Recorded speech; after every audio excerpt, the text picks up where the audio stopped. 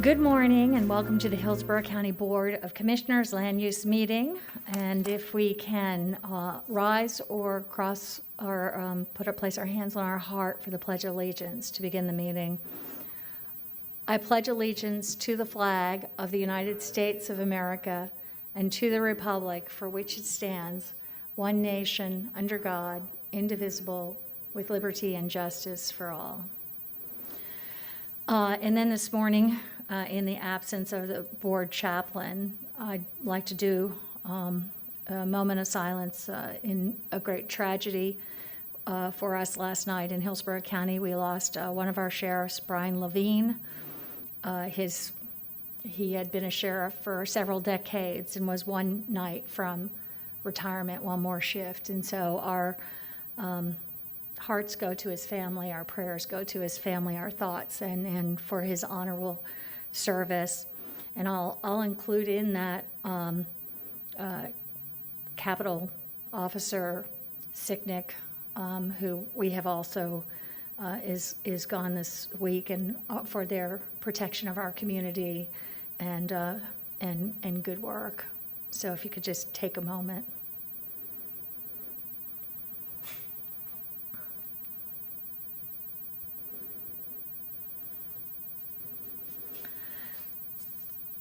And with that, we'll have a roll call, please. Yes, Madam Chair. And I guess here. Oberman?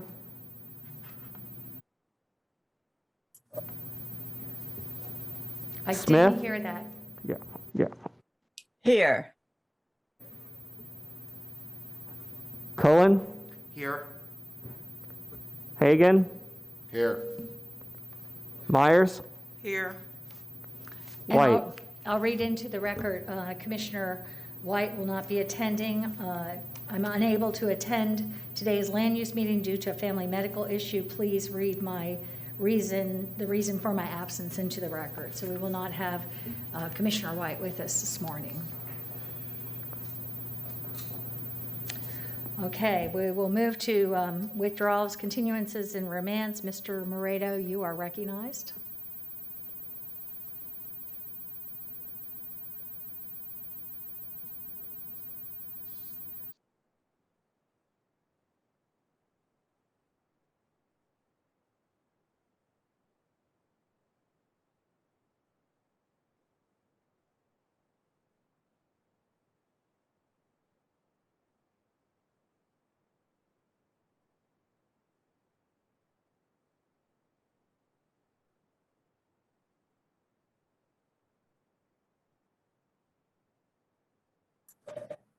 Chris, we're not hearing Mr. Morita. I'm sorry, please stand by. Please stand by. 3, personal appearance 20-0949. This app.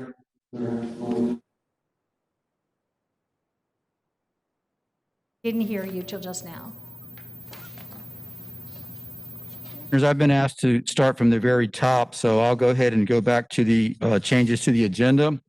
The first one is found on agenda page 12, item J1. This item is being deferred to the February 9th board meeting. Starting with item A, and if I refer to the February 9th meeting, that all those cases will be starting, or that agenda will start at 9 a.m., so I won't repeat that every time. Item A1, this is rezoning 18-0996. This application is being continued by staff to February 9th board meeting. Item A2, personal appearance 20-0516. This application is out of order, is being continued to February 9th board meeting. Item A3, personal appearance 20-0949.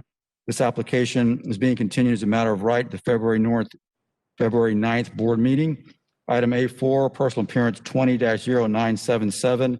This application is being continued by staff to the February 9th board meeting. Item A5, personal appearance 20-1286. This application has been withdrawn by the applicant. Item A6, personal appearance 20-1306.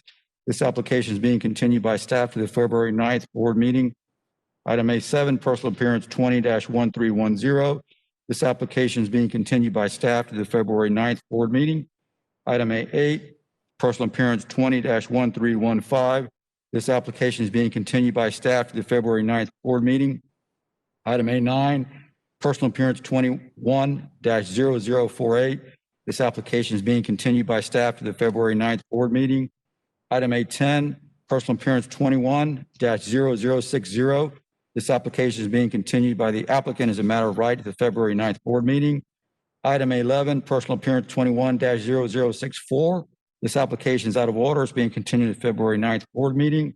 And finally, item A12, vacating petition V19-0007. This petition is being continued to February 9th board meeting. Commissioners, that concludes the changes and the withdrawals and continuances. Move the changes. Second. By Commissioner Smith, seconded by Commissioner Overman. Seeing no discussion, can we call the roll, please? Kemp, Yes. Overman, Yes. Smith, Yes. Cohen, Yes. Hagan, Yes. Myers. Yes. Motion carried 6-0. Thank you. And before I go on, at the top, I meant to make an announcement with regards to our vaccines. This morning, today, we are taking phone calls for vaccines, and this is hopeful news. And we have 9,000 available this week, but we do have at 850-848-5287. However, it is this morning between 8 and 10 for ages 85 and up to call, between 11 and 1, 75 to 84, and between 2 and 4, 65 to 74, and from 5 to 6, anyone 65 and up, if any appointments remain.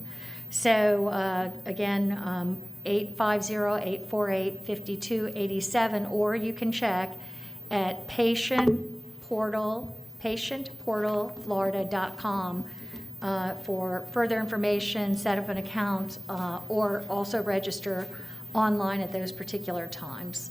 I just wanted to make sure to give that information to the public. I know everybody is very anxious to get one of the tests, or I'm sorry, the vaccine, the first vaccine. With that, I will move to the consent agenda. And if we could, is there a motion to move the consent agenda? Move to adopt the consent agenda. Second? Okay. Commissioner Myers, and seconded by Commissioner Cohen. Hearing no discussion, can we have a roll call vote, please? Kemp, Yes. Overman, Yes. Smith, Yes. Cohen, Yes. Hagan. Myers. Yes. Motion carried 6-0. Thank you. And we do not have, sorry, I'm pulling the regular, do we have any, let me see here. Vacations on the, no, we didn't have that. I'm sorry, so we'll move to the public hearing agenda. Mr. Moreta, you are recognized. This is personal appearance 20-1029, located on 5497 US Highway 41. Commissioners, this is a personal appearance request to modify plan development to permit a fourth development option. The development option that's sought would entail the permissibility of a charter school. The charter school would be developed as a middle and a high school under separate charters, and it would allow a total of 1,500 students. Those would be allocated approximately 860 to the high school and 640 to the middle school. This is generally in the area of 41, will access off of 41 and generally in the area of 41 in Mira Bay. Staff is recommending approval with conditions, and we do have staff available if you have questions. Thank you. Madam Chair, I believe I need to swear them in. I'm sorry? I believe I need to do the oath. I'm having a difficulty hearing you. I need to do the oath. Oh, I'm sorry. Thank you. Thank you so much. Okay, we'll have the clerk do the swearing in here. Thank you. All right, please rise and raise your right hand.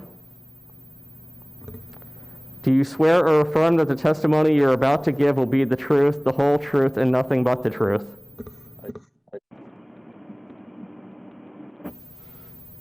Thank you. Okay. And now we'll move to back to Mr. Moreta.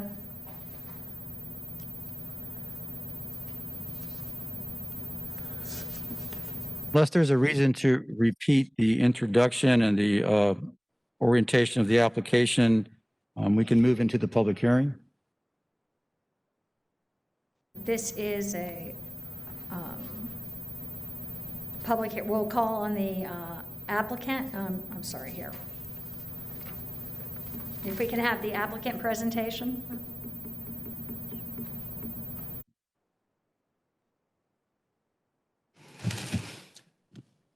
Madam Chair and Commissioners, good morning. I am Michael Horner, 14502 North Dale Mabry Highway, Suite 200, Tampa. I'm here representing School Property Development LLC. With me this morning is Mr. Mike Razor of Razor Transportation Consulting, who will follow me with just brief transportation comments. We also have Mr. Frank Biden, a partner in School Property Development LLC, who drove all the way from Palm Beach this morning, left at 5:30, that would like to make a presentation to you as well, just briefly, a closing. Commissioners, this is a 11.4 acre site. It's in the Apollo Beach community.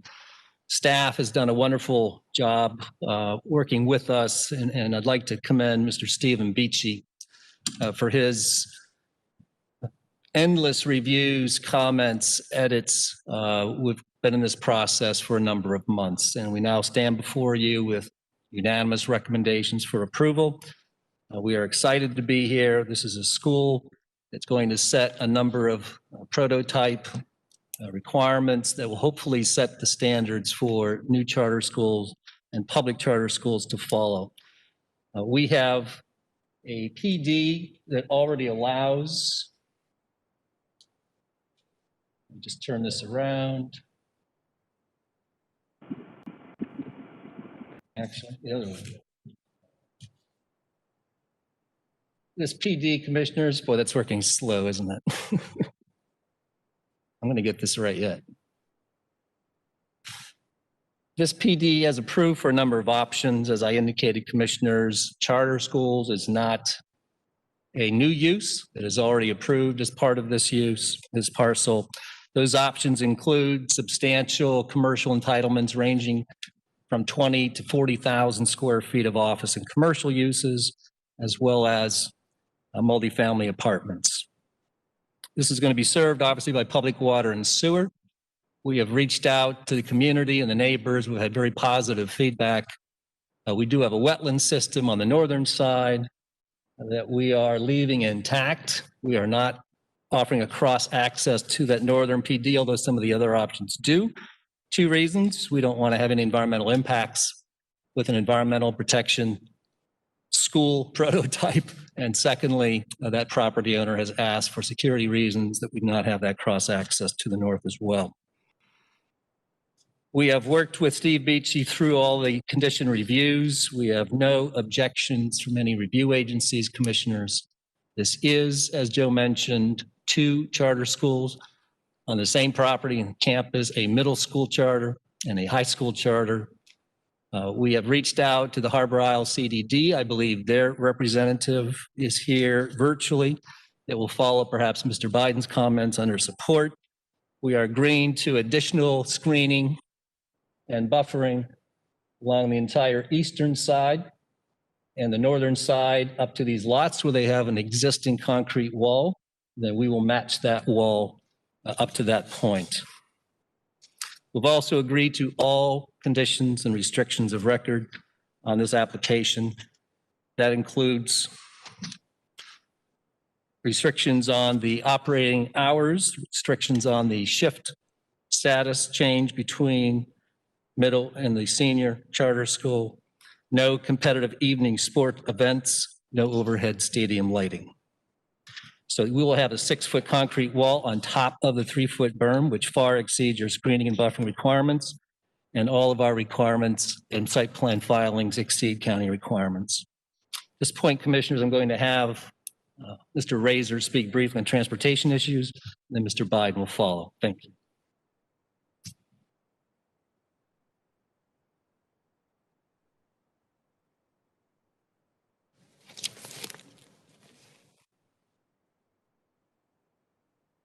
All right, there we go. Good morning, Commissioners. My name is Michael Razor with Razor Transportation Consulting, 19046 Bruce B. Downs Boulevard, number 308, and I have been sworn. I'm a Florida registered professional engineer with a specialization in traffic engineering with 23 years of experience. I prepared the traffic study for the subject school site, which is now development option. I believe we mentioned 4. It says 3 on the graphic, but it's the additional development option. The traffic study consisted of trip generation estimates for 1,500 students split into 2 separate schools, the 640 middle school students, 860 high school students, each with its own school day with start and dismissal times offset by 1 hour. That would be a 7 to 2 school day for the high school and 8 to 3 for the middle school, as stipulated in the PD documents. Traffic circulation for the school is going to consist of a right in, right out, and left in movements from US 41, as shown here, with dual receiving lanes on the site carried throughout the entirety of the site, with the exception of one egress lane from the student drop-off and pickup area. There's no left turn out onto 41. That movement would be accommodated by a right turn followed by a U-turn to the north at the Mirror Bay Village Commercial Center. And we did coordinate this access with DOT, which involves shifting the median opening currently approximately here to where I show here, approximately 70-foot shift, again, coordinated with Florida Department of Transportation. The traffic study found that the study area consisting of the site driveway, the U-turn location to the north, and the adjacent segment of US 41 all have adequate capacity to accommodate the subject school complex.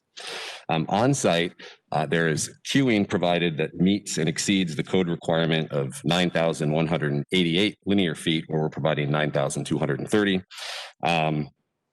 Which is for the entirety of the student body, 1,500 students, even though they will in fact be offset by 1 hour. The exiting queue was identified as between 125 and 425 feet. That would be the single red line branching or beginning with 2 red lines, going to a single red line here, where we have about 900 feet there. So we don't anticipate that any vehicles that would be exiting the site onto 41 would queue into the student loading and unloading zone, thereby avoiding adverse impacts.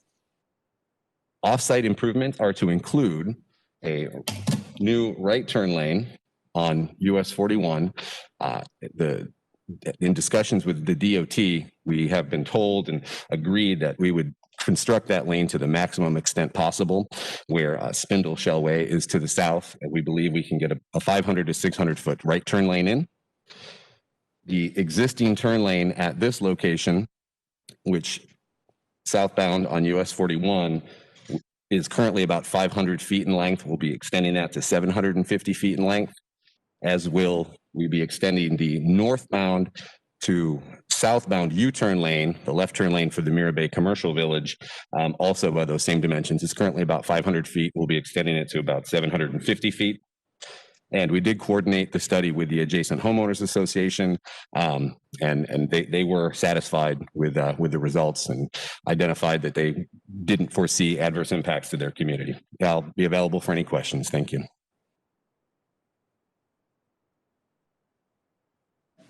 Madam Chairman, lastly, again, Michael Horner for the record. It's my privilege and honor to introduce Mr. Frank Biden.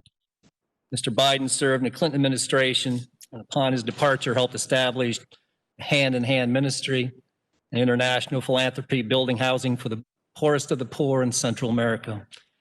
Mr. Biden lived in Nicaragua for over 2 years.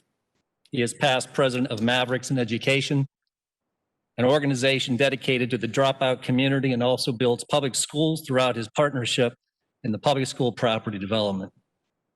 He has throughout his life been an unpaid campaign advisor to all his brother Joe Biden's efforts since 1970. Mr. Biden is currently a partner of the Berman Law Group, LLP, based in Boca Raton.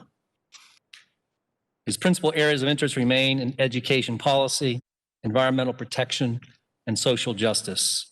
He studied at the University of Delaware, Cornell College, and Pepperdine University School of Law. I introduce Mr. Frank Biden. Thank you.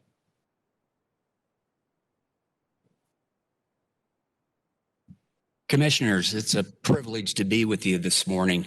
I thought it very important that I come over and speak to you personally about not the technicalities of the RISE school. This is a brand new concept, both in terms of its physical structure and the curriculum that we're offering here. What are those differences? Well, for over a decade, public school property development has built schools throughout the state of Florida, primarily charter schools. Many of those schools were for-profit companies. This is a departure from the past. This is the beginning of what I believe is the way schools will be built in the future throughout the nation. And it's our privilege to introduce this concept here in Hillsborough as a first.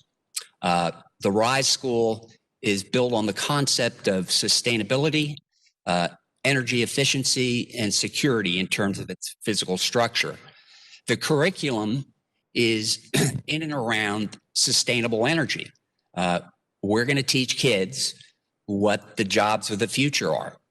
We're going to connect with the business community and those sustainable companies and research universities that are going to be the harbinger of the jobs of the future in and around sustainable energy. That's both solar, wind, geothermal, and God knows what will develop in the near future. This school will be directed toward hands-on technical learning. It will reach out to communities that heretofore haven't had an opportunity for this kind of technical education. But based on the excellence of a STEM program, which I'm sure you're all familiar. Now, here's the really exciting part in my estimation. We developed a new iteration of what were traditionally for-profit charter schools. This is a nonprofit model run by a nonprofit board. But the really innovative piece here is we have offered the operation of the school to the district. So it's a marriage of the very best of what charter schools have to offer in terms of innovation, but placed in the hands of the traditional public school system. There's a school board meeting at later this afternoon. We've already had discussions with the school board about their operation of this facility. We're very hopeful that they take up this opportunity and that it become a shibboleth, a touchstone for other districts throughout the state of Florida where we've operated for over a decade and throughout the United States. We've heard a lot of talk about public-private partnership, but no one has really put their foot forward with regard to public education. This is the first legitimate attempt to do so. And what does this do?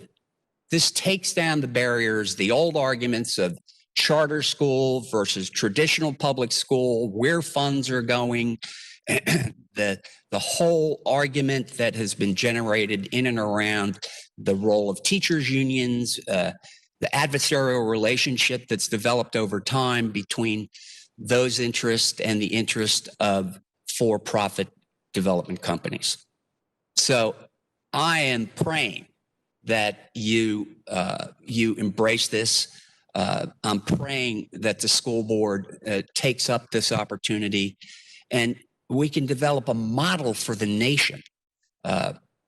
Certainly education and building schoolhouses is a huge piece of what we need to do in the future in and around infrastructure.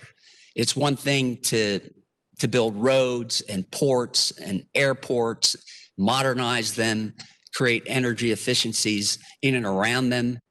But the fundamental predicate is educational institutions. We want to put our babies our kids in safe, secure environments that model the very teaching that we're doing within its four walls. I invite you all to visit either virtually or in person our latest iteration in Parkland, where the horrible tragedy occurred, and we brought community leaders, electeds, educators together to build a truly 21st century institution that protects our kids, protects our teachers, and creates an environment of absolute safety and security, not only for our physical well-being, but in terms of our emotional and psychological approach to ingress and egress from a school. It's really quite something. And this RISE school tops it all. So we're very excited. I apologize for my going on. I'm available for any questions you may have. Yeah. Gwen Mars, second. Okay, we have but we still have proponent and opponent testimony at this point, so I'm not going to recognize that. Do we have, that was more or less proponent testimony, but do we have proponent testimony? Opponent testimony? In support. I'm sorry?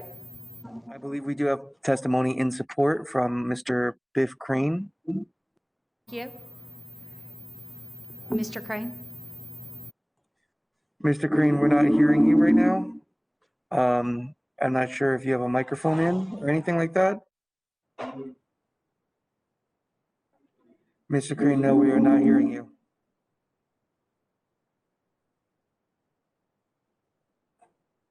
Mr. Crane, you're unmuted at the moment, but we're not hearing anything. I'm not sure if you want to leave the meeting and rejoin, but we aren't getting any audio from you.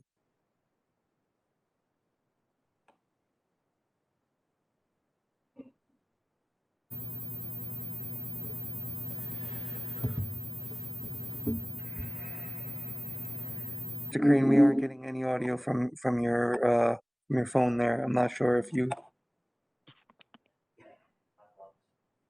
All right, let me try something here. We got you now. You got me now? Yep, go ahead, sir. Okay. Commissioners, my name is Biff Crane, 606 East Madison, with the law firm of Brooks, Shepherd, and Rocha. And I am the district counsel for the Harbor Isles Community Development District.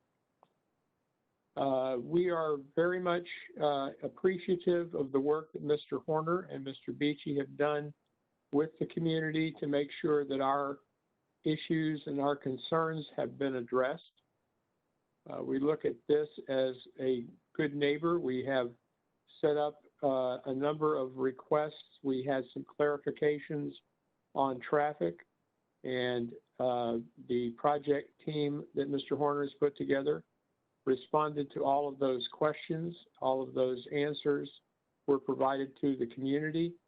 And at their December meeting, the Harbor Isles Community Development District voted to support this application.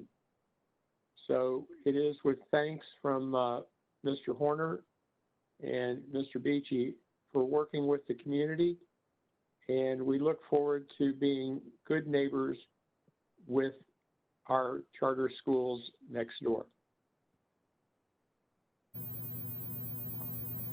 Thank you. And that our proponent testimony. Do we have opponent? Any opponents? No, ma'am, we do have 2 names on the list, I believe, that signed up as applicant. I'd just like to double check. We have Steve Luce and Tyler Hudson. I just want to make sure that they signed up for the right one, if they're online. And I'm not seeing them. Thank you.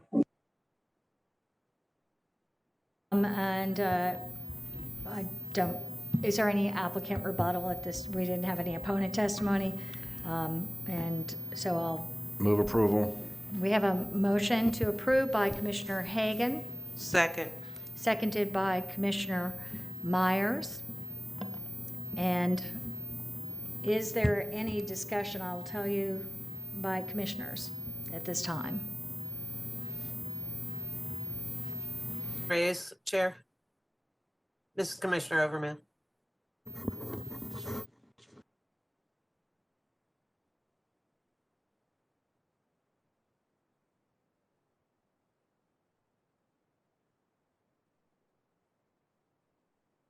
And I can't hear her.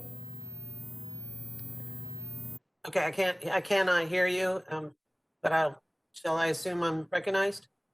Okay. Recognized. Great, thank you very much. There's an excellent presentation. It looks like a lot of great work has been done here. I would like to ask our transportation engineer that testified earlier a few questions as it pertains to Highway 41. If he's available. My concern, and just I need a little bit of information, Highway 41 and most of the specs that were described as it pertains to transportation described a road that was under 55 miles an hour.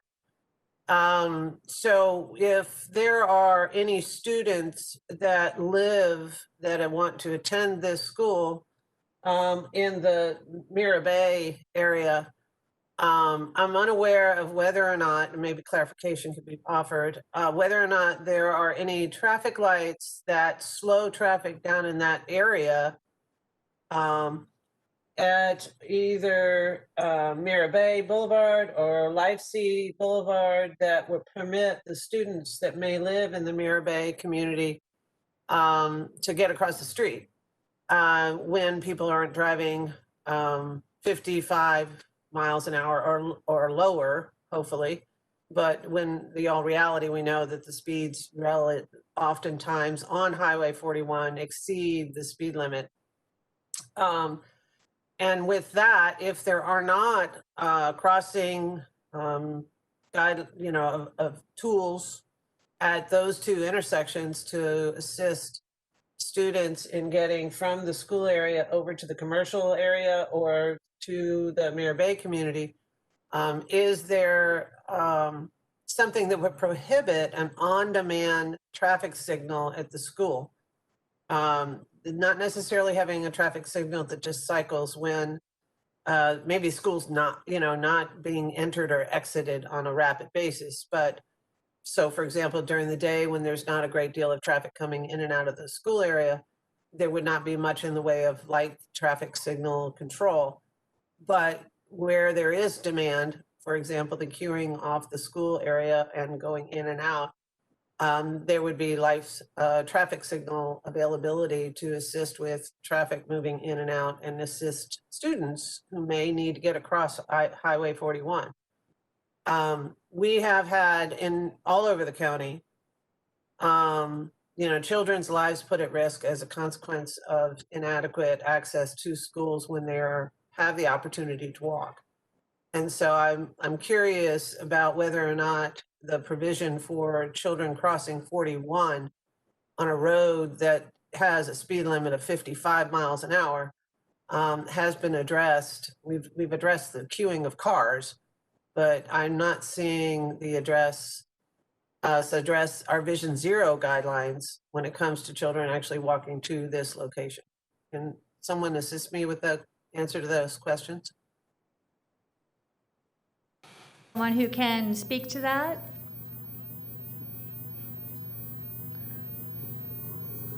Exact discussion. Again, for the record, this is Michael Razor, registered professional engineer, specialization in traffic. Great questions, Commissioner. We had this exact discussion with the Florida Department of Transportation at our pre-application meeting. And given the layout of surrounding residential, DOT felt as though the signalized intersection to our south by about 600 feet or so would accommodate crossing US 41 at that location to the south of the school. Again, it's a full signal that operates in stop and go fashion 24/7 and our pedestrian crosswalks. DOT also, in our discussions we had with them, brought up the potential for another crossing, not so much the type of signal that you mentioned, but what would be called a rapid flashing beacon type situation that we've seen coming online in other locations. DOT felt as though it was premature to move forward with any conditions requiring that at this time. However, and that's specific to the fact that there's really minimal residential to the north of the site, but there is the commercial center, which could draw some students to the to the west and then to the north.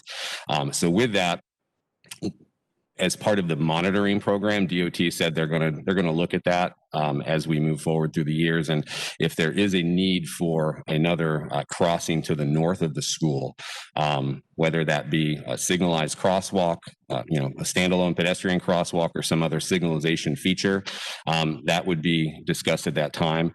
And the applicant is aware of that and has agreed to implement something if the DOT comes back and indicates that that is a requirement or a preference of theirs. And again, we do have monitoring conditions for a duration through the school's build out for them to be able to come in and add improvements if necessary. So hopefully that adequately addresses your concern and question.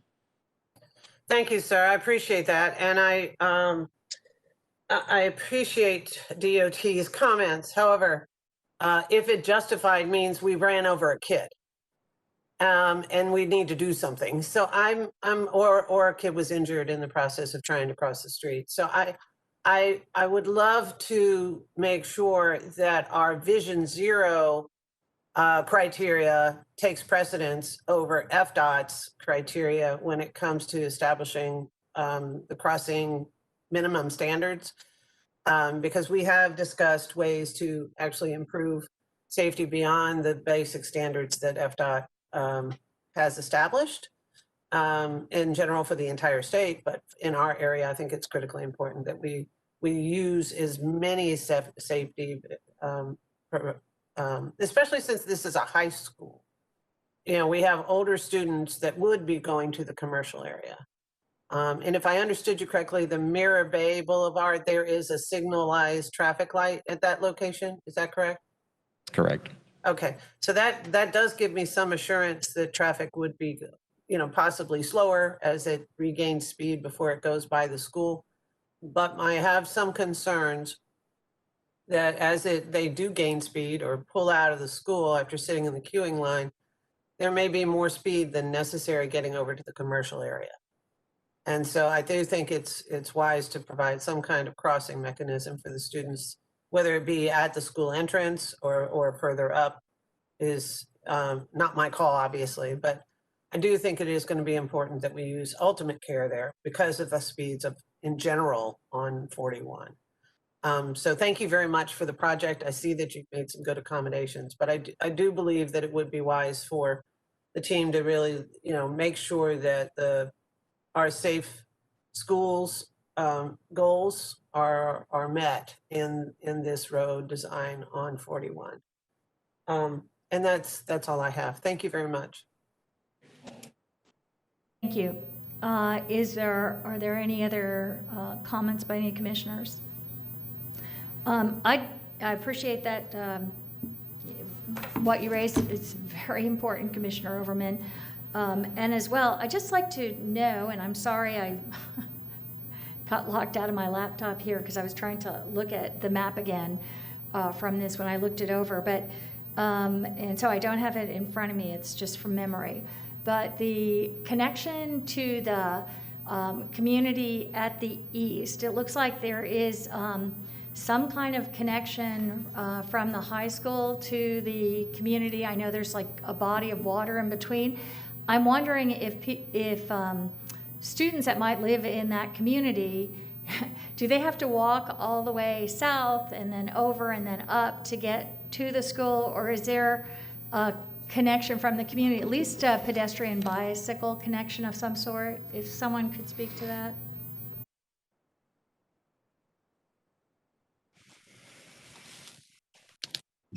Madam Chair, Michael Horner for the record again.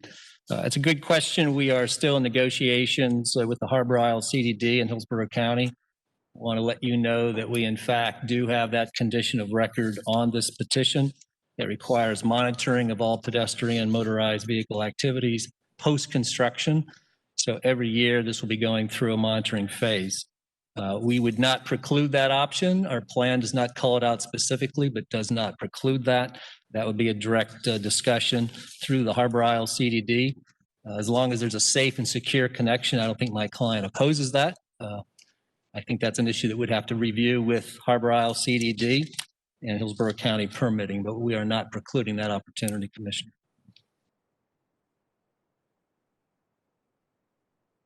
Thank you, Commissioner. Just to reinforce that, point out condition 9 in the recommended conditions allows for bicycle pedestrian access to be permitted anywhere along the property bordered. So I do agree there's not an actual access point depicted on there, but the PD does allow bicycle and pedestrian access at any point along the project border. Thank you. Does that mean, I'd just like to know if it's required? I know you said allows. Yes, it is not required, and there's not a provision right now for a requirement for a pedestrian access there, but it is permitted. Okay.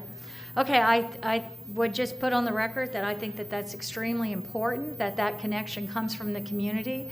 It looks like our typical lack of connectivity, and I really would like to have that pedestrian bicycle connection with the community to the east without everyone from there having to get into a car, presumably, probably, and drive out to 41 and then go north on 41 and get into the parking lot there rather than just a little teeny short walk from the community behind it. Certainly a charter school that was focused on energy and transit and new ideas would be, I think, or renewable energy would be looking at things like connectivity and alternatives like that that I think bode well for the future. So with that, I guess, yes, Commissioner Smith. Thank you. Quick question for staff. It's my understanding that charter schools are exempt from impact fees. Is that correct? All our impact fees, mobility, parks, other schools, of course, fire, and water, all the impact fees? Yes, Commissioner, they are pursuant to state law. They are exempt from payment of impact and mobility fees. That's correct. Thank you. And seeing no further discussion, I don't believe. We have a motion by Commissioner Hagan, seconded by Commissioner Myers. Please call the roll. Kemp, Yes. Olbermann, Yes. Smith, Yes. Cullen, Yes. Hagan, Myers. Yes. Motion carried 6-0. Thank you. Mr. Moreta?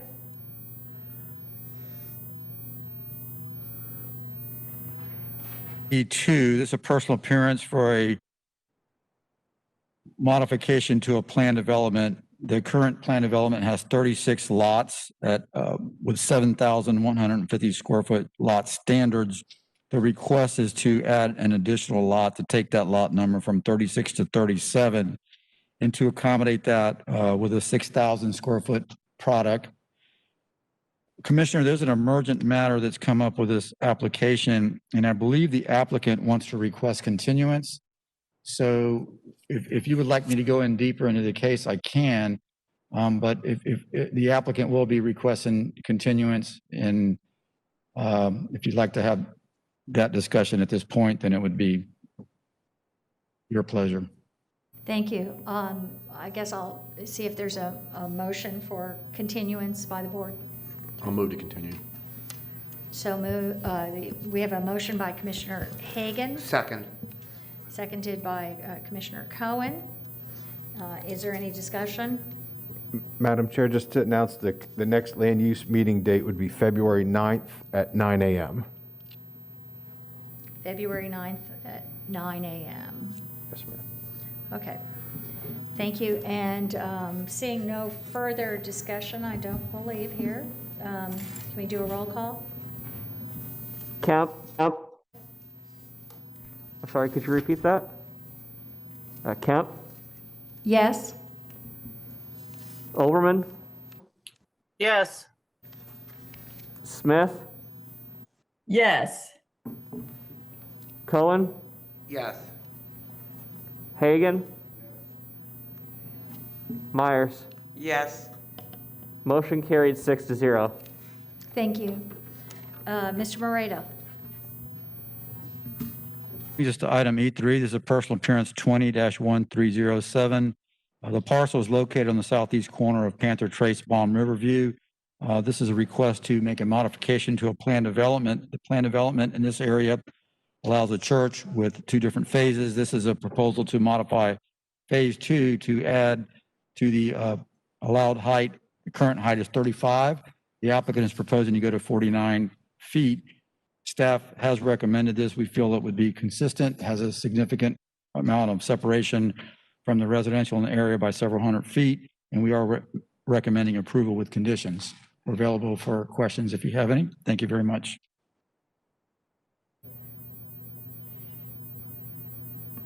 Thank you. Thank you. Applicant present? Yes. Good morning, Commissioners. Todd Simi, P.O. Box 191, Gibsonton, Florida 33534. Commissioner Kemp, if I could ask, some of our people are here, they may not have been sworn in, so if they could please be sworn. Yes, Madam Chair. Please raise your right hand. Do you swear or affirm that the testimony you're about to give will be the truth, the whole truth, and nothing but the truth? I do. Thank you. Thank you so much.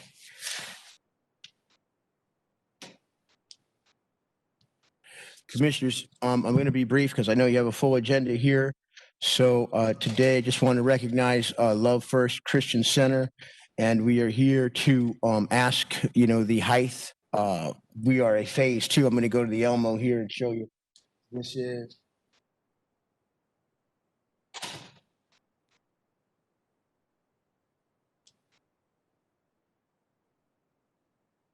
This is the existing church right here facility. And then we also had approved our phase 2 project, which lays like that.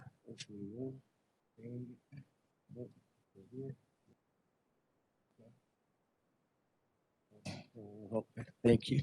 Okay, so phase 2, and we already have phase 1 already built. Phase 2 has been permitted by the Hillsborough County Site Review Department. And all we're here today to do is ask to allow for our max height to go from 35 feet to 49 feet, which is a minor modification to the PED. And with me today is Pastor Jomo Cousins and his wife, Dr. Charmaine Cousins, to say a few words about the ministry, and then I'll be happy to answer any questions. Thank you so much. God bless you.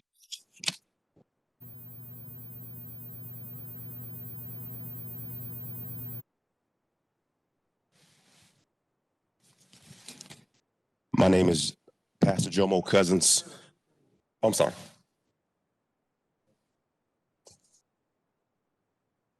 My name is Jomo Cousins. Address 407 Hawk Talon Drive, Lithia, Florida. This new project we're really excited about. Our key aspect is community outreach. We are the largest outreach ministry in the Riverview area in reference to food distribution and just helping folk. One of our key aspects is something called Life University. We have classes to help people navigate through the different challenges of life. And one of the things that we've been limited on is ultimately space.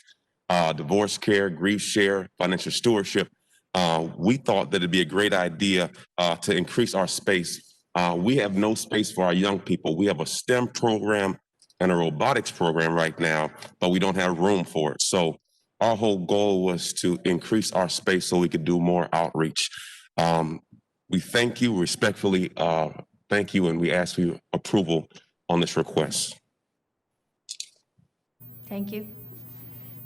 Any more applicant presentation? Hello, my name is Charmaine Cousins. My address is 407 Hawk Talon Drive, Lithia, Florida. I would like to just let the board know that the church does a lot of outreach in the community, and it would be a vital part of increasing outreach if we're able to have more space in order to mentor children and have extra activities outside of school for children to do. And we also feed hundreds of families throughout the Riverview community. And we would like to do more, and the space would be vital for us to be able to do those things. Respectfully, I ask that you approve this request. Thank you. And is that, Commissioner Kemp, thank you. And I just want everyone that came today to support us in person. If you can see them on camera, they can get up next to the podium. And just want to thank them for coming in support of Love First Christian Center. And also for the record, I have about 500 signed signatures with affidavits of phone numbers to support our petition this morning. And we're grateful, again, just asking for the height to go from 35 feet to 49 feet. God bless you, and thank everyone for coming. Thank you, Commissioner. is there a proponent testimony?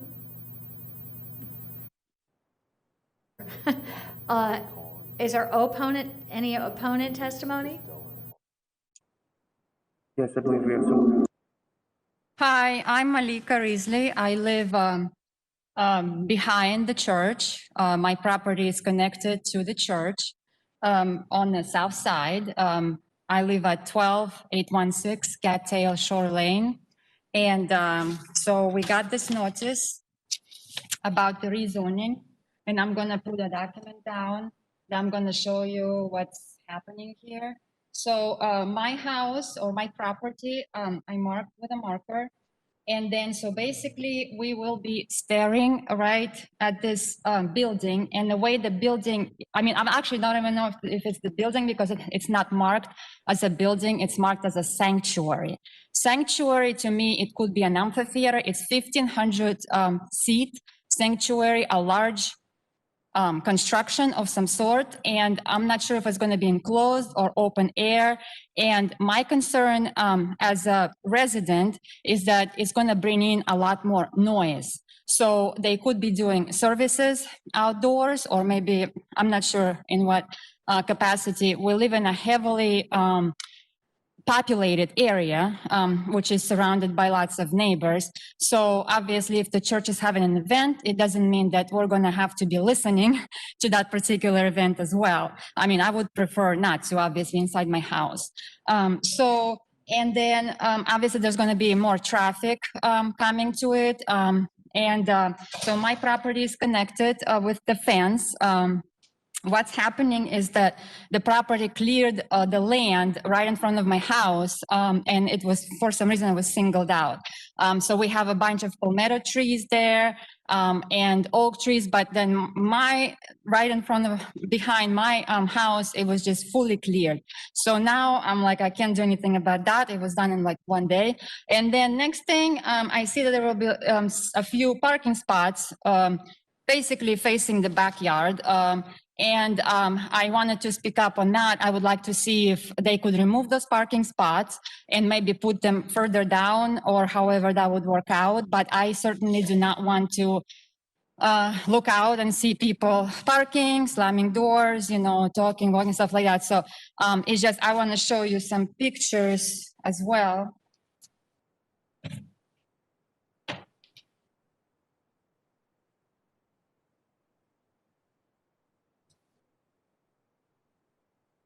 Let me turn it the right way, I guess.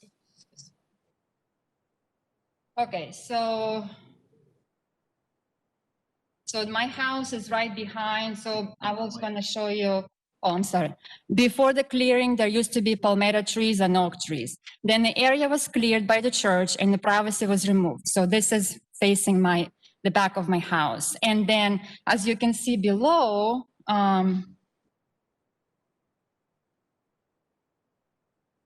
this is the example of the other properties where the parking is located. All the palmetto and oak trees were left in place and parking was created. So, but it's not the same case for 12816 Cattell Shore Lane. So I would prefer, I would want to ask, the people who are putting this thing together to, move the parking spots away from my property. And my property is only, I think, 65 feet wide, I believe. So it's not a lot. I mean, it's not like I have a ton of property backing in.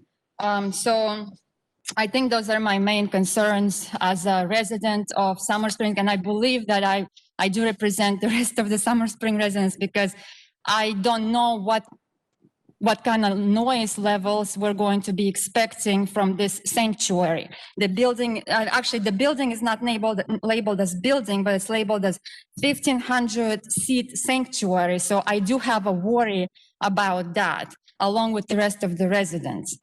And also there is a place that's going to be put in as a, let me put that back. It's right here is labeled as event area. It's obviously outdoors, so there's no building.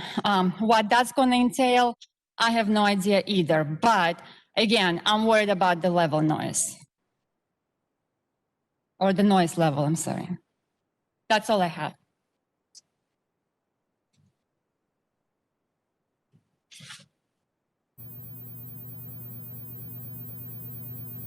Any other opponents? I just wanted to address those items there. Excuse me, sir. Excuse me. Hold on a second. I'm just trying to find out if there's any other opponent testimony. No. And we will allow the applicant to do rebuttal. But what I would just like to ask at this point that everybody make sure, we had 21 deaths recorded in Hillsborough County yesterday due to COVID.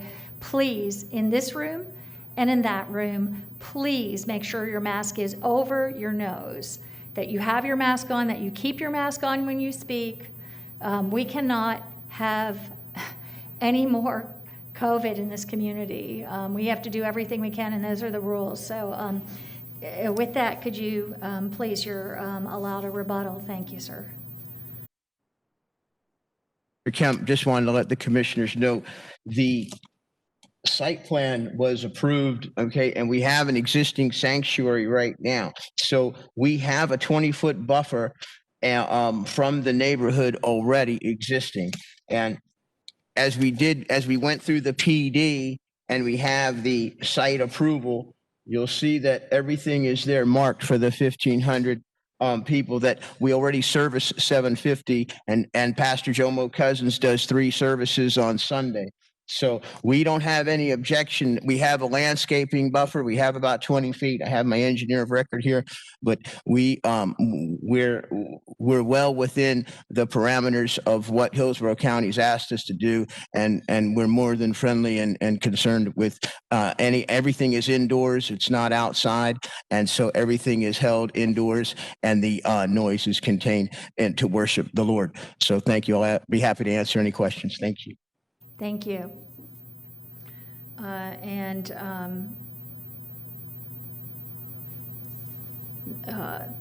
if you we'll just move now to, I don't see, we have no further comments by staff at this point? No, ma'am. Okay, so we will move into commissioner discussion. Do we have any discussion with regards to this? Commissioner Myers, you're recognized. Thank you, Madam Chairman. We all know that our youth is the future growth of our city, county, state, and country.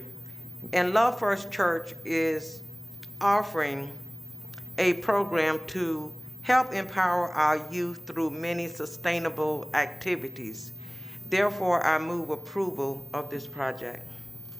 Okay, Commissioner Myers has moved approval. Second. Commissioner Hagan is a second. And do we have any further discussion? I see none. I have a question at this point, and maybe this is Mr. Gormley or some staff. With regards to the opponent testimony, I didn't catch your name at the beginning there, and I thank you to the pastor for saying they're concerned about this and they want to remedy that. But what, from the site plan, so it didn't look at that point like much of a buffer. I'm just wondering, with regards to what she has stated, can you speak to that? Yes, Commissioner, the buffer that is shown on the site plan is the required buffer pursuant to this zoning. The requested change was actually an increase in height in the structure. And in looking at that change, we didn't see that height change was going to cause any issue that would lead us to find it to be incompatible given that change and given the entitlements that were existing on the site at that time. I will note that the site plan does note an event center and or an event area, and that the applicant indicated there be no outside activities. Just for the board, there is that element of the activities being inside or outside is not something that's currently regulated by the zoning. So I understand that that's their intent, but that piece of it is not controlled by the zoning, whether there be indoor or outdoor activities. Right, okay. And seeing no further discussion at this point, I don't believe we have a motion by Commissioner Myers, seconded by Commissioner Hagan. Can we have a roll call? Kemp, Yes? Cohen, Yes. Hagan, Myers, Yes. Olbermann. Yes, and we could not hear Commissioner Hagan's vote, so we need to try and make sure everybody's heard. Yes, ma'am. I'll call Commissioner Hagan again, just to clarify. Yes. Thank you, sir. And Smith. Yes. All right, motion carried 6-0. Thank you. Mr. Moreta?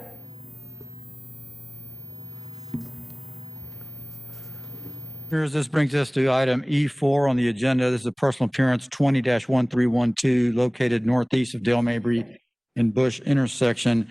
Commissioners, this is a 17-acre site that is zoned plan development. It was initially being developed as a single lot. The applicant is proposing to divide it into 3 lots. The creation of those internal lot lines in their placement in between structures is driving the need for some relief to the setback standards, which are based in RSC 6, side yard 7.5 feet. They're asking for a reduction in that side yard to 3 feet. And for the primary structure on the internal road, the applicant is seeking a reduction of the front yard setback from 25 to 0. These reductions in setback are all internal to site. There should not be any external impacts that are perceptible, and staff is recommending approval with conditions. We're available if you have questions. Thank you. Thank you. Do we have the applicant?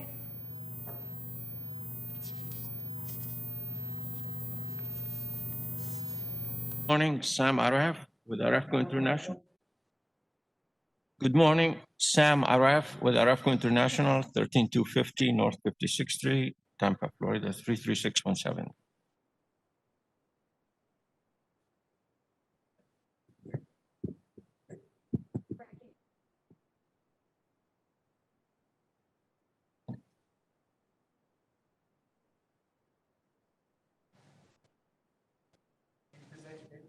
Oh, sorry. Yes, the property is currently zoned as one lot, and the client is proposed to rezone it to 3 lots and 1 tract. Lot 1 would be almost 2.5 acres. Lot 2 and 3 would be 1 acre, and the remaining tract will be the same. Currently, the property is under construction.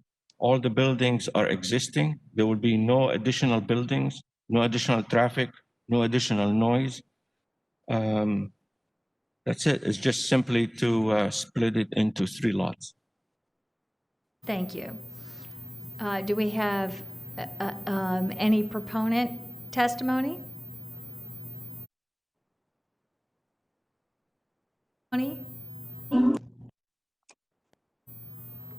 Is that anyone? Any proponent, any opponent testimony? No one in person and no one virtual. Thank you. Hearing none, then we will move to board discussion. Is there a motion? Move approval. Second. Okay, we have a motion by Commissioner Cohen, seconded by Commissioner Meyer. Somebody wants to speak to this item. I'm sorry, someone wants to speak to this item. Proponent, opponent? Dwight Louder. I am a property owner directly across the street. I also have property on White Trout Lake, which adjoins this property. And I just wanted to get a better understanding of the need for, or the purpose of determining 3 lots. Even though it's under the same ownership, does 3 lots mean that they could be then sold? That's my question. And I don't know if at this, maybe Mr. Gormley, could you speak to this at this time? Yes, Commissioners, the separation of this into 3 lots would allow those lots, if the owner chose to sell them as individual lots, and would be treated as a as a subdivision. At this point, we don't have an indication that that's the applicant's intent, but that is something that could occur with this change, yes. Sir. Thank you. To add Thank you. also that the client wants to split the 1 lot into 3. It's actually a noble cause. 1 second. So do we have any other from the opponent? And seeing none, I guess we can have the, that is the applicant rebuttal, as I understand it looks to be.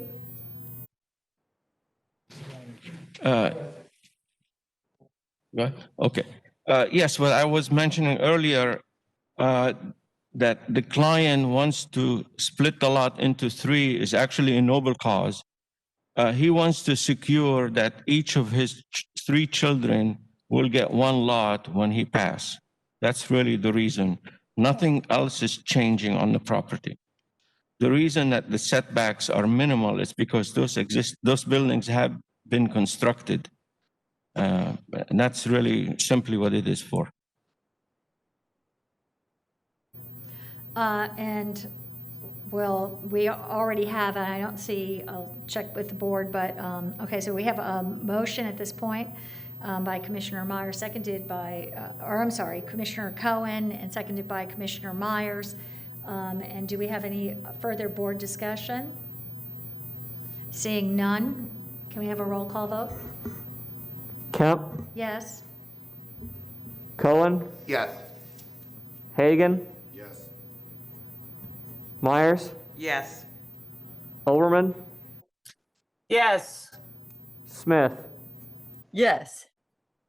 Motion carried 6-0. Thank you. Mr. Moreta? This brings us to item E5, personal appearance 21-0054. Commissioners, this is located on Floyd Road, in Hudson Lane vicinity, about 1,000 feet west of Dale Mabry. It's a planned development which currently allows townhomes, currently at a dwelling count of 20. The applicant is proposing to reduce it to 20 to 19, and they're asking also to include a single-family lot option for one of the dwellings, and the lot standards have been included in the draft conditions. Staff is recommending approval with conditions. Is the applicant present? Good morning, Commissioners. Todd Pressman, 200 Second Avenue South, number 451 in St. Petersburg, Florida. This PD was approved by the County Commissioners in late 2020. This is a very minor change, a reduction, as Joe said, of one unit, which was actually a little bit of a slight oversight in terms of configuring the site plan. All the conditions, all the development standards, all the buffers remain the same. It's a very minor correction in the conditions just to recognize the change. We had no opposition from neighbors. There's no one here today, I'm sure. You have all, there are no agency objections, and again, staff recommends support. Appreciate your consideration. Thank you. Thank you. Do we have any proponent testimony?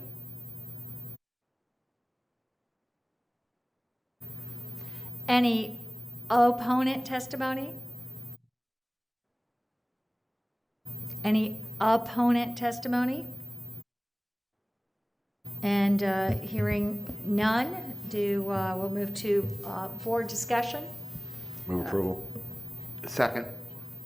Okay, motion by Commissioner Hagan, seconded by Commissioner Cohen, and I do not see any hands up or for any further discussion. Can we please have a roll call? Kemp, Yes? Cohen, Yes. Hagan, Yes.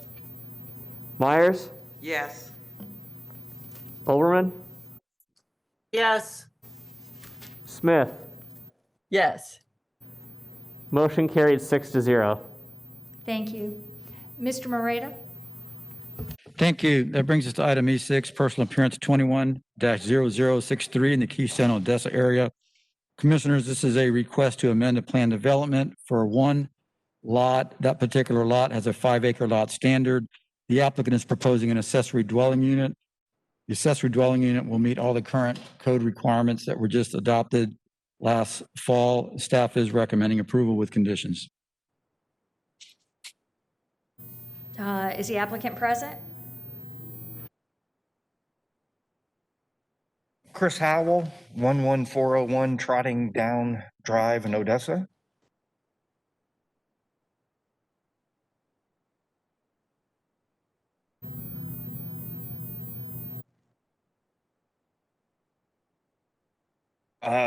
We are proposing to turn a one-car garage into a mother-in-law suite. That garage is connected by a breezeway to the main house. That one-car garage is about 383 square feet. We propose to add an additional 517 square feet to create a 900 square foot dwelling unit. The dwelling unit would have a living area, a small kitchenette, a full bath with a bedroom. The use of this is for my mother-in-law. Thank you. Thank you for your comments. Is there any proponent testimony? Anyone in support there? Any opponent testimony? Anyone in opposition? Doesn't appear we have anyone else. And I assume we can sort of waive rebuttal. Move approval. Move approval by Commissioner Hagan. Second. Seconded by Commissioner Myers. And I see no discussion, further discussion, no hands up. So if we could do a roll call vote? Kemp, Yes? Cohen, Yes. Hagan, Yes. Myers, Yes. Overman, Yes. Smith. Yes. Motion carried 6-0. Thank you. And we will move, Mr. Moreta. Thank you, Commissioners. This brings us to item E7, personal appearance 21-0076, located on Fowler Avenue, just east of the canal. This is a request to amend a plan development to adjust for a 50-foot right-of-way reservation and floodplain mitigation. The applicant is adjusting the pond to the north and transferring density from an out parcel that's located on Fowler, creating open space on the out parcel and adjusting the parcel to the very north of the site. Staff has reviewed the site plan and we feel it's consistent with the original intent of plan development, and we are recommending approval with conditions. Thank you. Do we have an applicant? Albert with Half Associates, 1000 North Ashley Drive. I'm here with the applicant, and basically Joe did an excellent job explaining it. We recently did get approval for the plan development, and then throughout the engineering process, we realized that we had to relocate some of the ponds, so therefore the site layout has been changed, but the conditions have not. There's no changes to the conditions, and we have support from the property owner to the north. And I'm here if you have any questions. Is there any proponent testimony, anyone present that would like to testify for this? It doesn't appear that we have any opponents or proponents. Thank you. Seeing no opponents or proponents, I assume the applicant will waive rebuttal. And do we have any? Move approval. Second. Okay, we have a motion by Commissioner Hagan, seconded by Commissioner Myers. I see no hands up. Please do a roll call vote. Kemp, Yes? Cohen, Yes. Hagan, Yes. Myers, Yes. Overman, Yes. Smith. Yes. Motion carried 6-0. Thank you. Mr. Moreta? Commissioners, this brings us to item E8, personal appearance 21-0087, located 25 feet west of the intersection of US Highway 301 and DeSoto Road. Commissioners, this is a request to amend a plan development that was done in 2018. The original plan development proposed to redevelop the entire site, remove all the buildings, and start afresh. This particular request has reconsidered that original proposal and allowed for some relief to the downtown, uptown overlay standards in the Riverview Community Plan. This is an overlay located in that area. And they're seeking relief from the standards that require that the parking be behind the front facade of the building and also the setback, and that would allow the utilization of the existing parking lot and two existing buildings. They've also committed that if any additional development occurs beyond to the existing buildings, or if the site is redeveloped totally, that they will comply with the uptown overlay requirements. Staff is recommending approval. The conditions also require that the compliance with the overlay standards be met in the redevelopment scenario that I just mentioned. Staff is recommending approval with conditions. And do we have the applicant present? Good morning, Isabel Albert with Half, 1000 North Ashley Drive. Again, the intention when we did the rezoning for this was to redevelop the whole site. But then when they come and looked at the building, the structure themselves, they wanted to repurpose the structure. And so therefore they want to keep it at that location and also keeping the parking area at that location. But like Joe said, all the other new development on site will meet with the overlay district, and the existing structure will also meet all the architectural standards found in the overlay district. So this is just to maintain the existing structure and a parking area. And I'm here if you have any questions. Thank you.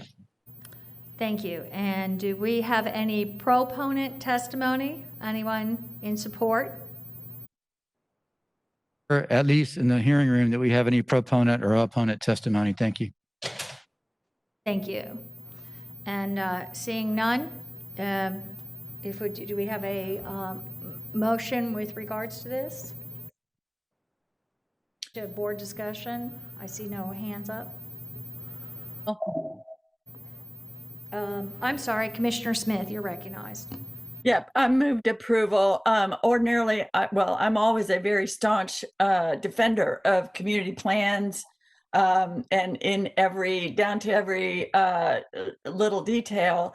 In this case, because the buildings are existing and because redevelopment will require complete compliance with the setbacks, I'm comfortable moving approval, but I view it as just a temporary extension of what's there on the ground now. When that is changed, it will come into full compliance with the Riverview Community Plan. And meanwhile, as the applicant stated, everything else will conform with the Riverview Community Plan. So I'll move approval. Second. Thank you. So we have a motion by Commissioner Smith, seconded by Commissioner Cohen, and I see no other further comments by the board. Can we please take a roll call vote? Kemp, Yes? Cohen, Yes. Hagan, Yes. Myers, Yes. Overman, Yes. Smith. Yes. Motion carried 6-0. Thank you. And we are, I'll move to Mr. Moreta. Commissioners, this takes us to item E9. This is a proposal for a community development district, CDD 20-0845, to establish the South Creek Community District. Mr. Brian Grady of our staff will walk through orientation of this item. Good morning, Commissioners. Brian Grady, Hillsborough County Development Services.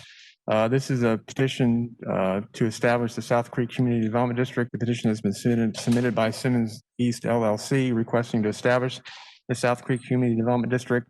The proposed CDD would encompass approximately 136.5 acres, generally located on the south side of Simmons Loop, southwest of the intersection of US 301 and Simmons Loop in Riverview.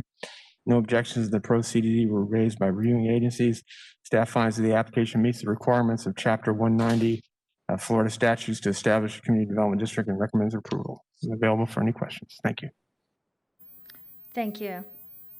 This is a public hearing, and is there anyone present who would like to speak to this item?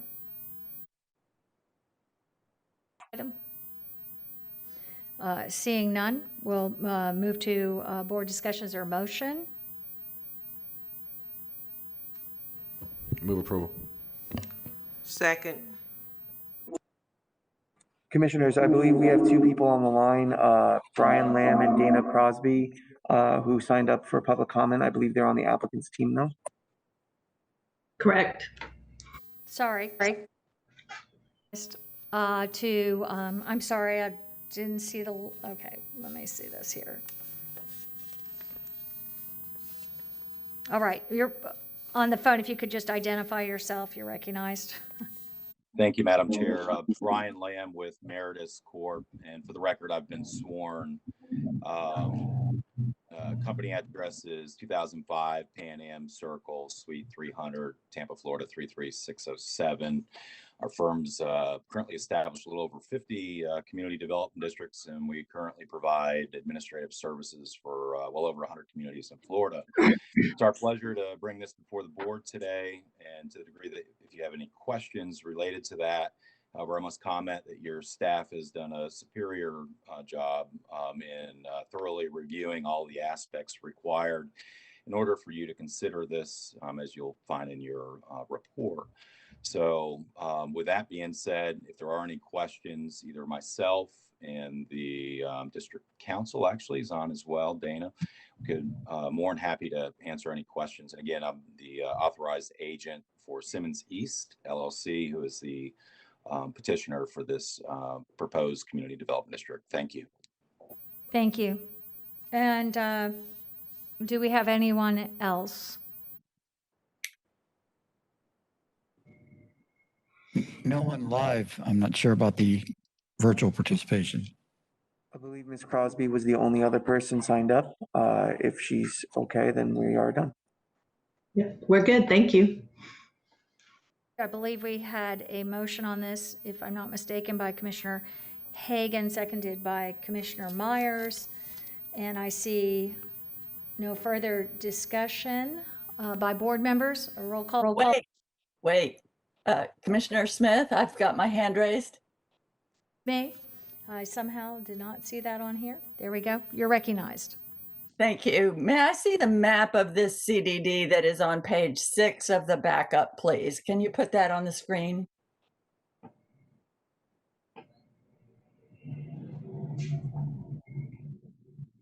Facing that up. Okay, good. Can you? And so, commissioners, I think it's important for us to keep in mind the big picture of what we're doing in South County, because sometimes we're doing it bit by bit, and it's important to keep the whole context in mind. On this map, you can see I-75 on the left, right? And those yellow areas are the parcels. To the right of them is Highway 301. And you can see Simmons Loop that connects Big Bend Road to 301 in a right angle above them. Simmons Loop comes south from Big Bend Road above these two or three yellow parcels and goes right to 301. Now the homes in these proposed CDD areas, they're permitted for, according to the backup, 487 single-family homes.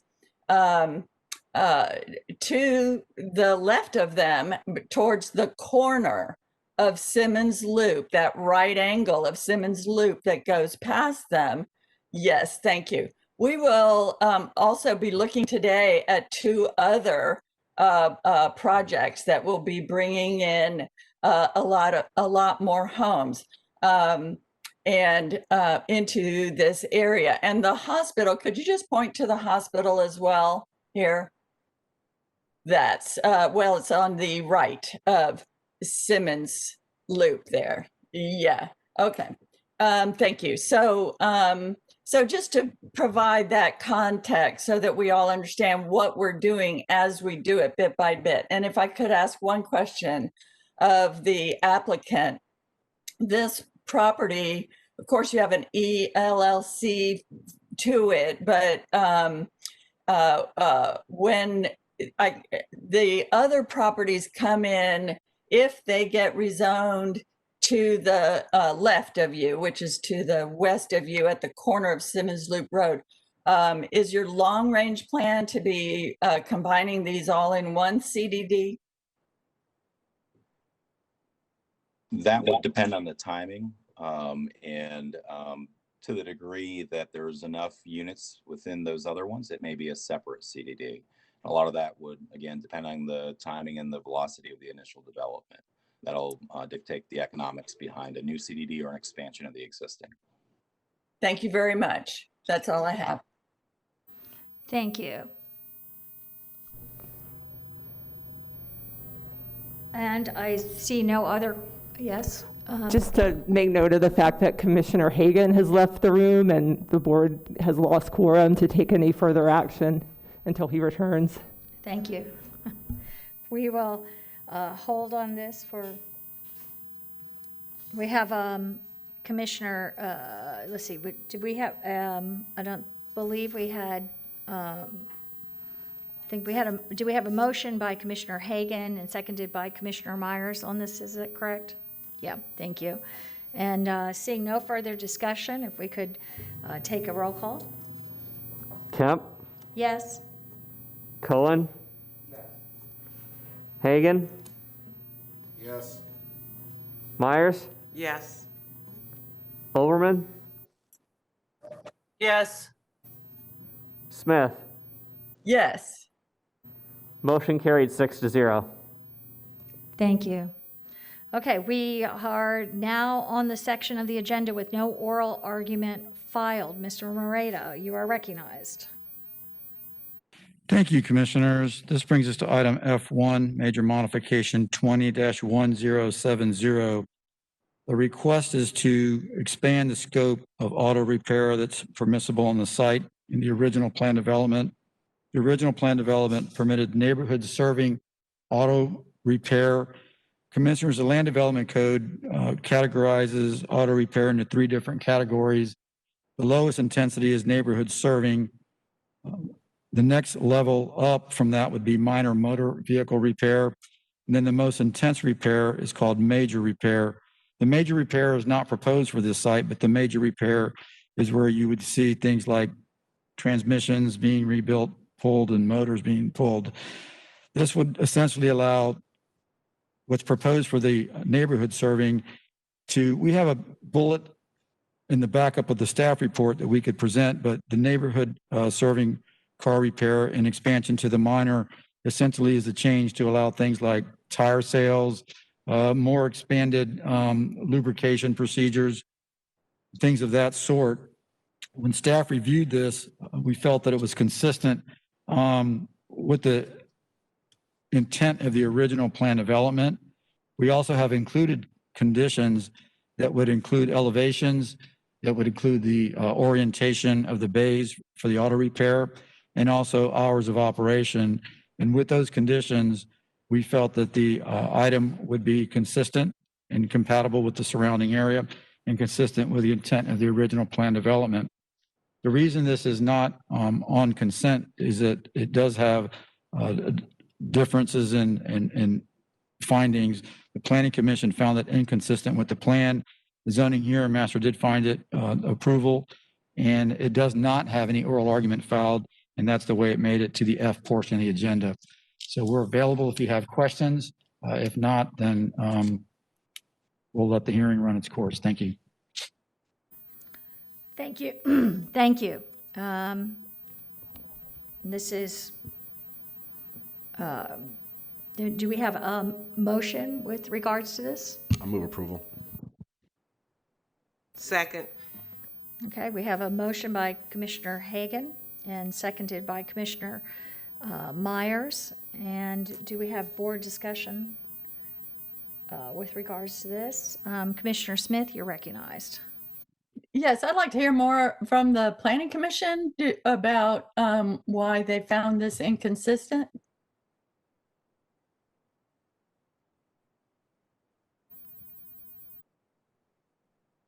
I see Ms. Leinhardt. Yes, am I recognized? You are recognized.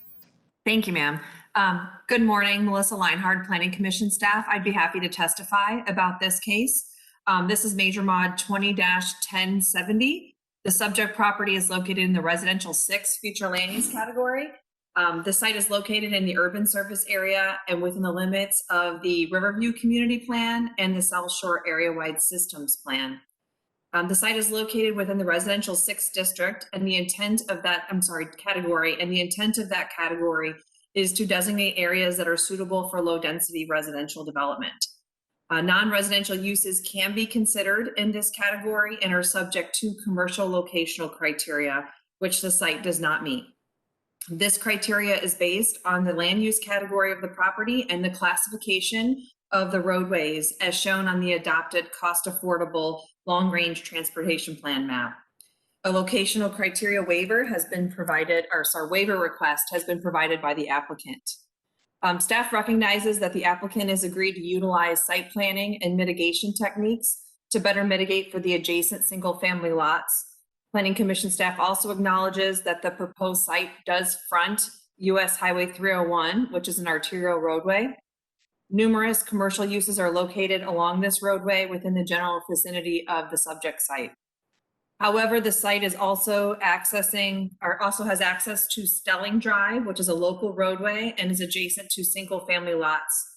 New development must demonstrate the gradual transition of intensities between different land uses through the use of professional site planning, buffering and screening techniques, and the control of specific land uses per policy direction. Development and redevelopment are also required to be integrated with adjacent land uses through the creation of like uses, the creation of complementary uses, or the mitigation of adverse effects, according to policy direction in the future land use element. The proposed modification does not complement the surrounding area and is too intense. The subject site is zoned planned development and is currently approved for some commercial neighborhood uses. The applicant seeks to add motor vehicle repair minor as a permitted use. Minor auto repair neighborhood is one of the uses currently approved on the site as part of the original plan development. Policy 25.3 of the future land use element requires that the intensity of new zoning district should be of comparable intensity of the zoning and development on the surrounding parcels. The proposed modification would not provide a gradual transition from the subject site to the residential uses to the west.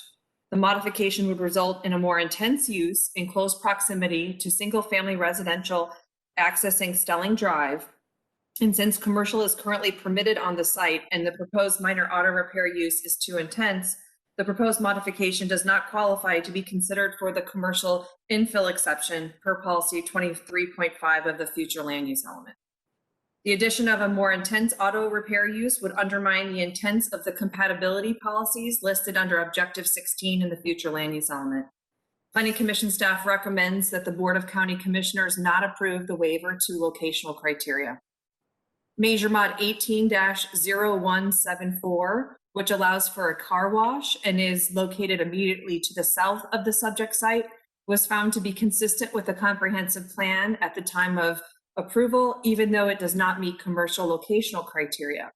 It should be noted that this development does not have access to a local street and does not undermine the intent of the future land use policy 16.5 as mentioned.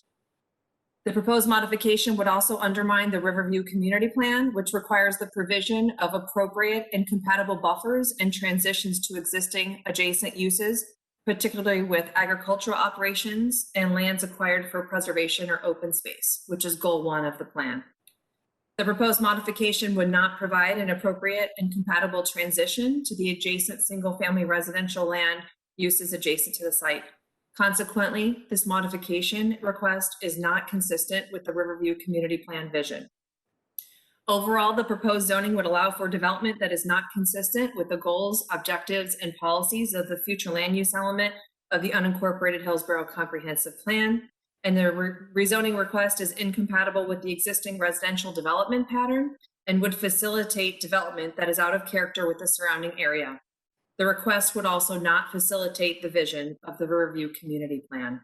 And based upon those considerations, Planning Commission staff finds the proposed major modification inconsistent with the future of Hillsborough Comprehensive Plan for unincorporated Hillsborough County. Thank you.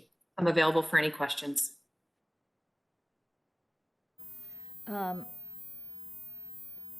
Commissioner Smith, did you have any comments? I concur with the Planning Commission. You know, some of you might look at this and say, what the heck, it's on 301, a great big highway, but it's actually in a community of Riverview that has a community plan and the point of the exercise that those citizens went through to make their community plan, as well as the overall South Shore area-wide plan that Ms. Leinhardt noted that I myself participated in, was to get some fine tuning about where their neighborhoods are and where the business goes and where they put what kinds of businesses, uses, and what kinds of density. And so I will not be able to support this. If the motion on the floor fails, I'll make a motion to deny it based on the incompatibility with the Riverview Community Plan and the other elements of our comprehensive plan as noted by the Planning Commission in their report. Thank you. Commissioner Hagan, is your hand raised for this? Yes, thank you. I got a question for Adam. Are we essentially talking about just a more intense auto repair operation? Yes, sir, that's correct. Minor auto repairs already approved. And going back to what Joe said, I'm assuming when he said that with the additional conditions, staff feels that it meets the intent of the original PD for auto repair. Yes, sir. We believe that with the conditions and the orientation of the bays, that the proposed use is compatible with the surrounding area. Okay, if we were talking about a new use, then I think I would concur with the planning commission, but the fact that auto repair already exists there, it does front 301, there's numerous commercial activity. That's why I made the motion, and we'll remain supportive. Thank you. Are there any other comments with regards to this, any other board discussion? Seeing none, can we have a roll call vote, please? Kim? No. Cohen? No. Hagan?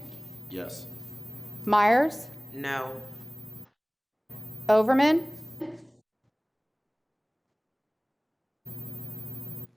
Smith? No. Motion failed. 1 to 5. Chairman Kemp, Cohen, Myers, Overman, and Smith voted no. And Commissioner Smith, did you want to make a?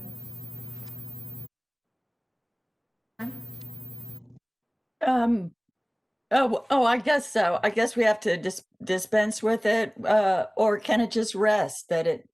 Do we need a motion of denial? The attorney says we have to dispense with it, yes. Motion to deny. A motion to deny by Commissioner Smith, Second. seconded by Commissioner Cohen. And is there any board discussion at this time? Seeing none, can we have a roll call vote? I'd like to speak. Ma'am, I believe the applicant would like to speak. I'm having trouble.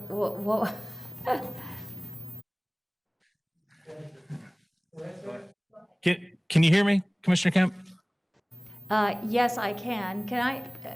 Is it appropriate to? And Mr. Adams, I'd like the attorney to ask if it's appropriate to recognize. It's not required to have the applicant speak. The applicant did not file for oral argument.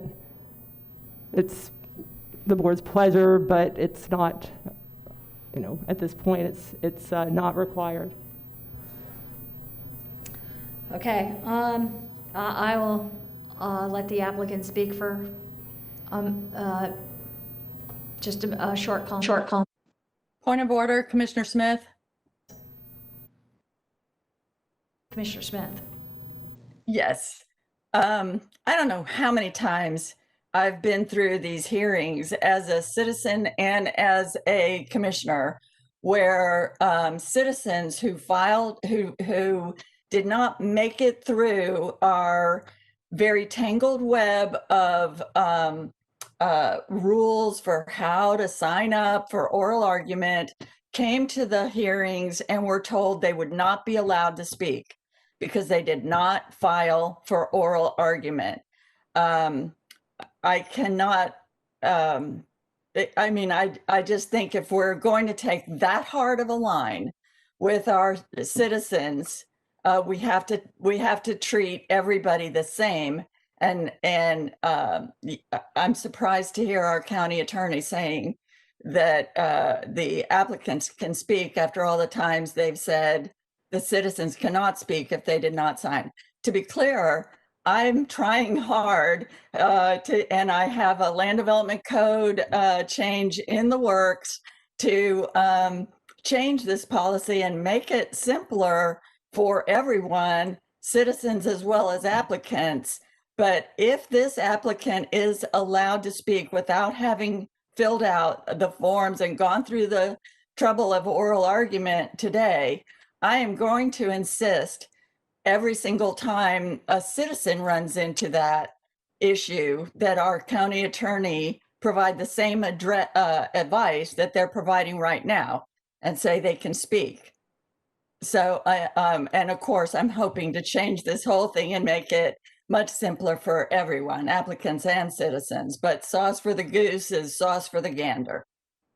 Thank you, Commissioner Smith. And I'm just, at this time, I'm not, I think you're absolutely right. I was a little taken aback that, that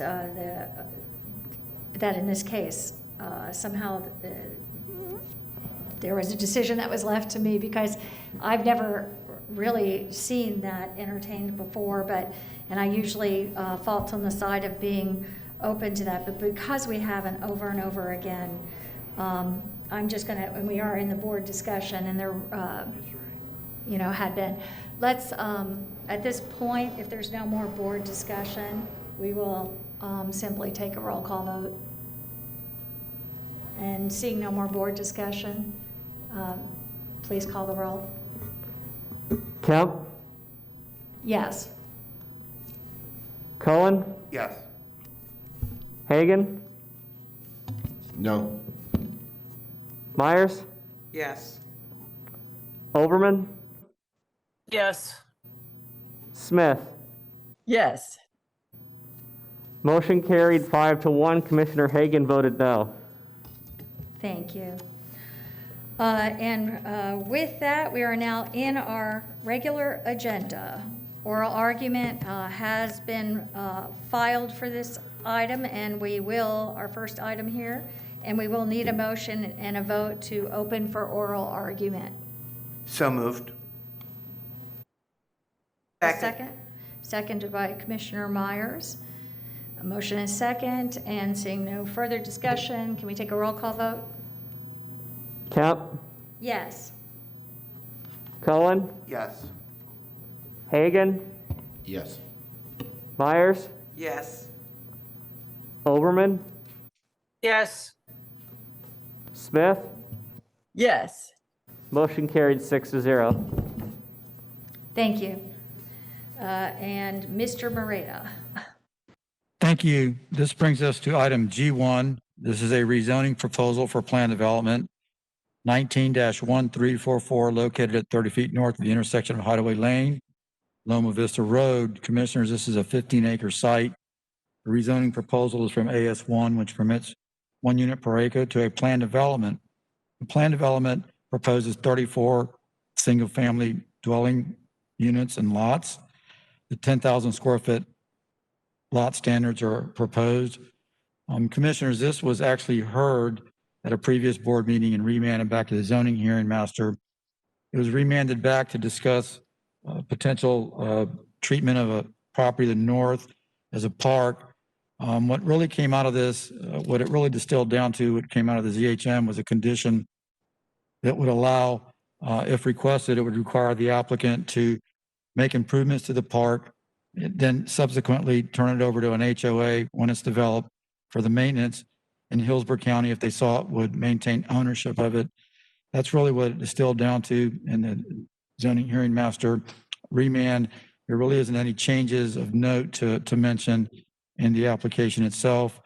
In the application, zoning hearing master, development services, and planning commission have all found that approval or consistent with the plan.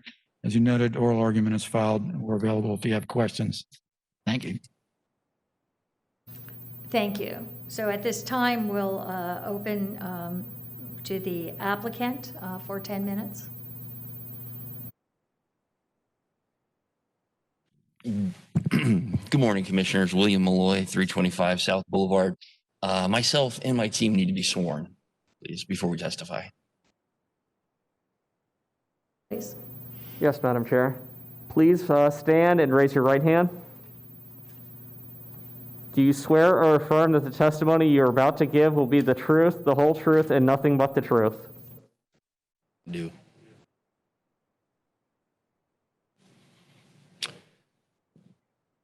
Commissioners, as Mr. Moreta said, this case was remanded several months ago, and it was for one particular purpose. That was just to investigate the inclusion of a county property just north of the proposed development, and to see if we could do anything worthwhile for the community or this development with that county property.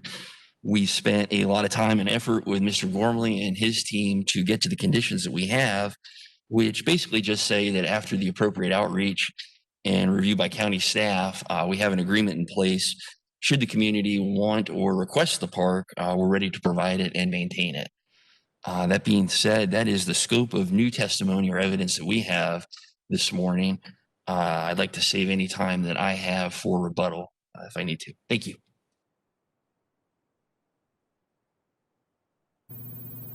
And at this point, do we have any proponent testimony?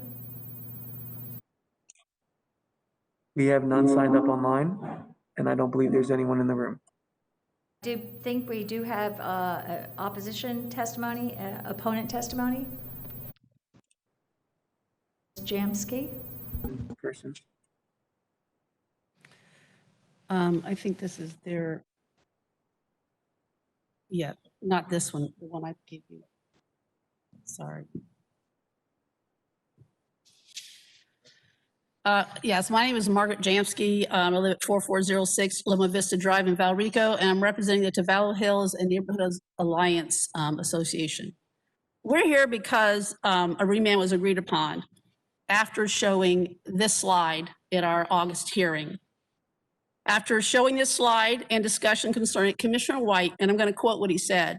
He says, "I'm going to move to remand with the purpose of bringing applicable county staff to the table to talk about how that county-owned parcel could come into play and ultimately help the applicant and the community get to a place where we have better compatibility with the community plan." Compatibility is with the community plan is why we're here, not to discuss a park, but to create infrastructure in a way of sewer and water through that county-owned parcel in order to save the developer some money in hopes that he could still meet the profit margin while allowing for larger lots, which would be more compatible with the community plan. We'd like to make it clear that we're not here trying to stop the development of this property at all, and nor are we trying to keep people out of our neighborhood. We're only trying to utilize our property rights as defined in the LDC and maintain the character and integrity of our long-established, well-maintained neighborhood. This neighborhood here in the yellow, and the property in question is that large green parcel. I don't know how I can use my little arrow here. Right here. Oh, I can't see it. Sorry. Anyway, you should see the big green spot in the middle of our neighborhood. That's the neighborhood, the area they're talking about. We surround that. This neighborhood was formed in 1972, long before the LDC, the future land use element in the USA boundaries were established. And every one of these homeowners in our area bought that with the idea of maintaining a rural setting. Although time and changes the development codes and have fringed upon the rights of us as citizens of this county, that according to the LDC, we have property rights that were established by the Brandon Community Plan and the FLU element. First, I'd like to review a few definitions according to the LDC to refresh some memories. The term compatibility has been used throughout the reports from the County and the Planning Commission. We are using the definition in the LDC. Compatibility refers to the sensitivity of development proposals in maintaining the character of existing development. Also, we're an established neighborhood, we're a long existing development, and we're ASN agricultural. Again, some definitions to solidify our position. Now, this slide shows several statements that are the site plan application in the optic system. Some are from the consulting businesses the developer uses, some are from the county, and these statements clearly identify this parcel of land, and I quote, in a rural setting, is quoted, given the rural and residential nature of the area, quote, the site is rural and isolated, quote, it's primarily isolated site in a rural setting.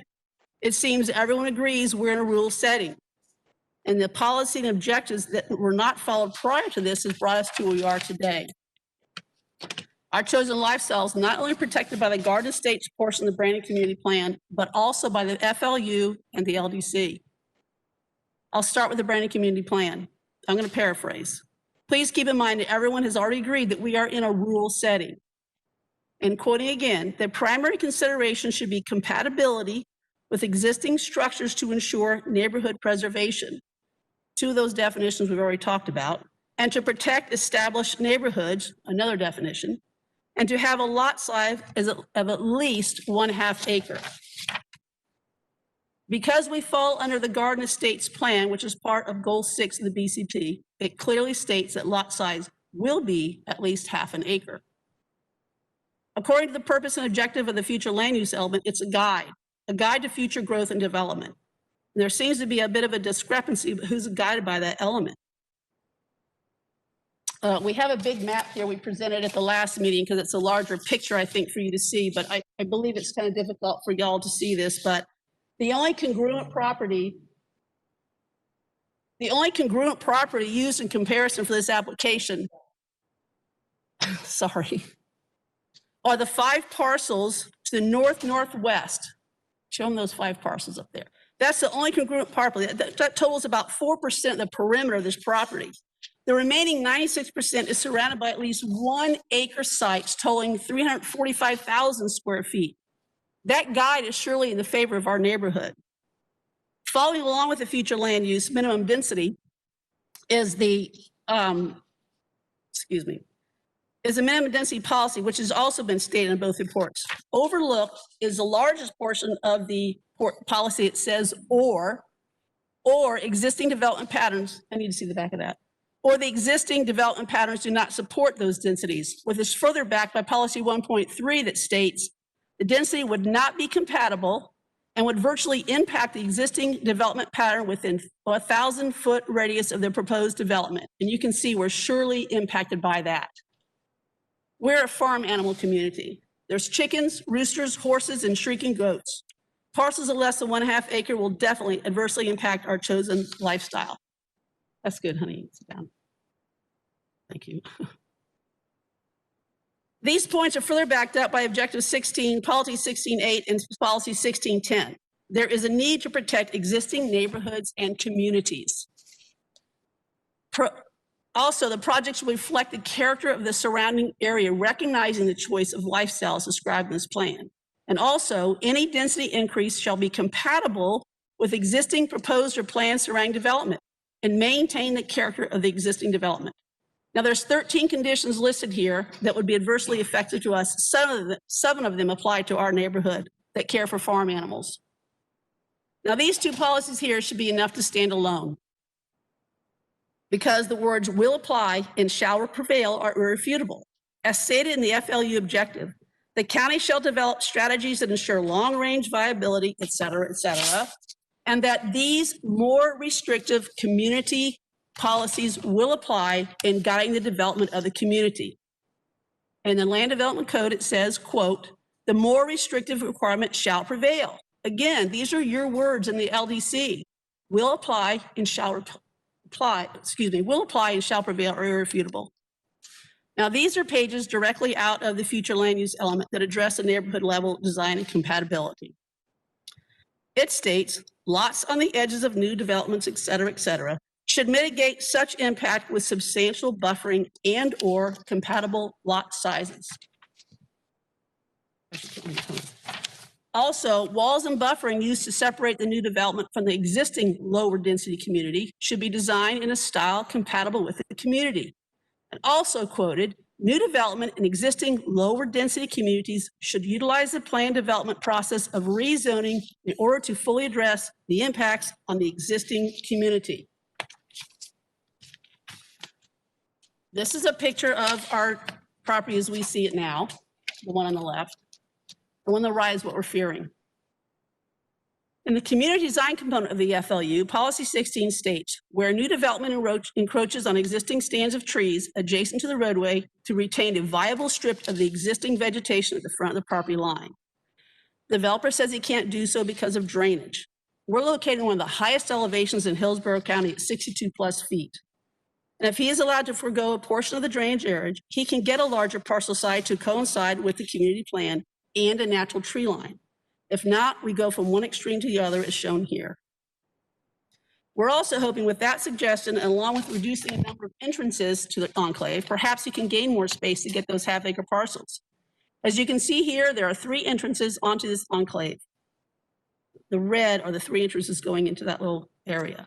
Well, ultimately, there's only 1 entrance in the yellow to the neighborhood's 113 households as a whole. Also, a major concern we have is about the type of application that he's filing. As noted in Section 5 of the LDC, there are 2 district options. One being a planned development, which is for a unified large-scale mixed-use development, which is not what he's doing. and the other is a PD specific, which is intended to be used for the purpose of binding development to a negotiated, specifically detailed site plan with a list of specific instructions that include compatibility and harmony with surrounding areas. The reason we're asking for this is that we believe, without the PD specific, that he would file for a major modification. We have here some examples that's happened in the past, that the major modification was applied after the PD was approved, and there was significant change in the number of homes. From the very beginning of this application, we've only requested two things. Half-acre parcels as defined in the BZP, which is what we fall under in the Garden Estates area, and a natural tree line. We're asking for these things because we are in an agriculture area. We are horseback riders and farm animal owners. If you allow development of a regular sized neighborhood, as he's asking with 34 homes, there's going to be dissension. These types of homeowners are not used to roosters crowing, the smell of horse manure, and shrieking goats. Half-acre parcels would alleviate that future issue. As you can see by this map of our neighborhood, there has been sprawl that should not have been. Had all these plans been followed when the neighborhoods were built, a gradual transition would have occurred into our rural space. We realize that we can't have that change now. However, you can help by utilizing the very codes that were put in place to protect the long existing neighborhoods such as ours. In the staff analysis that's submitted, both state that there must be protection of existing well-established neighborhoods, that we do lie within the Garden Estates area, and that clearly states that lot sizes would be at least a half-acre in size. And when there is a conflict between the plans, the more restrictive plan shall... Excuse me, I'm sorry, your time is, you've used your 10 minutes. Thank you. And we'll now give the applicant the opportunity for a rebuttal.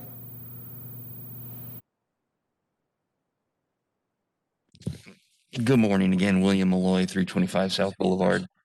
Pardon me? Yeah, I'm gonna let you do that. Briefly, commissioners, obviously this case has been in the queue for quite some time. It's got a 2019 number, and in the past year and a half, we've been working as much as we possibly could with the surrounding community to try and get to an agreement as to how this development should be proposed and how it should be actualized. And today is the closest that we could really get. We strongly feel that what amount to quarter-acre lots just south of Bloomingdale in the middle of Brandon is more than a concession to the surrounding neighborhood. What we're trying to do here really is be respectful of the larger lot sizes around us, hence the proposal for 10,000 square foot lots with a minimum lot width of 75 feet.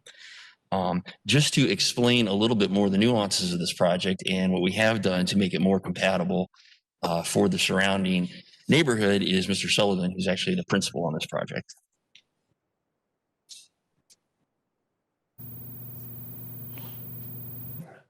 William Sullivan, 1350 Orange Avenue, Suite 201, Winter Park, Florida, 32789. I'm with the Potomac Land Company. This is our presentation. It's the full presentation, but I'll go through it real quick. It won't take very long. So how do I page it down here? How do you page? Oh, here we go.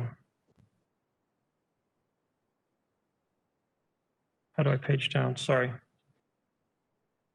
This one right here? Okay. All right, so this is the project location, the Hawk Springs property.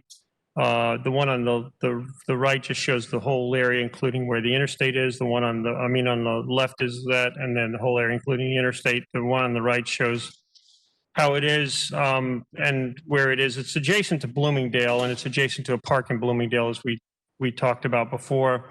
I wanted you to see that we're 19. Sir? I just wanted to confirm that this presentation was presented at the zoning hearing master meeting. Could you repeat that, please? Is this presentation presented at the zoning hearing master meeting? Yes. Okay.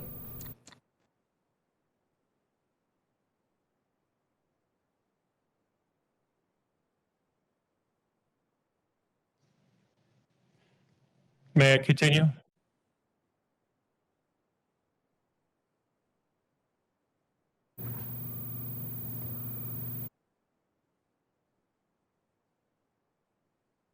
continue? Thank you.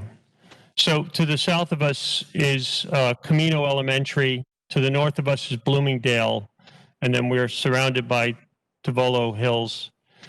One thing I wanted to mention is that for connectivity, the trail that we're working with the county to provide in the park, and I'll show you the park. Let me go to forward to the park plan. Give me a second here. I'll find the park plan, which I think is kind of most explanatory. Give me a second here. Get to the, oh, there we go. There's the park plan. But the park plan is right here in front of you. The park plan has a trail which goes from right now Bloomingdale through the county park property or the county-owned park property. It's a part of Bloomingdale, but it is designated as a park, and then goes through our property. Presently, there are children that use the trail to go to Camino Elementary. Should this project not happen, I don't know if the trail would continue to exist. Additionally, there is also, I mean, the trail is, there's already a natural trail. Now this would be an improved trail to the county standards. There also is a sidewalk that will connect Camino Elementary to the elementary school to the east of us. And so we're building 3,100 feet of sidewalk as well. But the park that we propose has, and this is a closer one, it also has a playground in it and picnic benches. It's going to make the two communities more connected than they were not. And so it'll bring both the Bloomingdale and the Tavolo Hills communities more together because there'll at least be a common park for everyone. So that's kind of what we were asked to do. We will, continue to work with the county to try to get this park, built if we can get approvals. And that's kind of where we are in our presentation. And I'm here to answer any questions you may have. Thank you. And at this time,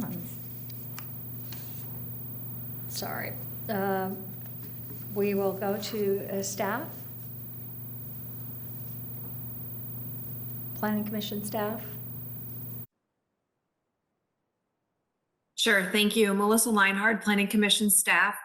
This item has been covered as part of the record with the ZHM and then the backup for today. So I won't reread the analysis that was provided, but I will go over some highlights. The subject property is located in the residential for future land use category. It is located in the urban service area and is also located within the Brandon community plan limits. The applicant has attempted to balance being in the urban service area, having a residential for future land use category designation, being in the Garden Estates character district within the Brandon community plan, and the surrounding development pattern with 10,000 square foot lots, important vehicular connections to the west, east, and south, and then also extra buffering and screening provided. Planning Commission staff's position is that the proposed development does provide a balance of the policy direction quite well. As a reminder, compatibility does not mean the same as, rather it refers to the sensitivity of development in maintaining the character of the existing development. And the existing surrounding development pattern includes lots that are as small as 5,000 square feet and then lots that are larger than 4 acres. So quite diverse. The proposed 10,000 square foot lots are consistent with policy direction regarding compatibility. And then lastly, the Garden Estates district does not preclude smaller lots from being developed within the district. It is described as an area with predominantly single family lots of a ½ acre at least. So with the word predominantly, it's not exclusively required to be ½ acre in size.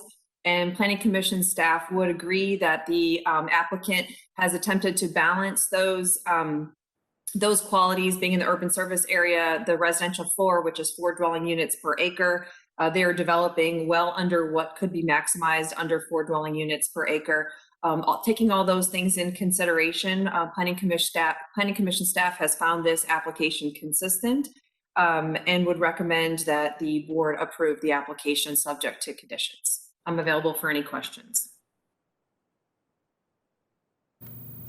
And if we move to the zoning hearing master recommendation. The zoning hearing master considered the plan development proposal, which proposes 34 single-family detached dwelling units with a minimum lot size of 10,000 square feet with a minimum lot width of 75 feet. The zoning hearing master stated that the proposed use is an allowable use and is consistent with the residential 4 future land use classification. With approximately 15 acres of land, the subject property can be considered for up to 60 dwelling units. The applicant is proposing 34 units, which results in 2.26 units per acre. The zoning hearing master stated that area residents of the Tavallo Hills subdivision appeared in opposition, with the primary concern being compatibility of lot sizes. Tavallo Hills consists of AS1 zoning, and Tavallo Hills consists of AS1 zoning, and while that portion of Tavallo Hills, generally west of the subject property boundaries eastern property line, previously had a future land use of residential 4, a recent plan amendment with an effective date of February 15th, 2020, changed the future land use map, excluding the subject property, to residential 2. The subject rezoning request was filed prior to the effective date of the plan amendment, and in any case, the subject property does have a future land use of residential 4. The applicant has proposed several design measures that are designed to mitigate potential impacts along the transitions between Tavallo Hills and the proposed PD. These include 10,000 square foot minimum lot sizes with proposed enhanced screening, setbacks, buffering along the eastern, western, and southern boundaries. On remand, and with respect to the BOCC's intent to open discourse regarding the county-owned parcel to the north of the subject site for the possibility of using this land for achieving better compatibility with the community plan, the applicant has agreed that if the county determines that the parcel is feasible for a park site, the developer will, upon agreement with the county, construct a park on the parcel that meets county codes, standards, and design and technical considerations for a public park, and that the maintenance and management of the park shall be the responsibility of the homeowners association or similar entity, but that the ownership of the parcel shall be retained by Hillsborough County. The applicant has prepared a concept plan for proposed park improvements that further improves connectivity by providing a pedestrian trail from the subject site's northern boundary and connecting to Moreland Drive at the northern boundary of the county-owned land. The plans show a family fitness trail, tot lot, and picnic area with a pavilion. The zoning hearing master concluded that overall, the approval of this PD will result in development that is compatible with the surrounding area and recommended approval. Thank you. So we'll move now to board discussion. I see Commissioner Smith, you're recognized. Commissioner Overman was in the queue before me. I see they're not in order. Her name came up at the top, which I thought maybe I had missed it before. So Commissioner Overman, you're recognized. Thank you, Chair. I appreciate it, and I thank you for all the testimony. I do recall the previous hearings we've discussed the compromise of access to the park as a way of addressing compatibility.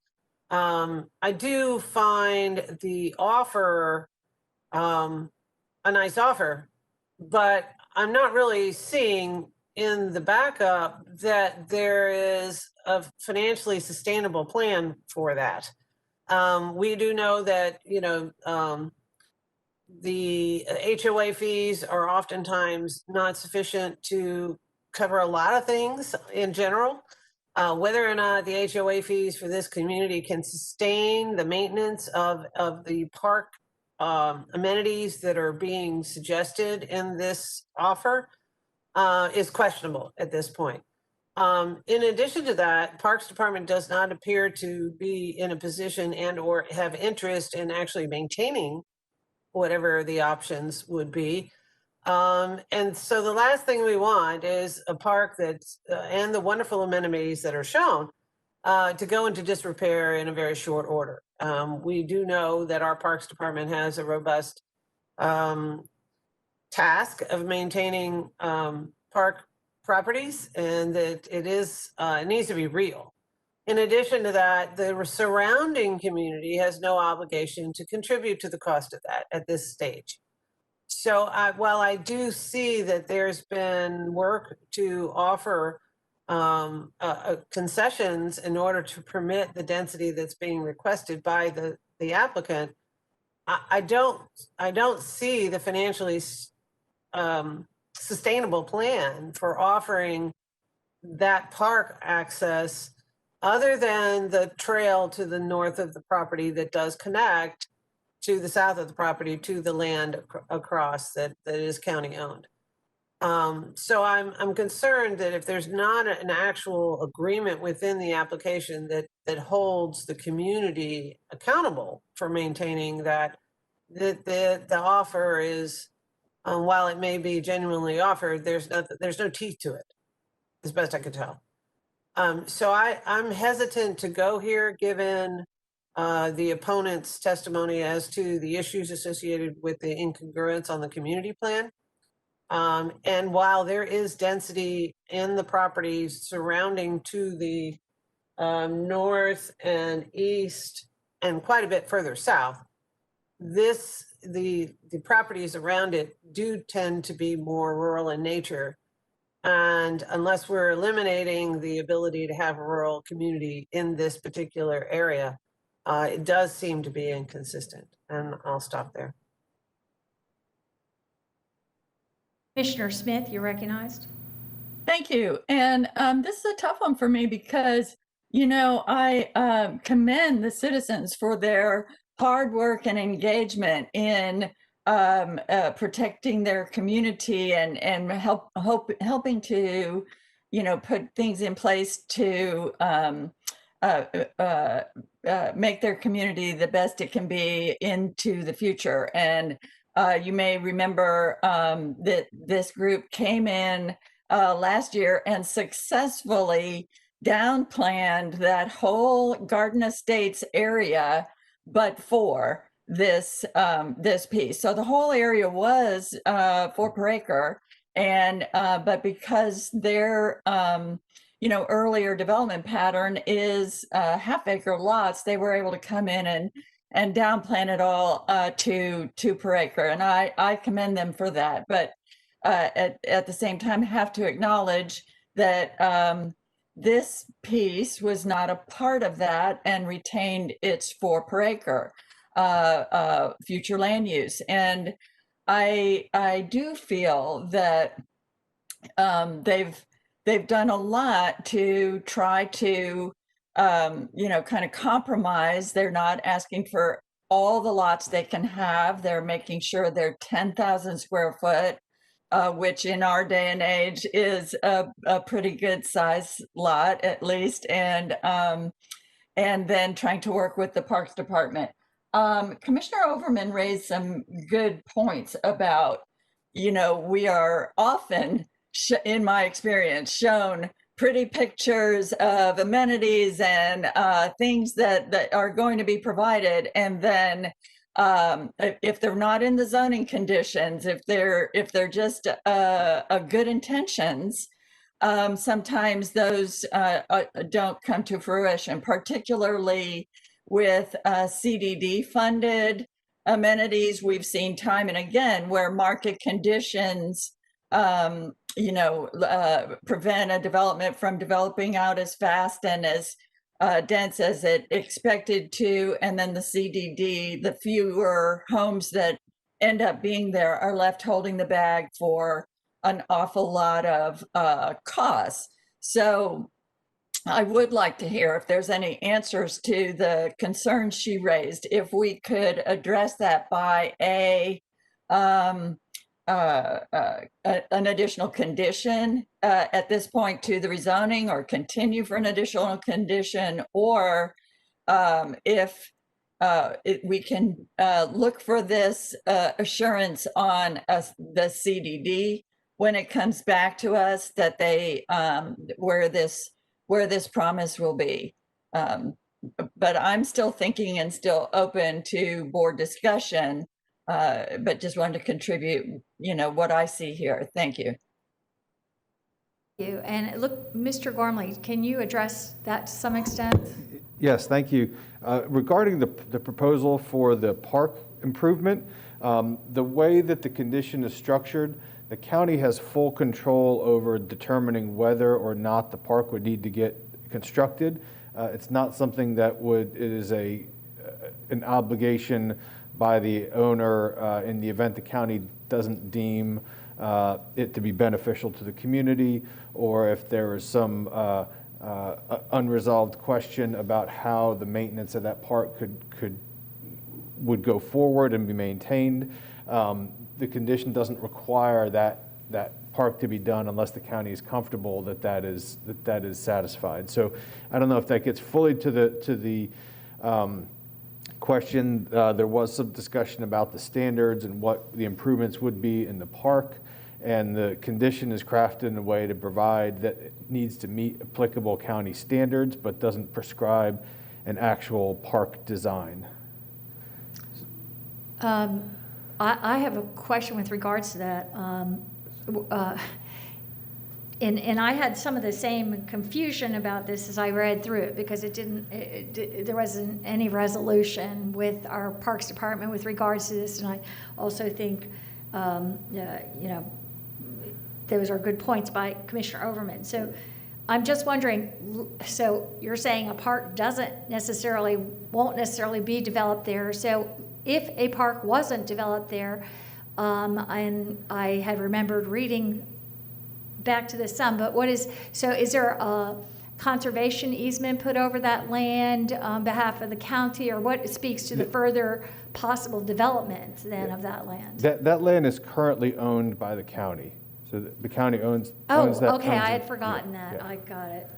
Yes. And it is designated, I believe, in the Bloomingdale project as a park recreation area.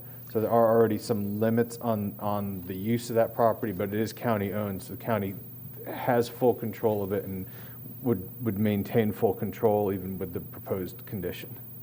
I see. Okay, so no matter what, that couldn't be developed, that would be that way. So the offer then, possible offer, is by the developers to, would the county be doing the trail no matter what, or?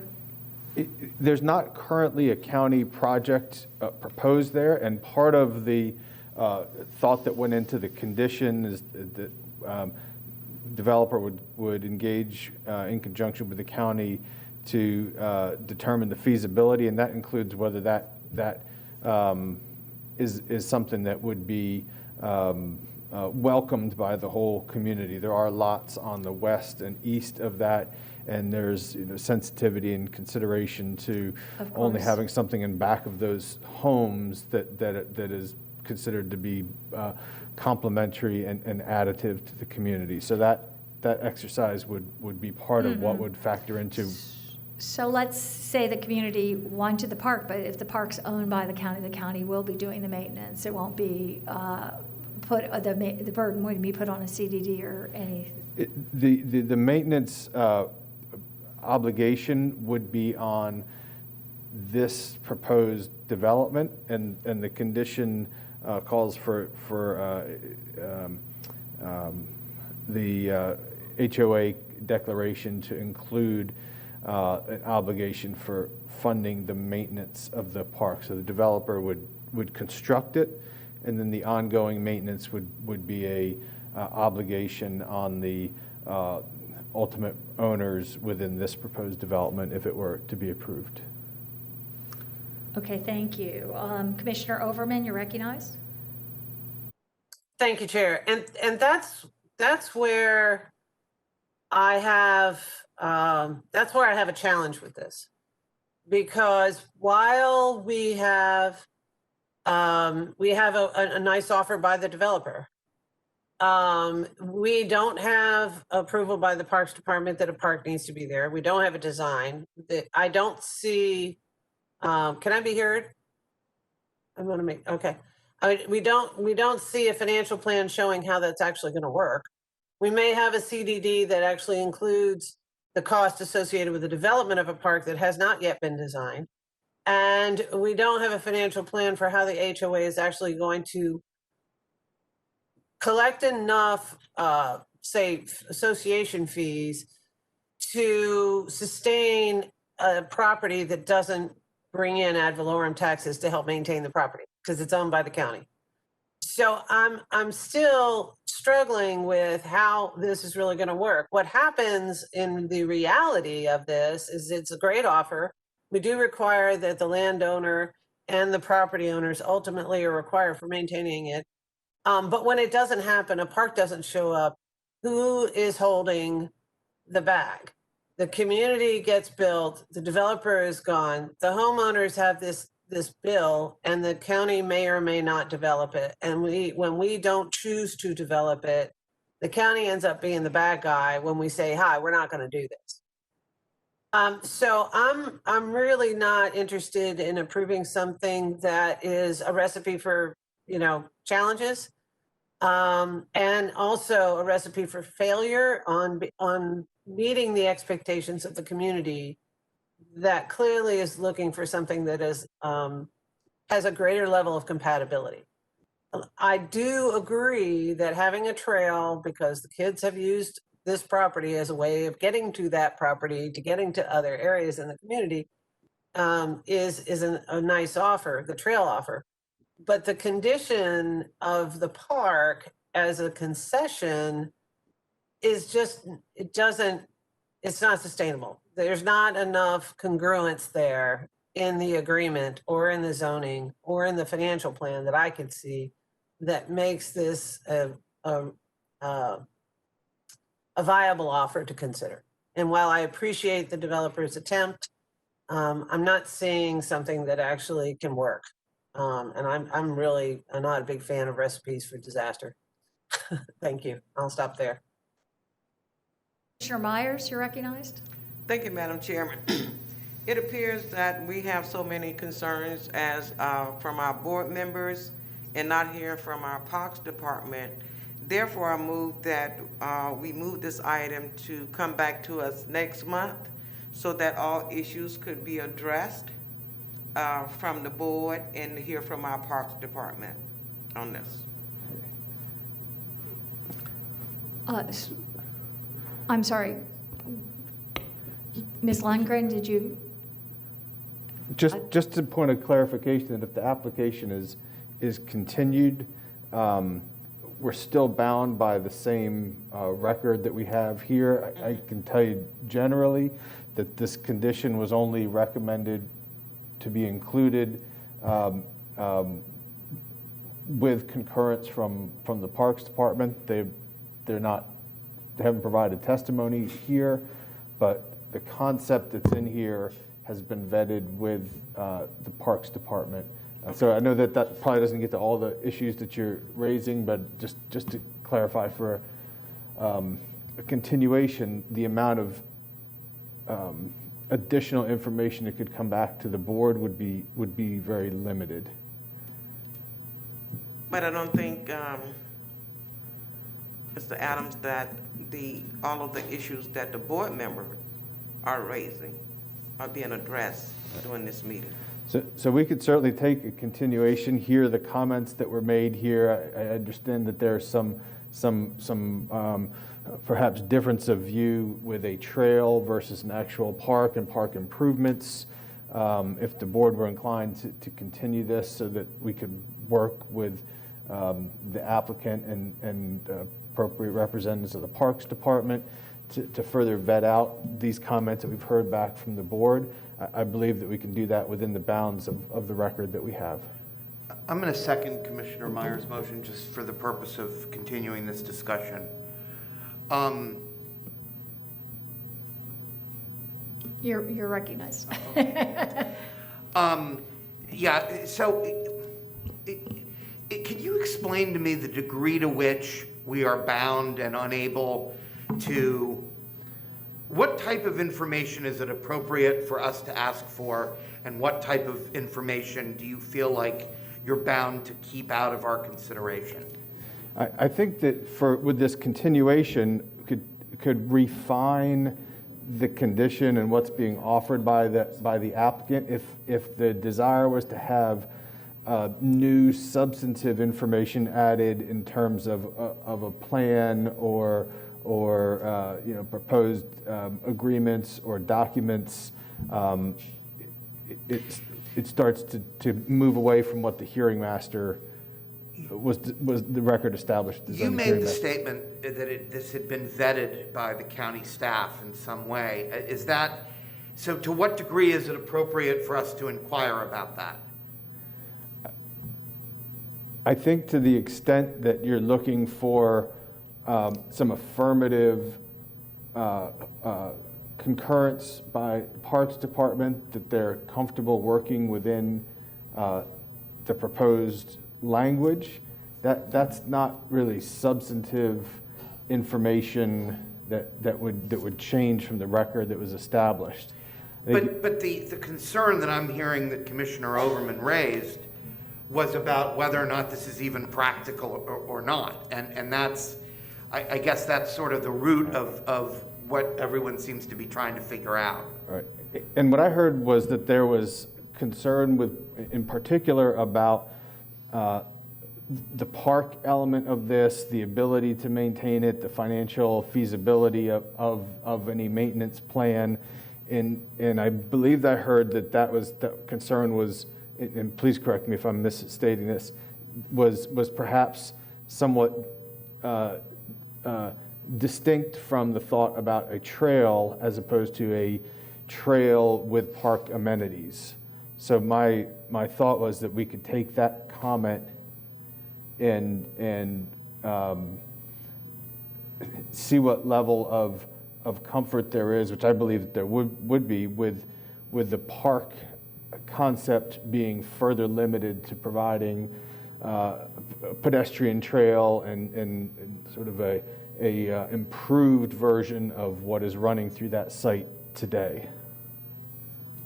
I don't believe that what I'm describing there is significantly different. I think that what I described there is a subset of what was initially considered with this condition. So I think that taking those comments back, we can have a good conversation with the applicant and the Parks Department about bringing back something that will have less of a financial maintenance element attached to it.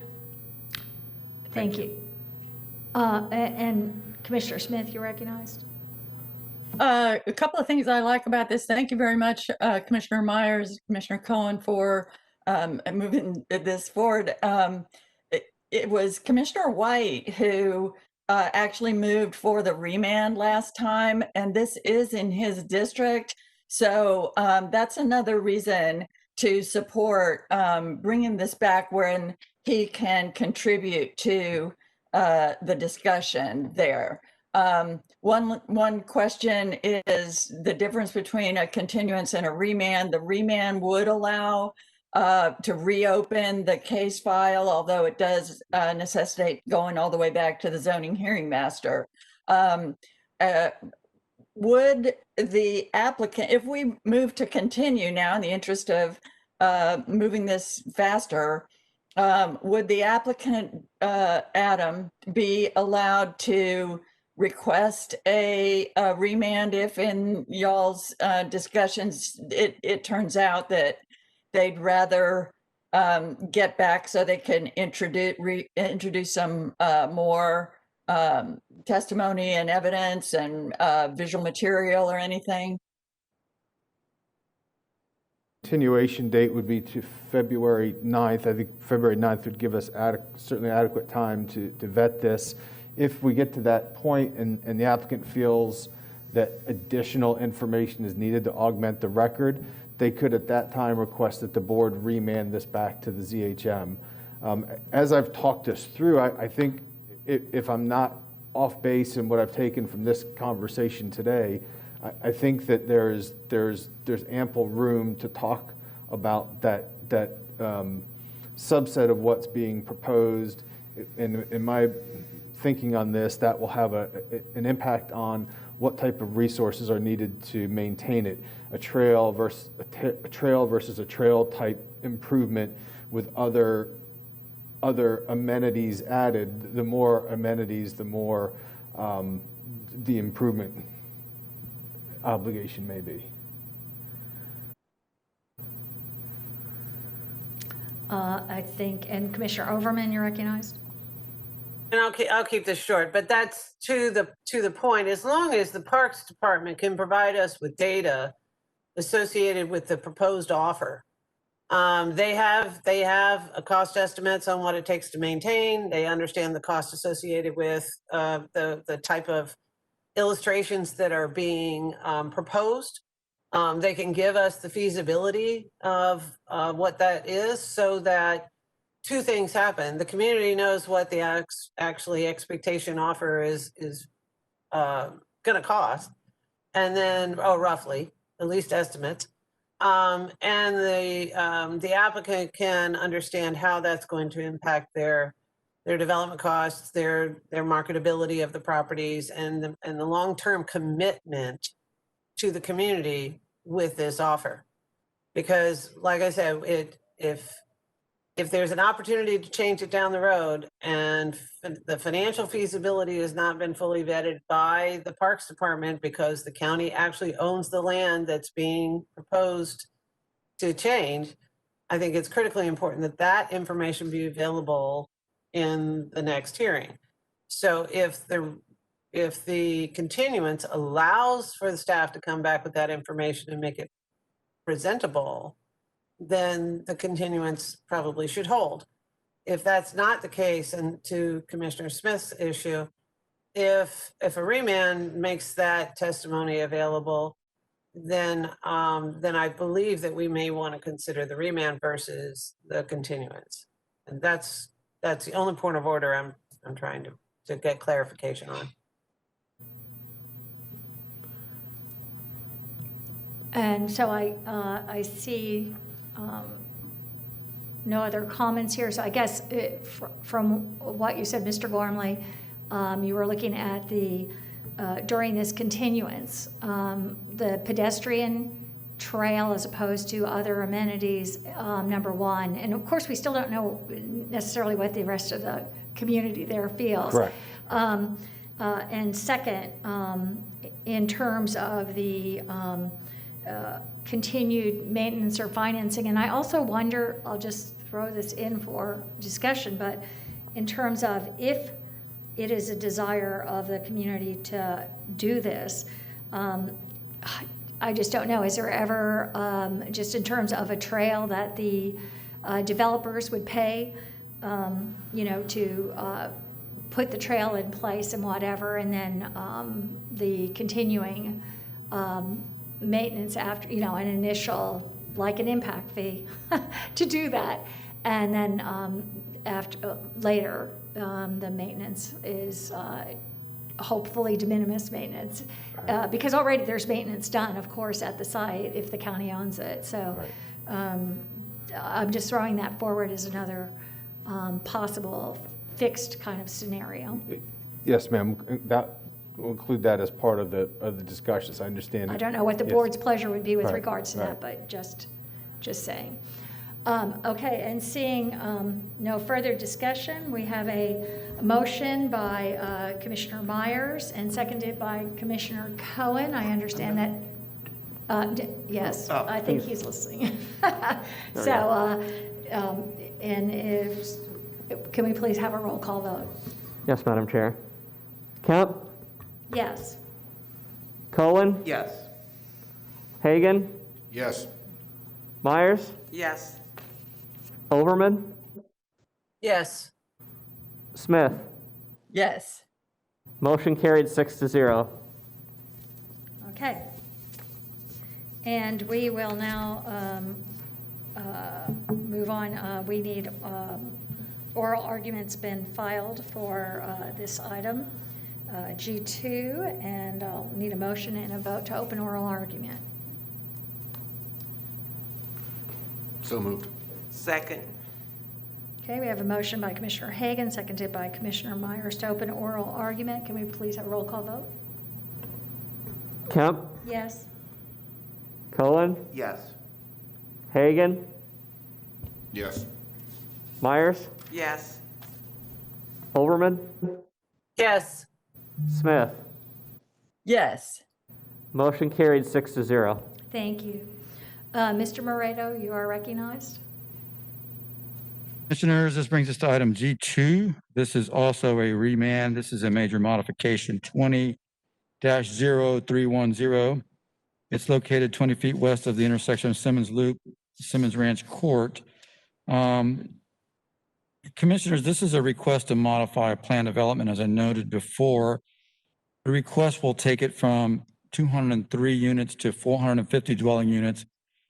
It also includes alternative uses in a pod that include multifamily, charter school, some congregate residential uses that could take the potential of it up to 750 dwelling units, depending on how those different development options are ultimately developed.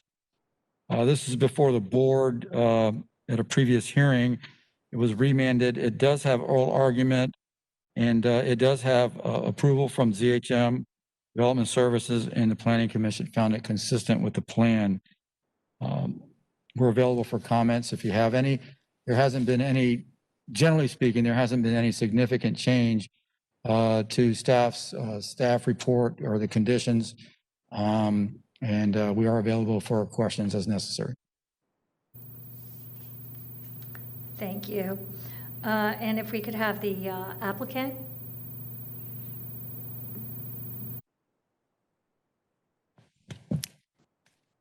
Good afternoon. Elise Batzel with Stearns Weaver Miller. I have been sworn. 401 East Jackson Street, Suite 2100. Commissioners, when this was remanded, there were 4 items that the zoning hearing master was asked to look at. One was to open up really the entire site and the entire project for a second look by the zoning hearing master. 2, to look at specific transportation issues. 3, to address the charter school option. And 4, for the school board to have an opportunity to make additional comments. Very quickly, this property is located west of Simmons Loop Road. It is within the urban service area and the Riverview Community Planning Area. There we go. You can see here current zoning and surrounding zonings. I'll go pretty quickly so we can get to the meat of the remand. All of the property around this property is SMU 6. A little further to the north, you have UMU 20 and CMU 12, which is the hospital and community activity areas. The existing entitlements are listed here. Particularly what's really important, I think, with respect to the remand and also with respect to the staff reports, is that the current approval, which was approved in 2006, does not meet certain policies within your comprehensive plan, 1.2 and 1.3, which provides that projects within the urban service area should have a density of 4 dwelling units or greater and should be of at least 75% of the allowable density. The current entitlements were limited to single family detached as well. And so that current entitlements also don't meet the policy of 19.1, which requires a mix of uses for planned developments that are greater than 20 acres. The new project, this major modification, we have added 6 new points of external connectivity. We have modified the internal layout and lot sizes to accommodate for changes in the floodway and floodplain. We have added community gathering spaces, and we have increased the entitlements consistent with the policies of minimum densities that I just referred to. We have added alternative land use pockets. Also, this provides for a second use per policy 19.1. As you can see, this internal layout was modified. You can see the environmentally sensitive areas. So we have moved the lots away from those environmentally sensitive areas. The alternative land uses along Gate Dancer Road are a nursing home or an extended care facility or a charter school. I'll talk a little bit more about this in just a moment. Multifamily residential or townhomes. Again, 6 to 8 new external access points, depending on which alternative is ultimately utilized by the developer. You can see in your record and also here that the points of connectivity based on discussions with staff are slightly different depending on what the ultimate use would be. Connectivity to the west, of course, is limited by the floodway and I-75. This is very important. If you look at what is around this area, the site is in a developing suburban area within the urban service area. The proposed rezoning would allow development comparable to what is approved around this site, as well as the existing residential uses that have already been built to the south. The Planning Commission in its report and at the ZHM did provide testimony that it is compatible with the existing development pattern found within this area. And the request would encourage development that complements the surrounding character of the area. Multiple comprehensive plan consistency policies, which are already in your record.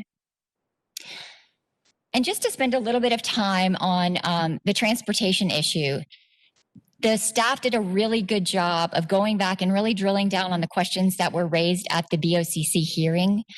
They've added a lot of information to their staff report, and they also added a lot of testimony that I hope you've already read, but of course, I'll just highlight a couple of those points.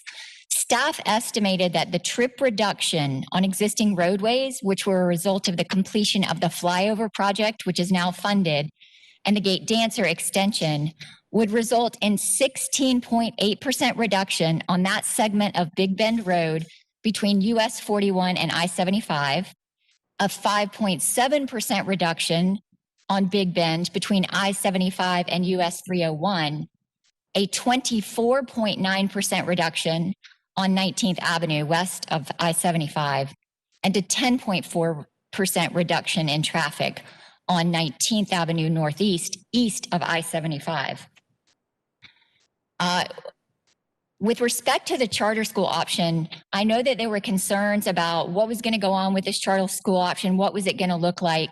We didn't have the opportunity to provide testimony at the original BOCC hearing, but we would have told you that we actually entered into a condition number 8, which requires that before a charter school option can be constructed, we have to go through a special use review. So you will see this again. We will have to provide transportation with the, with the special events plan, with the circulation plan. We'll have to show how the students are walking to school and all of those things that you would look at if a charter school option is ultimately selected. You also asked the school board to go back and look at school capacity. I had conversations with Amber Dickerson, and she did provide a document to Steve Beachy on the 13th, indicating our rezoning reviews accurately outline the information that we're required to submit to the county for adequate school capacity. Therefore, we are not planning on changing our review at this time. As you know, school capacity is a snapshot in time. So much can happen between today, assuming this rezoning moves forward, and the time when a developer actually begins to build and concurrency is looked at. And those are distinct and very important differences. There could be a number of changes, district boundaries could change, new 5-year work plans, the 40-day count, all of that information changes over time. And so the school capacity issue isn't really the factor, it's really the school concurrency issue. And of course, you have if the inadequate capacity exists at the time of preliminary plat or construction plan approval, you have this proportionate share mitigation development agreement process that's outlined in the statutes and is outlined in the interlocal agreement. And if the school board finds that that mitigation is not appropriate, this development cannot move forward at this time. Planning Commission staff and Planning Commission have found this project consistent 2 times. Zoning Hearing Master has also found that a recommendation of approval twice. We do believe that the board transportation issues were addressed very well by the revised transportation comments. The school board capacity issues, of course, addressed by the Hillsborough County School Board. Our entire team is here to, answer questions about the record. And we would ask that we could reserve any time for rebuttal, please. Thank you very much for your time. I won't recognize extra time for rebuttal, so if you have another 2 minutes of comment at this time. I'll go ahead and address some of the transportation comments that I was going to address during the rebuttal, just for the record. In the Zoning Hearing Master hearing, Mr. Ratliff particularly commented that the Department of Transportation has chipped in more than $5 million towards the project together with that Gate Dancer extension. He's talking there about the I-75 flyover project. And he said, it is a critical part, being Gate Dancer, of how we create the network that relieves traffic off of Big Bend Road. He further states that the traffic reduction on Big Bend is not going to be realized to the same extent if we don't build this Gate Dancer extension, which is a requirement for the developer under these plans. There was a question that was raised during the BOCC, which we addressed very thoroughly during the ZHM, regarding safety. There were concerns about the hospital and safety. Mr. Ratliff went through a lot of testimony, which is part of your record, but specifically Susan Finch asked, is it your testimony then that these projects, meaning 0311 and 0310, in combination increase the public safety of not only the hospital, but also this project, as well as those residents in the community? Mr. Ratliff said, certainly. To the extent that you are providing a shorter path for ambulances to get to the hospital, absolutely, that provides a public safety benefit. Also from the standpoint of being able to remove cars that would otherwise have to go on Big Bend Road. That certainly provides a safety benefit to Big Bend Road as well. Just a few important transportation comments that I wanted to highlight. Thank you very much for your time, and we will see you in just a moment for rebuttal. Thank you. Thank you. And we have filed for opponent testimony, and you have 10 minutes, is Ms. Otta and Ms. Beverly Otta and Mr. Thomas Otta. Are you present? There is no one in person, and I don't believe we have them online either. Okay. If they're not present, then we will, I guess, return to the rebuttal time at this time.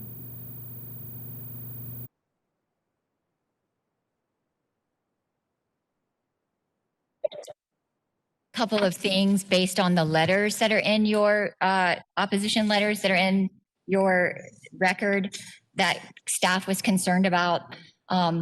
One of the things that was asserted by the Autas was that there was some environmental impact, and they were concerned about that. The applicant actually worked with EPC to modify this site plan compared to the old plan to provide more protections for the environmentally sensitive areas. If you have questions about that, it's in your record, but we also have Clark Lohmiller here from our engineers if you'd like more specific detail. Another assertion was really the nature of suburban versus rural. Your planning commission has been very clear, your development services staff have been very clear that this is a suburban area. In fact, the planning commission staff report states that this is compatible with the existing residential densities of the area and an appropriate example of infill development. This is exactly the kind of development that your comprehensive plan encourages in this type of area. It's really important when you have a project like this where you're adding a lot of units, the perception is, hey, this is going to make traffic worse. Hey, there's going to be really significant impacts. But I think your record clearly shows that from a transportation perspective, this project and the huge development of Gate Dancer Road is actually going to improve the network and improve the transportation systems for both the residents and the hospital.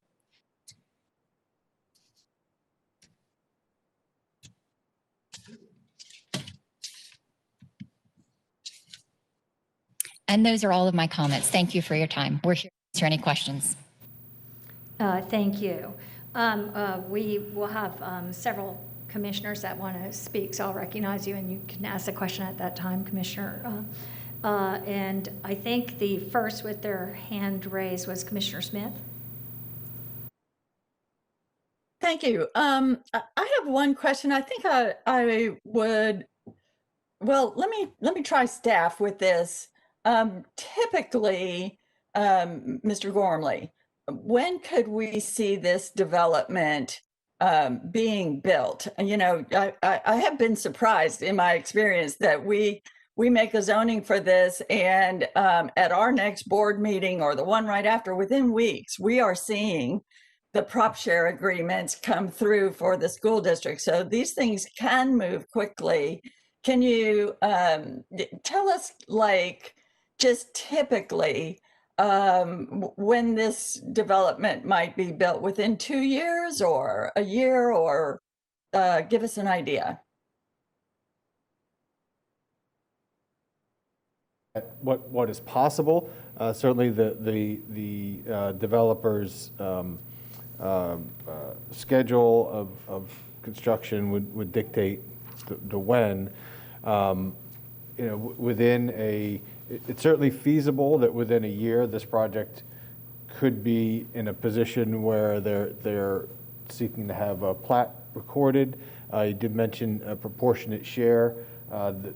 That is something that you know, would have to be addressed at this point in time. I don't believe that there is any pending proportionate share agreement for this project. Commissioner Smith, I think you're muted. No, I'm not muted. I think there's just a delay. So anyway, the prop shares come really quickly. The platting could be done in a year, and the houses could be built, and the traffic coming online within 2 years. I would think. Is that reasonable to think would be the soonest possibly, Mr. Gormley? Gosh, the schedule, the timing is not impossible or unreasonable. That's a feasible time frame. I will note that this development has a condition that the north-south road, the Gate Dancer Road extension, be completed before any units actually are constructed. Is that on? That's great. That I saw that on G3. Is that on G2 as well? That Gate Dancer has to be completed before these houses in G2 are complete? I believe.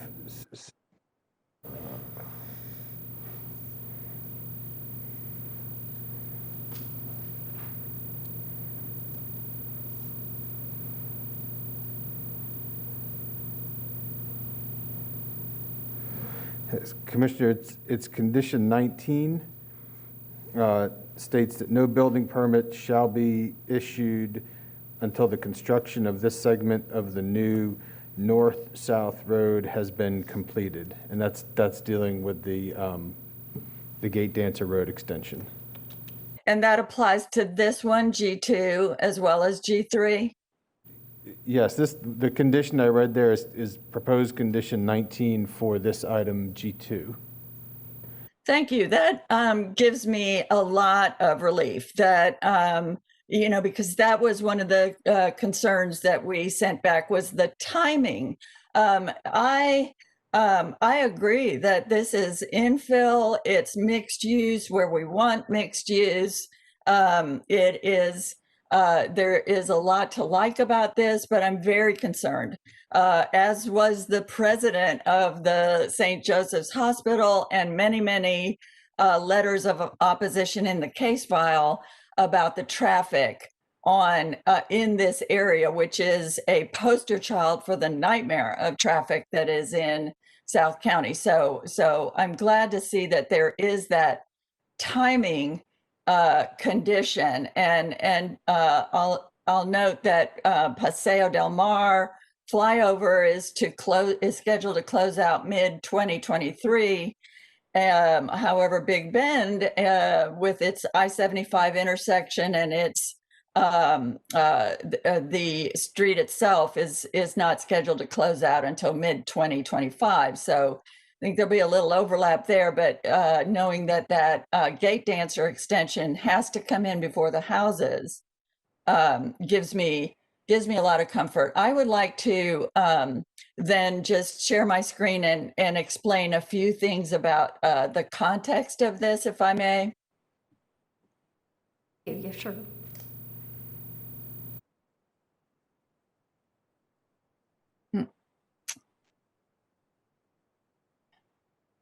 Hold on a minute.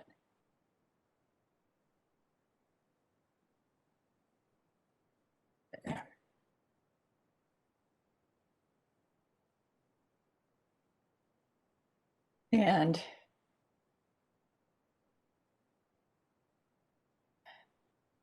all right, hold on just one second while I make that full screen. Thank you for bearing with me. Now you see it up, right? You see this map? Yes, we do. All right, this is page 30 of your backup. So it is in part of the case file. And I just want to provide a little context to what's going on here for those of you who don't get down to South County and drive on these roads as often as I do. So this is Big Bend Road, which is the notorious poster child for bad traffic planning. Here is Highway 41, and this in the center is I-75, and this is 301. Now, what we're talking about here is in this area, sorry, G2 is up here, and the next one we're going to see is G3 down here. And the one we had earlier for 487 houses asking for their CDD was here. So that was 487 houses. This one we're looking at now is 800 houses. And this one coming in next on our agenda is 315 houses plus various mixed use, charter school, etc. All right, so that's all here. This is Waterset here, this very large DRI, I think, with all this residential development and community amenities, a public school site, a sports site, and my personal favorite, this segment of the South Coast Greenways Trail running through it right there. St. Joseph's Hospital is here on Big Bend Road.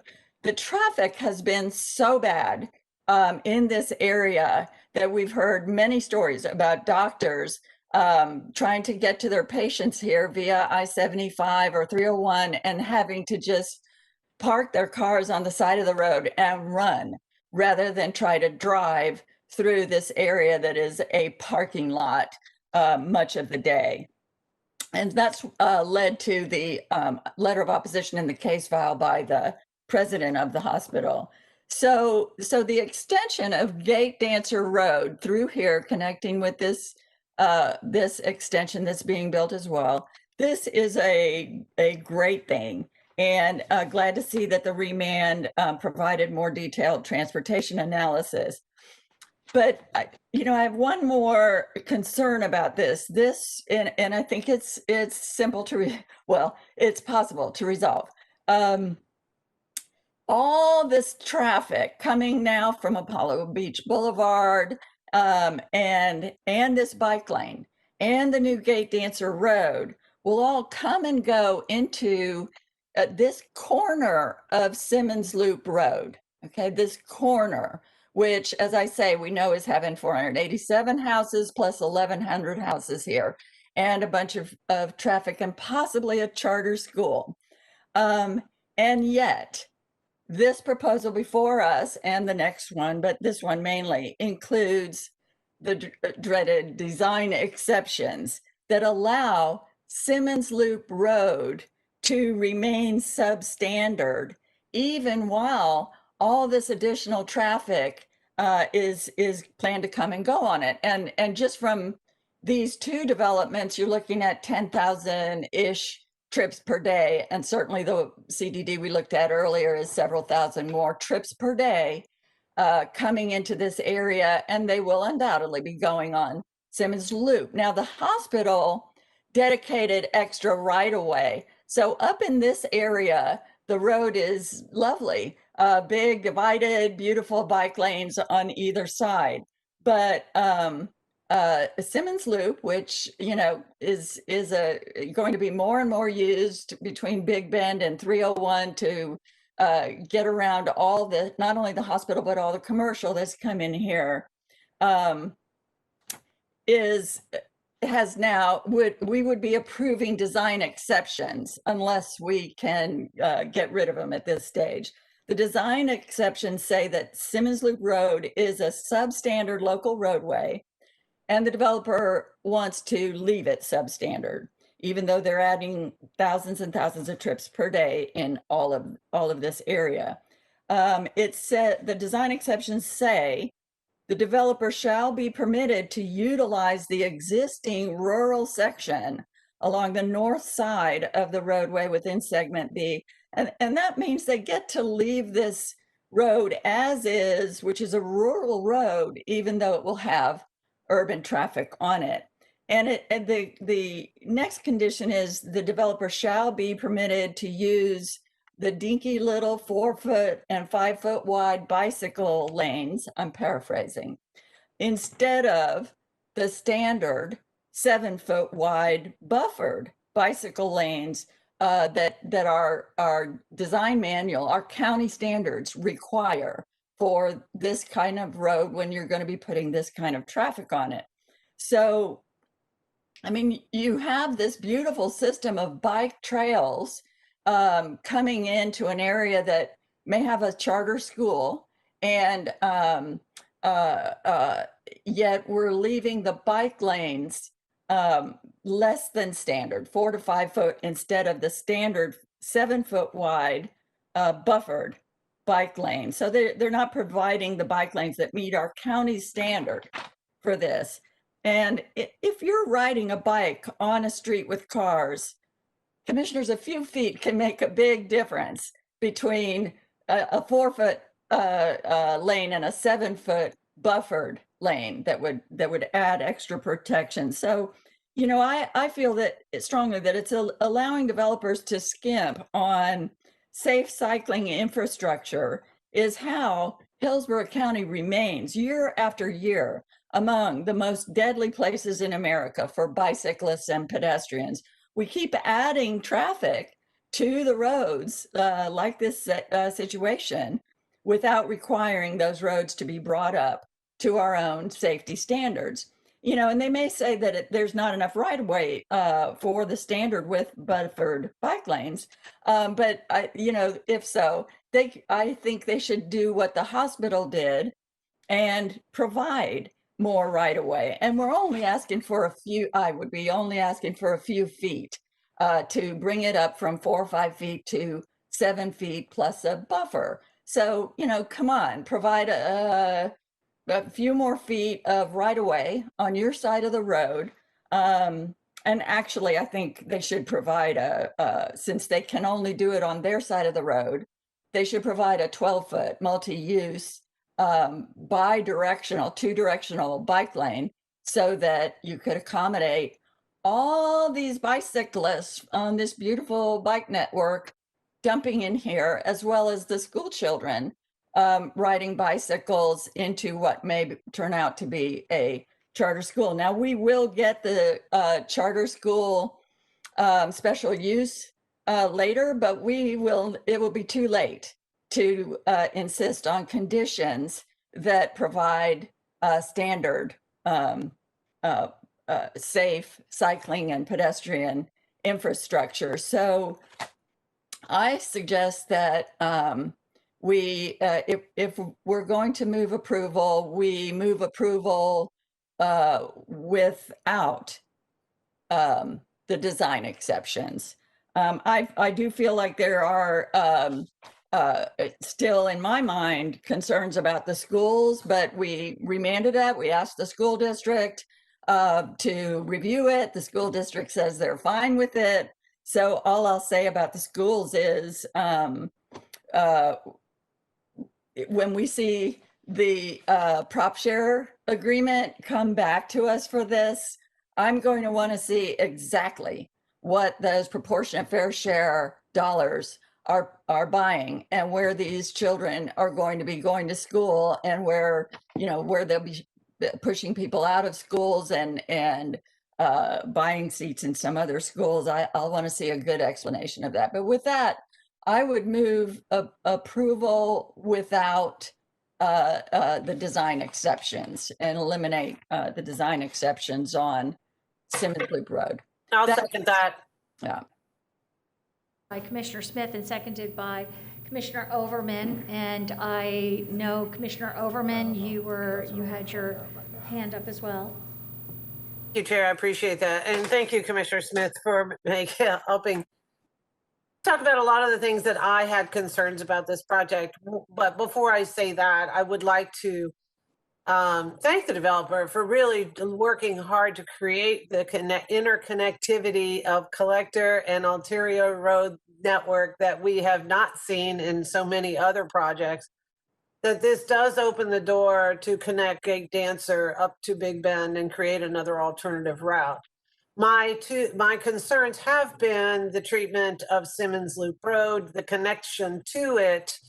And when, when we've heard from communities in the past to say, hi, don't create access there because people are going to drive through our neighborhoods, Simmons Loop is a perfect target for that kind of concern. Because it is not going to be developed in the same specs or transportation safety plan, as I'd like to put it, or throughput plan, that the rest of the Gate Dancer extension was going to be. So to support Commissioner Smith's removal of the exception, I think we can get there by doing so, because I do believe Simmons Loop does need to have, for as much as the developer can, does need to have a similar conditioning as opening up that major thoroughfare, which is great, that helps relieve the traffic off of Big Bend, but it needs to be consistent all the way through. To leave a road that is not only not large enough to deal with the traffic that is funneled from the south up to Big Bend makes no sense to me, but also it doesn't exactly get there in terms of solving the problem. But recognizing that there will be folks who choose to use Simmons Loop as a way of coming in to the hospital from the back, or getting to the school.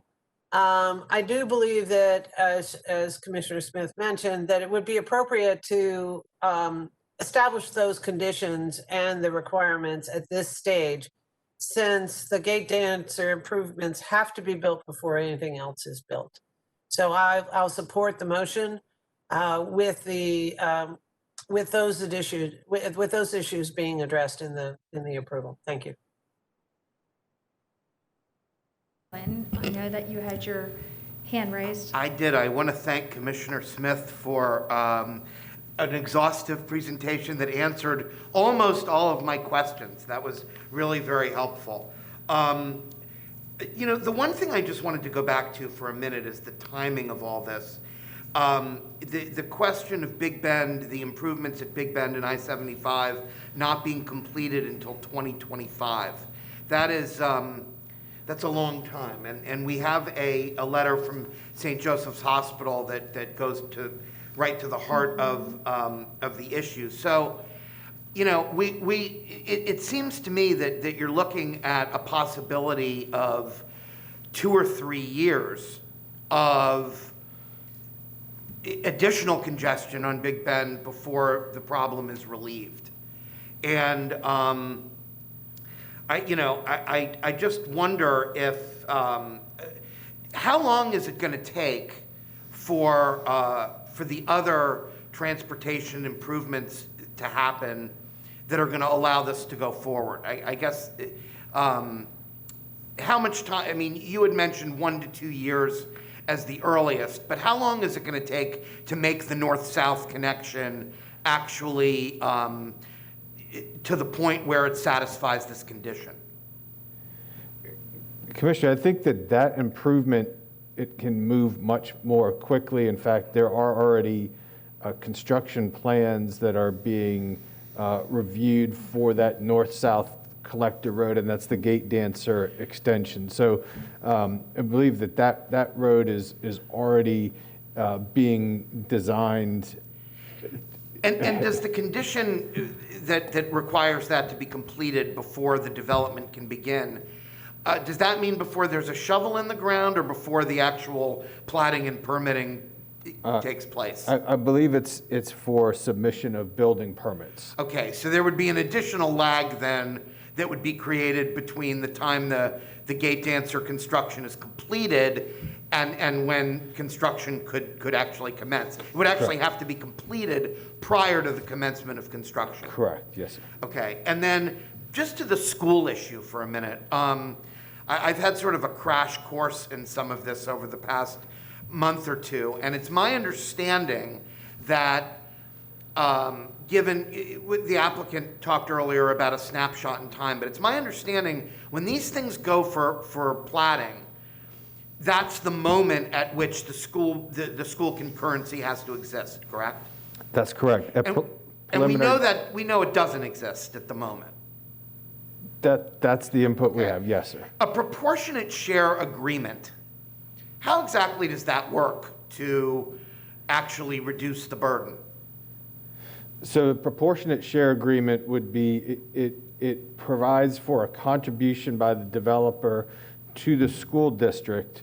The school district agrees to take that contribution and apply it to a facility that would create capacity for the new development within the next 3 years, which is the level of service standard. So it's not like, I don't want to get too far off in the left field, but in the city of Tampa, when you don't build a sidewalk, you contribute to the sidewalk fund, but then the sidewalk fund can be expended anywhere in the city. It may be miles away from where the actual impact took place. In this case, the mitigation has to actually provide for seats in a school that is nearby? Yes, a school that's either nearby or would otherwise provide capacity for this, for the development, and whether that is moving students from one school to the other. But the obligation is to take, for that type of agreement to move forward, it would have to create a school that would actually create seats that would accommodate the development. And does the school board ever reject these agreements? Do they ever say, we're just not capable of doing this? All the agreements thus far have been for schools that could actually be built. And so there are some ongoing discussions about future schools for future prop shares, but none of them are moving forward. None of them are coming to this board until such time as there is an identified school that can be built. So I think if we had a scenario where it just can't be done, then they don't even get past go. So, to be short, I'm going to support this motion, but I do think that on a separate matter, I want to learn a little bit more about how some of this is actually unfolding. I also, at some point, think that we're going to have to fold in some of the water issues that we've been talking about separately and some of the fire rescue issues that I know have been brought up. They were certainly brought up to me by Hillsborough County Fire Rescue. And at some point, Perhaps it will be a workshop, not tied to any particular application. I think that it would be helpful, at least for me, to sort of get a much bigger picture contextual view, because I am very sensitive to what Commissioner Smith said earlier, that when these things are done piecemeal, you know, we eat the elephant one bite at a time, and we then find that we've eaten an elephant. So I think we just need to have a better view of the overall context, and perhaps at our next regular board meeting, we can talk about setting a workshop to sort of understand how all these things tie together. But in short, I will support the motion, and I'm glad to see Division Zero concepts incorporated into it, because it's very important that we make progress on pedestrian and bicycle safety. Thank you. Thank you. Okay, and I don't see any other comments at this time, but I will allow for the applicant to speak to this just for a minute, a short. Elise Batzel, Stearns Weaver Miller. There was a lot of information there. Thank you for letting us have the opportunity to respond. We are agreeable to removal of the design exceptions. I also wanted to note for you that it would be Simmons Loop between Gate Dancer and the terminus of our project. And just so you know, for your information, you may not have seen this in the file, we are extending the sidewalks voluntarily, the entire length, so that should also help with pedestrian connectivity, and that's over and above what's required. Thank you, thank you.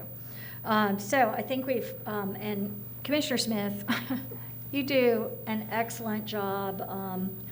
Thank you so much. I'm not sure what we would do without you pulling it together. And Commissioner Cohen, yes, it feels like we eat not just an elephant, but a whole zoo sometimes here. And it's very difficult. And I will tell you that some years ago, this should have all been built sooner, but for $50 million that went away. And impact fees at the time, and changes that were done. So, you know, so we have sat here and just keep piling on you know, development everywhere. And you will see probably at some point in the future, we've certainly been to painful meetings where many, many, many residents have shown up and are begging for relief. It's a really crushing situation. So let's get that, we'll just have to look forward to that road getting in there and some of that relief coming. And I'm pleased that you raised this. It's so important, Commissioner Smith, to get this connectivity in and get it in now. So, and thank you to the applicant. And with that, I do not see anyone else with comments. And so we had a motion by Commissioner Smith on this and a second by Commissioner Overman. I'm sorry, go ahead. Chair, yeah, I'm sorry. I just wanted to make one very brief comment just to clarify for the record. There's discussion about the charter school. If it were to be included in here, it would need to come back for approval. Just wanted to clarify that charter school would be a special use permit, and it would go through a different process than this zoning process. So it will not come back to us because there won't be prorated share and...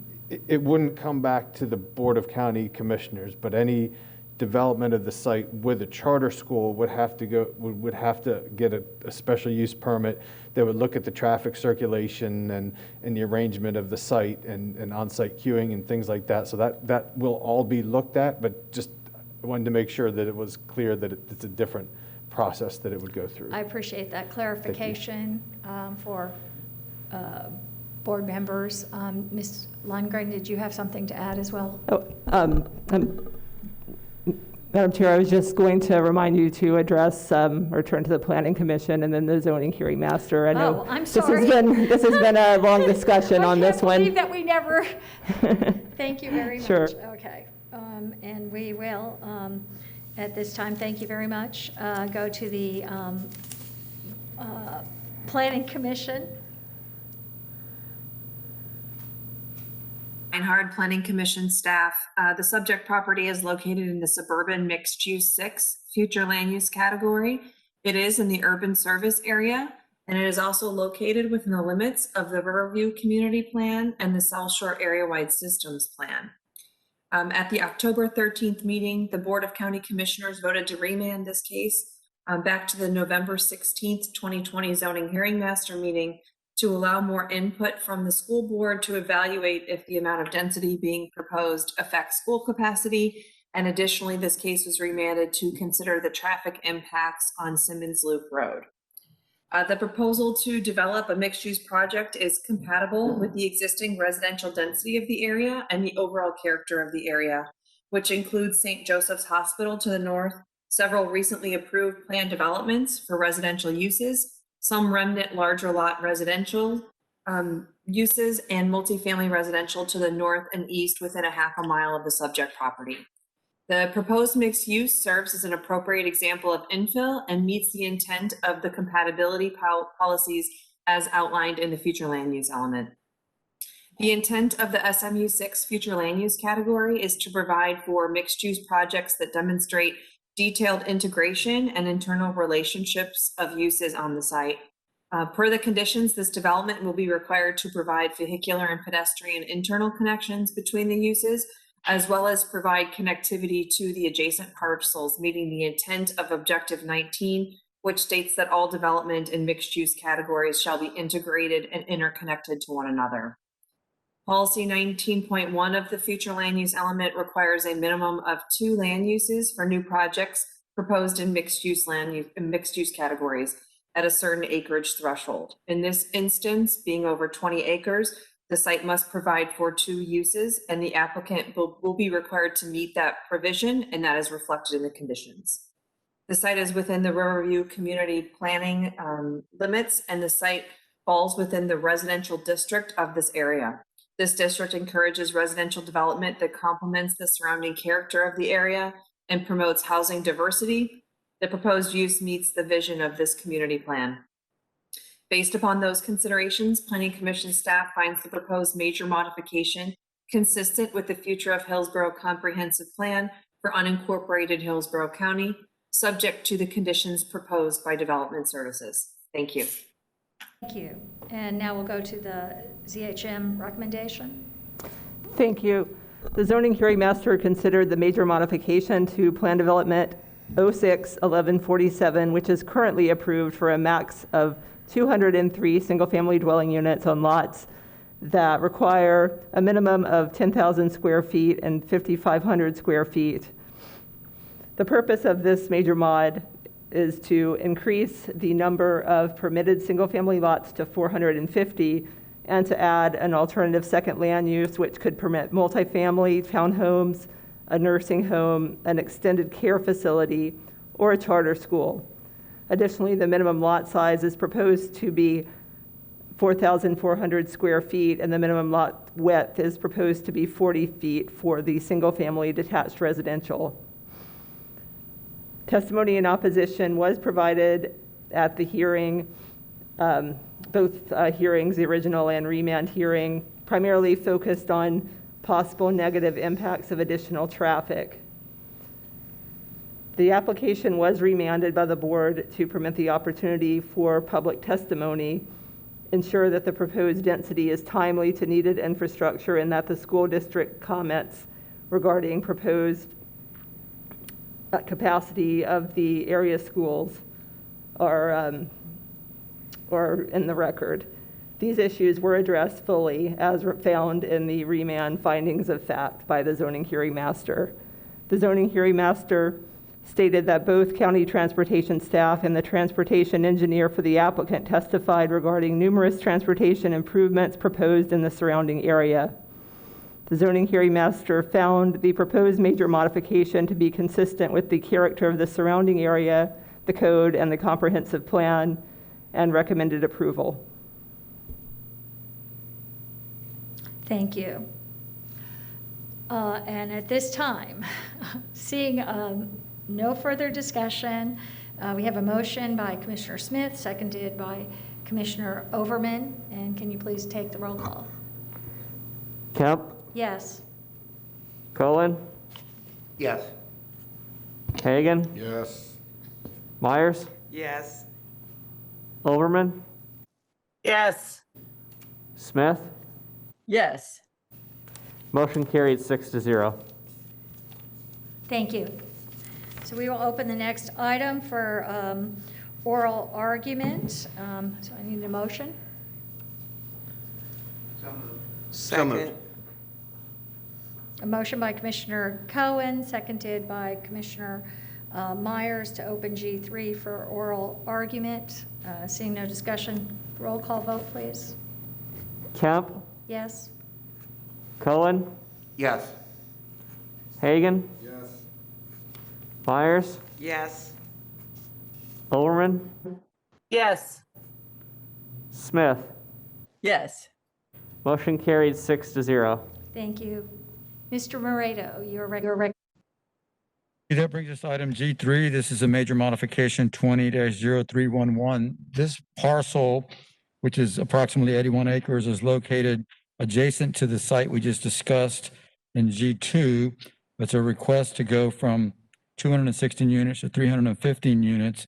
It's generally located east of 75, west of 301, and south of Big Bend. And as I said before, it's immediately adjacent to the south of the site we just discussed. This was also remanded back to the zoning hearing master. It currently has approval from the zoning hearing master. It's approvable by DSD subject to conditions, and it was found consistent with the plan by the Planning Commission. It's essentially the same case as before. It has some adjustments in an access point and some in open space as well. But essentially, the agency comments are the same with more detailed information, particularly regarding traffic. Staff is recommending approval with conditions. For oral argument, 10 minutes. Yes, Commissioner, Madam Chair, Elise Batzel with Stearns Weaver Miller, 401 East Jackson, Suite 2100. I have been sworn. This is the project just south of the project that you just discussed and heard.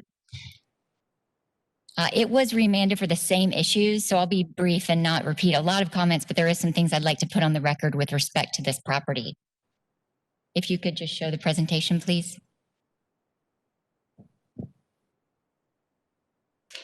This is 70.3 acres southwest of Simmons Loop, about a mile southwest of St. Joseph's, also in the urban service area and the Riverview community planning area. You can see the surrounding current zoning. This, in fact, is surrounded by entitled property on all sides except for the west, all suburban single-family development. To the west, of course, is the I-75 and the floodplain. Again, future land use in all directions, SMU 6. The existing entitlements here are 216 units. This is also from 2006. Again, it doesn't meet the minimum density policies of 1.2 and 1.3 in your comprehensive plan. So our revisions do meet those policies.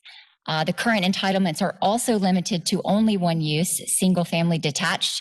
We have added a second use, as you'll see just in a moment. This one's was modified a little more significantly, the internal lot layout, to adjust for the changes in floodplain. We did increase the permitted units to 315, consistent with that SMU 6 policy. We also tried to accommodate the changes in floodplain with the internal lot layout, but also the internal roadway network.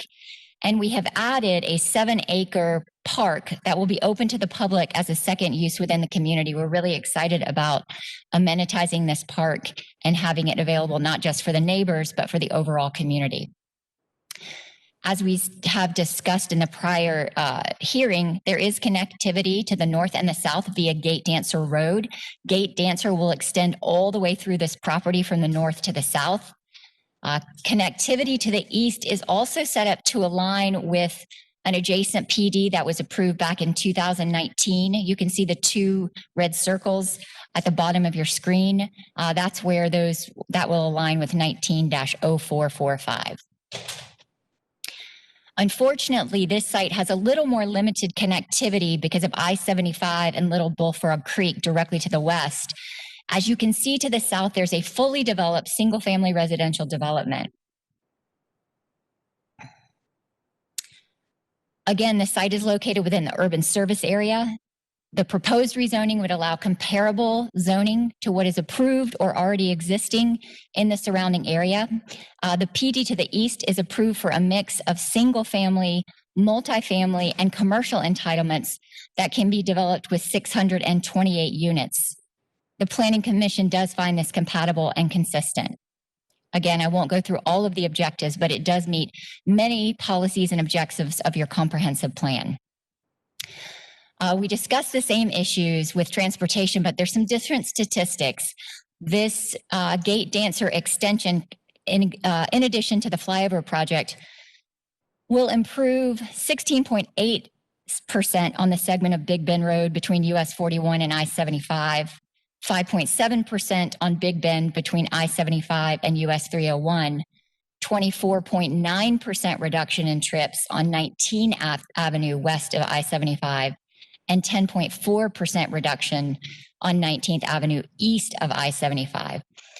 It is important to mention Commissioner Smith's comments during board discussion made me remember that if you review the record, Mr. Ratliff testified that all of these counts and these numbers that are being presented to you took into account all of the background approvals that are already required.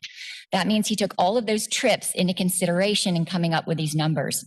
And so hopefully that addresses some of the issues that you're concerned about with the overall network. Again, with school capacity, capacity, of course, is a snapshot in time. And from a timing perspective, when we go in for that preliminary plat, that is the time, either preliminary plat or construction plan approval, where we'll go into that mitigation agreement. And as Mr. Gormley mentioned, we cannot move forward if a lot of things don't happen under the Florida statutes and the interlocal agreement. Planning staff and Planning Commission have found this project consistent and compatible. Before I conclude my initial comments, I just want to address a couple of things. Commissioners, you mentioned a couple of times the hospital.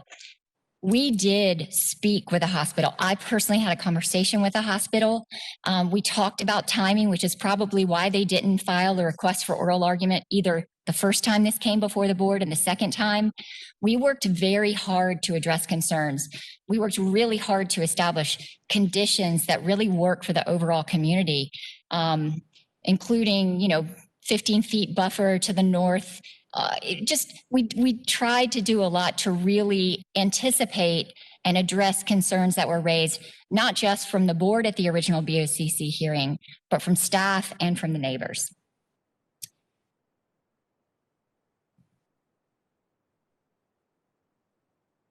That concludes the presentation. We're here to answer any questions. Our engineers, traffic engineers, and Mr. Luce. If you have any questions specific to timing of development, he can provide a lot of insight. I know you had a lot of internal discussions during your board discussion, but with respect to when this development is going to go online and how long it takes from the time the shovels are in the ground until that project is built out, he can provide you with more information if you would like to hear it. Thank you very much. Thank you. And we have opponent testimony filed, so I'll call for that again. They were not present earlier, but Beverly Alda. Yes? No. Beverly Audi and Beverly Auda and Thomas Auda, are they present? We don't have anybody in the hearing chamber, and we also looked in the parking lot. We don't have any citizens queued up at this point by that name. Okay, thank you. So would the applicant like their rebuttal time? We're just here to answer any questions that you have. And if there is additional testimony from the board, we would appreciate the opportunity to respond. Thank you so much. Thank you. And at this time, we'll move to Planning Commission.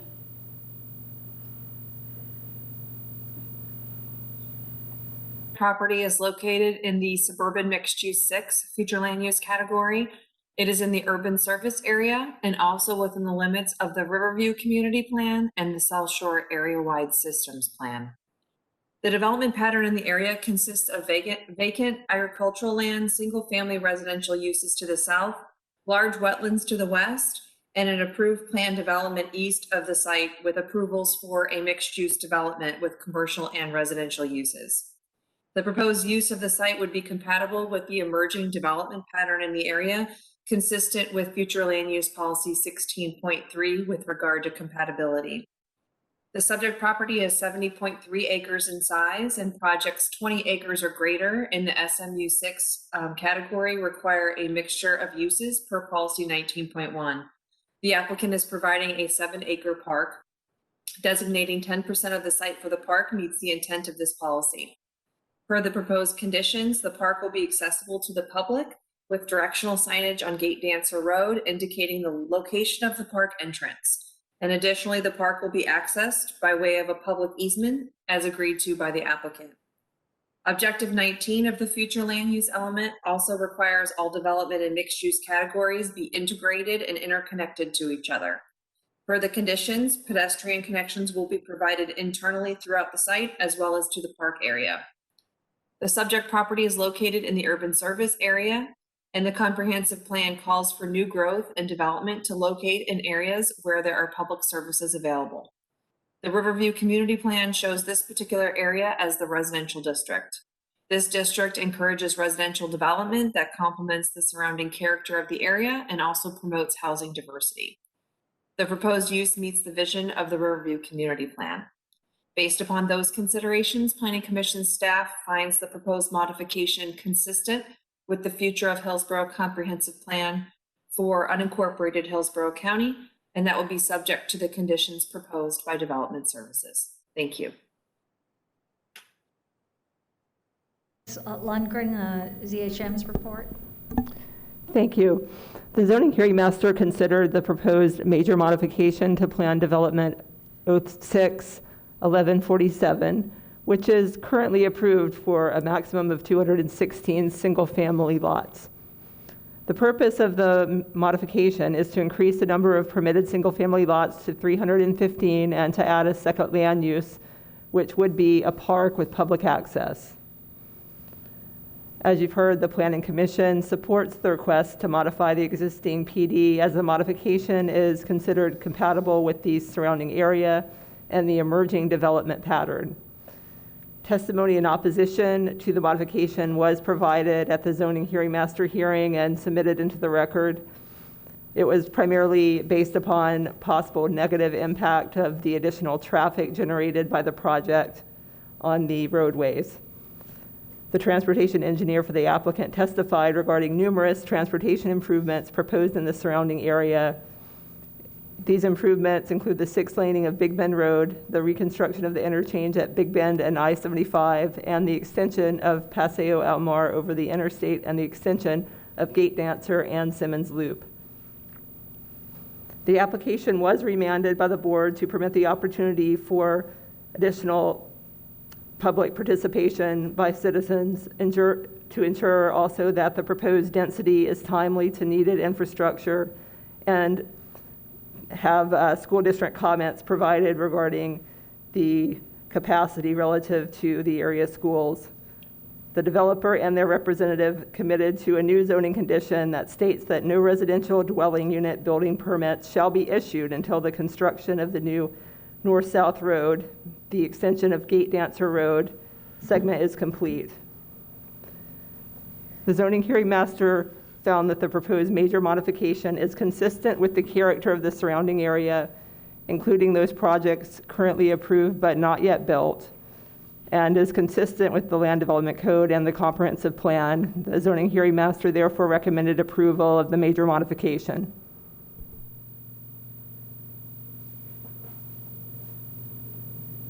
Thank you. We'll move to board discussion. Commissioner Smith, you're recognized. Thank you. And the design exceptions for Simmons Loop Road are not as clear to me in this in G3 as they were in G2. I see them described starting around page 70, one of the backup, but they're not like listed with, you know, a clear idea of what we're giving up and what we're getting instead. What I'd be looking for is to make sure that now that we're making sure that the bicycle facilities will accommodate two-way traffic with just a little bit extra right-of-way given by the developer to the north, that we don't find ourselves in one of those situations where it just ends and rather than finishing that out like around the corner of Simmons Loop here.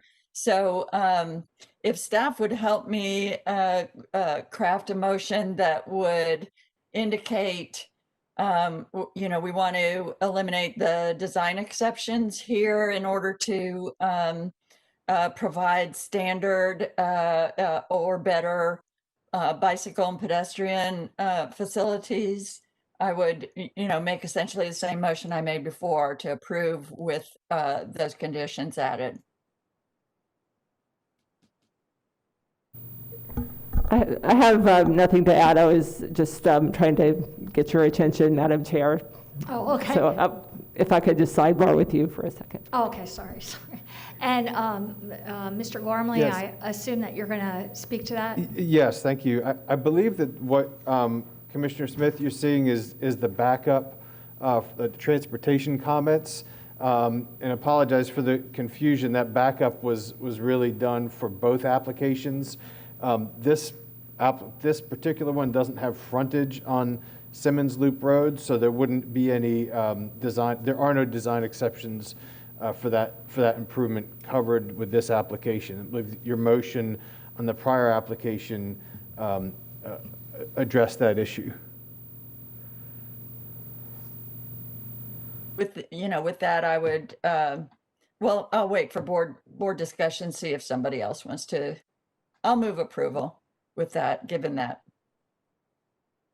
Second. Okay, we have a motion for approval by Commissioner Smith and seconded by Commissioner Overman. And I'm thinking there's not I don't know if the applicant wanted to respond at all. No, ma'am. Thank you. Thank you, Madam Chair. Okay, thank you. Are there, let's see, I'm just seeing if there's any other hands up. Commissioner Overman. And I think what is clear is, you know, these are two different applications and they do have a little bit of phasing. I think the applicant has gotten it clear, loud and clear, that while it's absolutely wonderful to extend the gate dancer and it's absolutely wonderful that some parts of Simmons Loop would be modified, that consistency between the two items and the consistency of the condition of Simmons Loop as it pertains to both projects needs to be understood. So if it's not specifically identified in this particular approval, the prior condition that was mentioned may need to be part of the motion. And that's my question to staff. It sounds as though the applicant is agreeable, but we do know that applications are applications and what it says in the document is what is required. So I wanted to get some confirmation from legal or staff, as well as the application, that it's clear the intent of the board's description and conditions associated with any development of the road network within these two related projects. And I'll stop there. And I do not see I can any further clarify Commissioner that. Smith, do you still have your hand raised from before?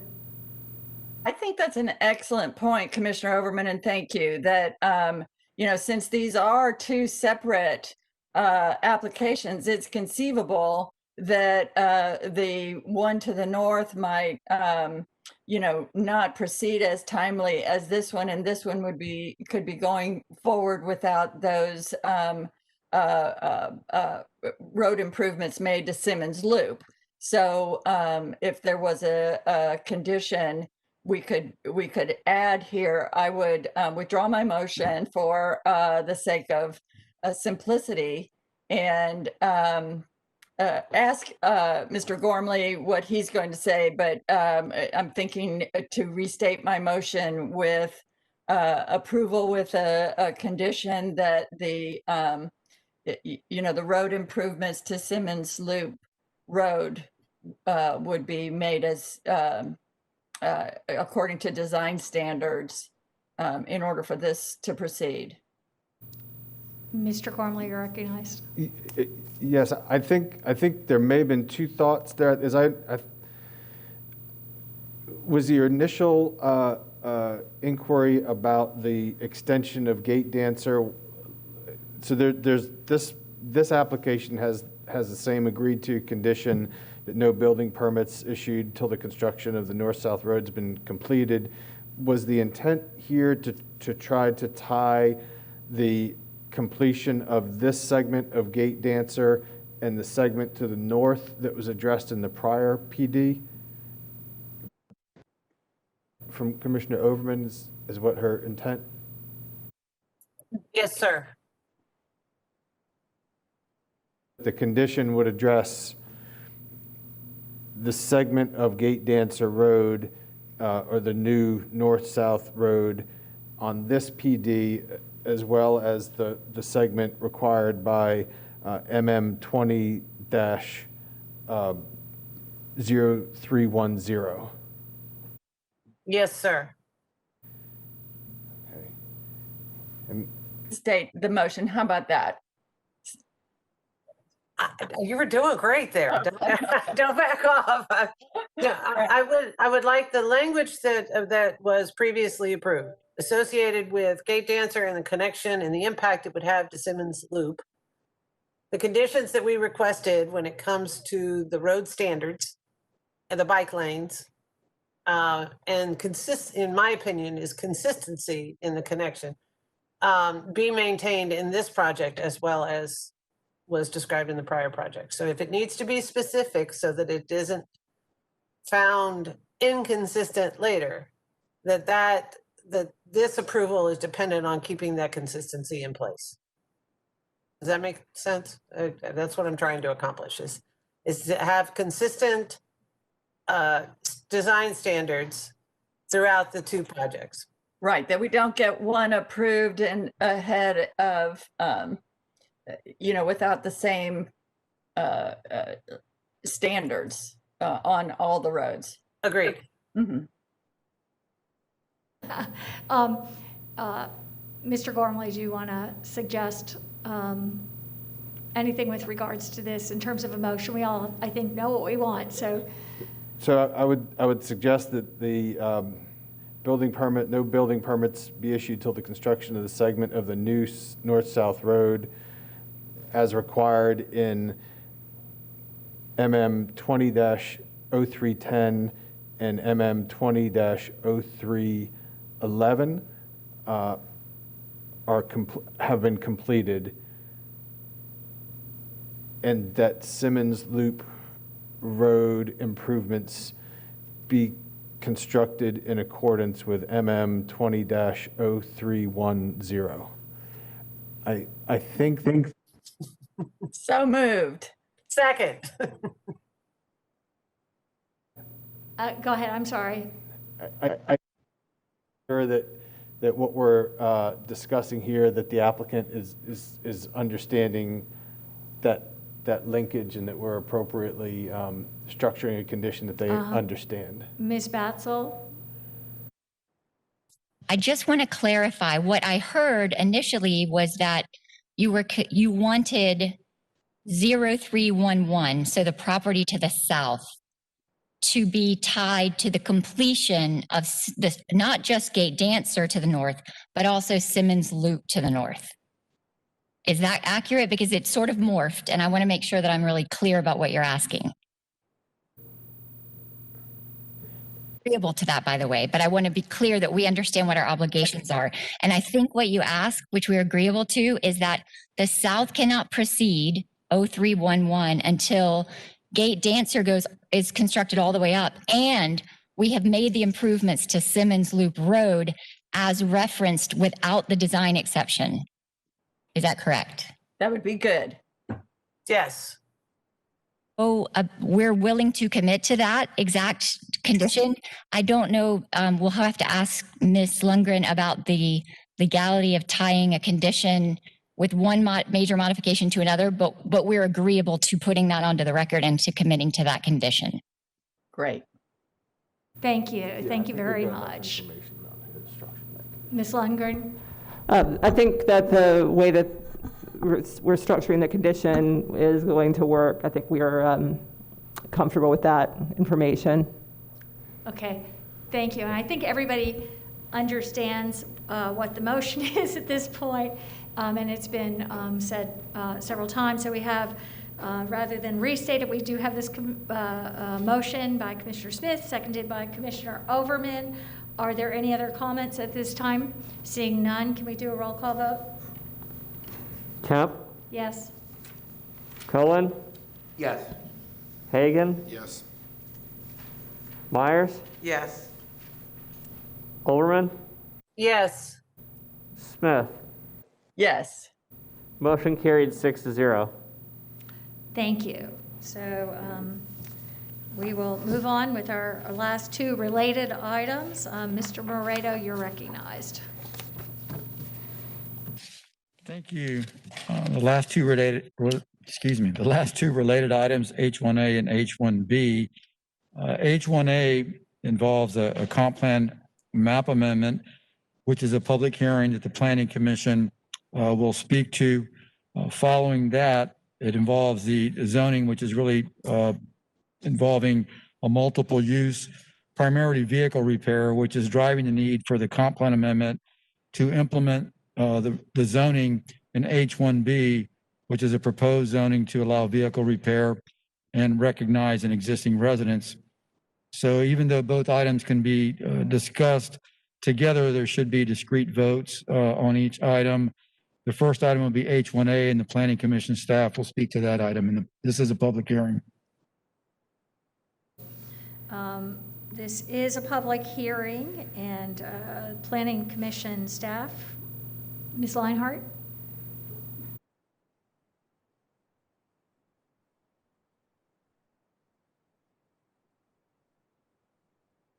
Thank you. Mr. Tony Garcia will be providing testimony for these items. Hopefully he's here. I'm here. Okay. There you are. Thank you. I hope you can hear me. For some reason, my video won't come up, and it was coming up before, but it's not coming up now, but at least you can hear me. So, Tony Garcia, Planning Commission. Mr. Garcia? Mr. Garcia, your microphone is very low. We're having trouble hearing you. We are getting your audio, but it was very low at the time. I'm not sure if you can click on the downward arrow next to the mute button and click on settings and actually turn your microphone input volume up.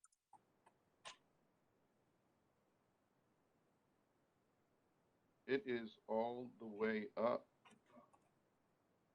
Do you see the automatically adjust volume button? Automatically adjust. Yes. If you go ahead and click that, that might change it. It was clicked on, so there it is. I see it's coming in. Brother, I can talk louder if you like.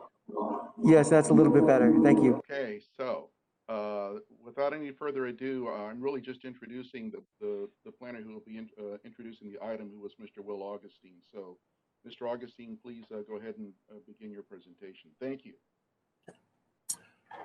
James, can you share my presentation, please?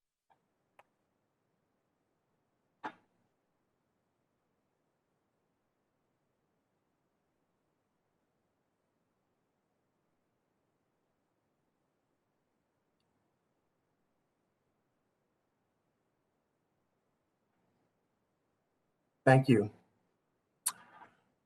Good afternoon, Commissioners. I'm Will Augustine with the Planning Commission staff. The next agenda item before you is Hillsborough County's Comprehensive Plan Amendment 19-06. Next slide, please.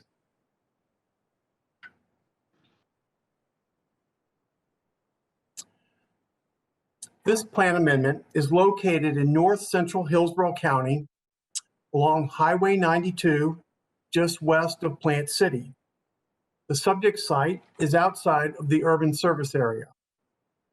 Next slide, please.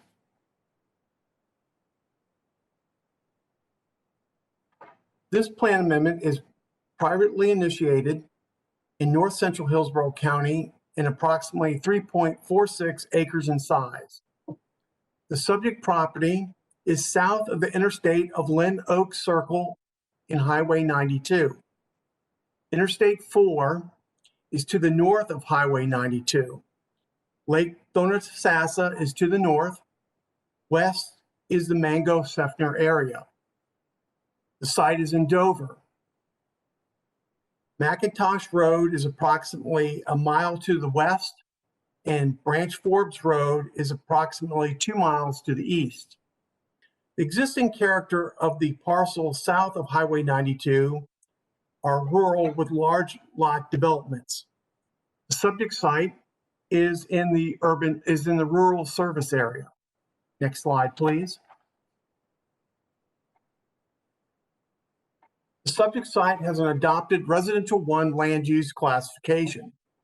The predominant land uses in the area are residential 1 and residential 2. The area south of Highway 92 is predominantly residential 1. The land uses between Interstate 4 and Highway 92 are mostly represented by residential 2 and suburban mixed use 6. Residential 4 can be found approximately 1 mile to the west on both sides of Highway 92. Next slide, please. The applicant is requesting a suburban mixed-use 6 land use classification change in order to allow a currently operating commercial engine repair shop. Next slide, please. The currently adopted land use classification of residential 1 allows a maximum of 3 dwelling units on the 3.46 acre site. With a land use change to suburban mixed use 6, the subject site would have a potential build out of up to 18 dwelling units. SMU 6 allows consideration of light industrial uses and other commercial intensive uses not allowed under the residential 1 category. Non-residential uses must meet locational criteria. However, this site does not meet locational criteria. Next slide, please. This is a view showing Highway 92 to the east at the subject property's entrance. Next slide, please. This view is looking west along Highway 92 at the subject property's entrance.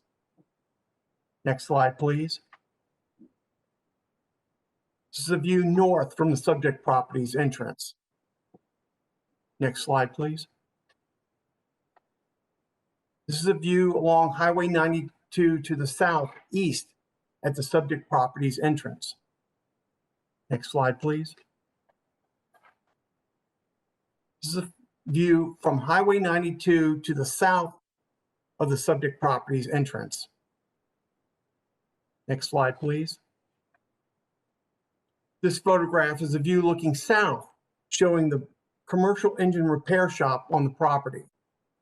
Next slide, please.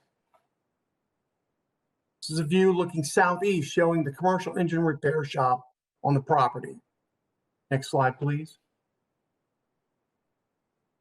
This photograph is a view looking southeast, showing the residential home on the property. Next slide, please.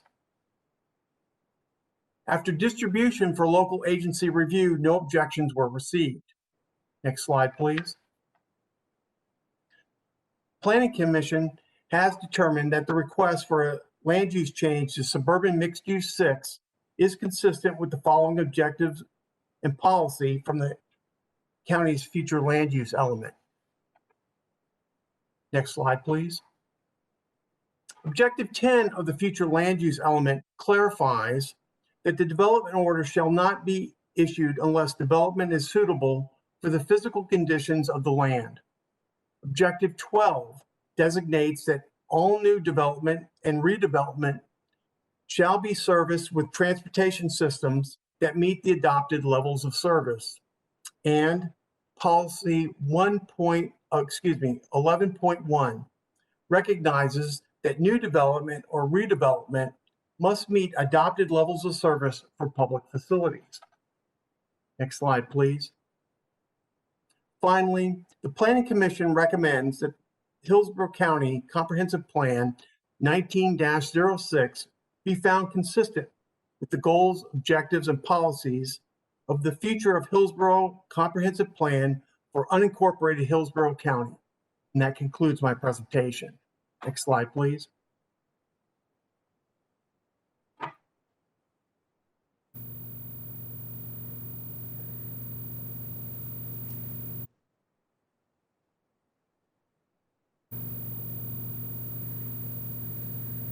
Thank you. Are you completed? Yes, ma'am. Thank you. So at this time, we'll hear from the applicant, 3 minutes each per applicant's representatives.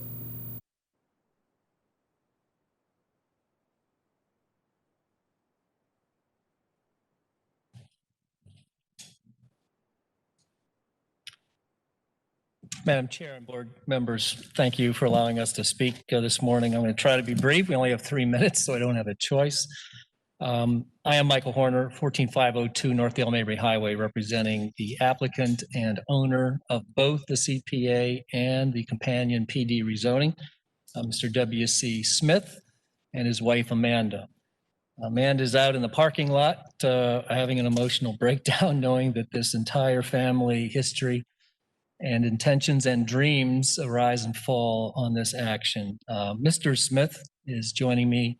We also have some kind neighbors and our engineer who have pulled off to the side of the road somewhere in the state of Florida and have tapped in to offer their 3 minutes of support as well. Commissioners, this is a unique case, and I was approached in August.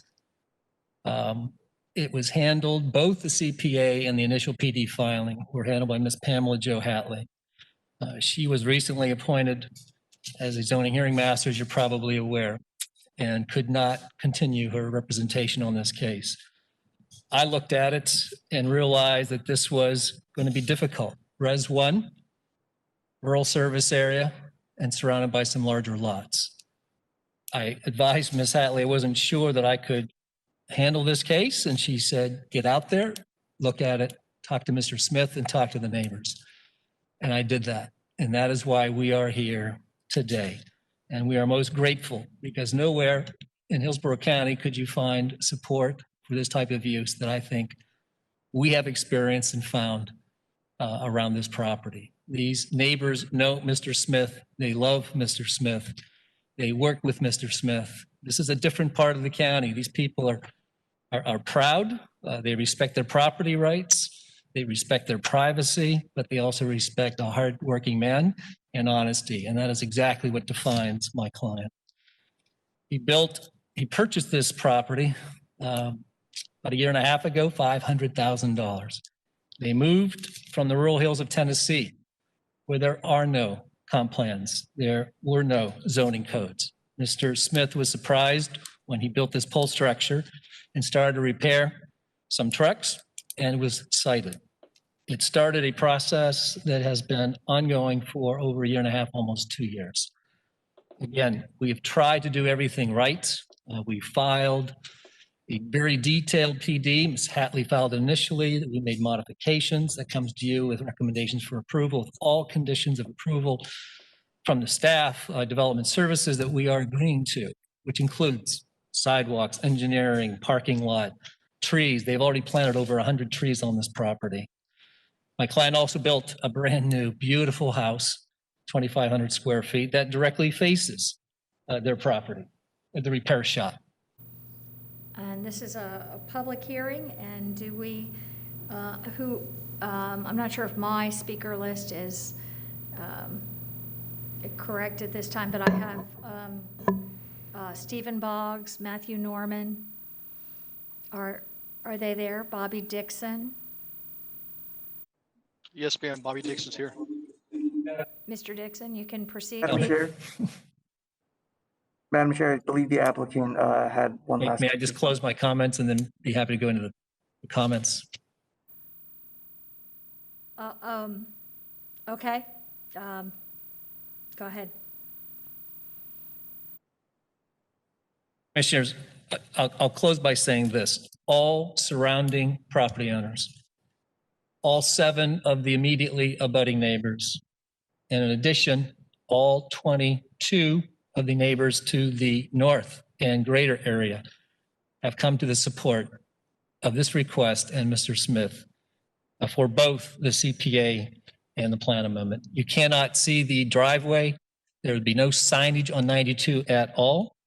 My client is agreeing to screening everywhere, 8 foot. This is looking down. You can see way at the end. You can barely see those improvements. My client will have 8 foot screening around the storage areas. And again, no open view lines. This is an example of the screening. You can see the trees. My clients have already spent thousands of dollars to plant. And then this is the property. Their house is here. His shop is here. No signage on US 92 and completely surrounded by 8 foot screening. My client wants to do the right thing. This is not going to be cheap, commissioners.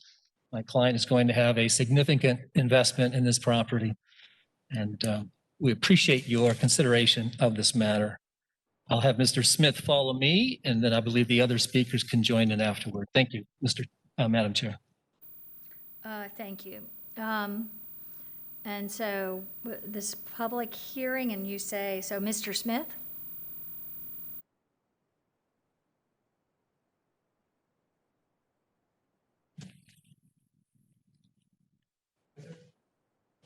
I'm W.C. Smith, the property owner, 13437 East US Highway 92. Thank you for your time today. Sorry. Thank you for your time today, and I'm sorry to add to your workload. I made a misunderstanding some time back when I purchased this property and thought I had the okay to do what I'm doing. I made a mistake, so I'm trying to right the wrongs. I have invested my life savings north of $600,000 into this property, and quite frankly, it's going to be disastrous if you don't allow me to continue. We operate Monday through Friday, 8 to 5. No weekends, no nights, no disturbances. As Mr. Horner said, no signage, agree to all screenings, whatever it takes to keep operating. Just don't want to look over my shoulder, want to do the right thing and offer a service to the community, job growth, help people stay in business and keep working. During this crazy time we live in, I've been considered an essential business, transportation, everything that you could possibly ever want or need in your day-to-day activity is at some point touching a truck. So they need someone honest to repair them and to keep them on the road. And that's what I do. My dream was to move here to warmer climate, which I did, and to just carry on my profession in a way that was honorable and offering a service. And I just appreciate you for your time and your consideration. Thank you. And I'm not sure who else we have on this list that I have. That's Stephen Boggs, Matthew Norman.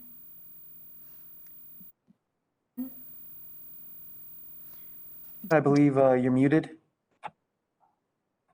I could go ahead and unmute you here. Mr. Norman, can you hear us? Yes, can you hear me? Yes, you're a little low. If you could get a little closer to the microphone, but we can't hear you. Here, I'll try doing it through the phone. That's good. We can hear you now. Excellent. All right. Yes, my name is Matthew Norman. I'm a civil engineer with Boggs Engineering. We're part of the consulting firm that are assisting Mr. Smith in bringing up his site to Hillsborough County's Land Development Code standards.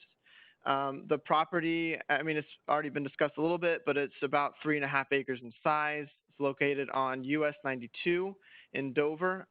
It currently contains a single-family residential home in which the property owner lives, and an existing 4,838 square foot barn in which the property owner operates an engine repair shop. So the purpose of this request is to allow a mixed use on-site so the property can maintain its existing on-site residential home and engine repair shop. Now, in order to bring the site in compliance with Hillsborough County's Land Development Code, we are proposing a public sidewalk within US 92 right-of-way, a private sidewalk on site to provide connectivity. We're increasing the driveway width coming on site to be 24 feet.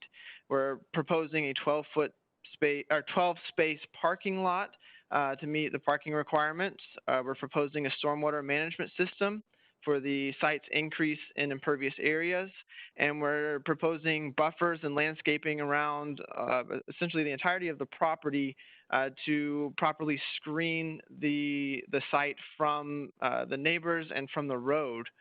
An interesting note about the natural state of this property, the property slopes down from the road to the southwest corner where there's an on-site wetland.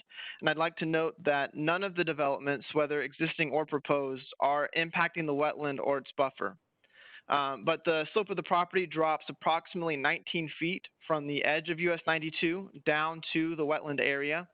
And the existing barn that is being used for the repair shop sits approximately 16 feet below the US 92 edge of pavement and is over 300 feet away from the US 92 edge of pavement. So because of this, the repair shop is not even visible from US 92.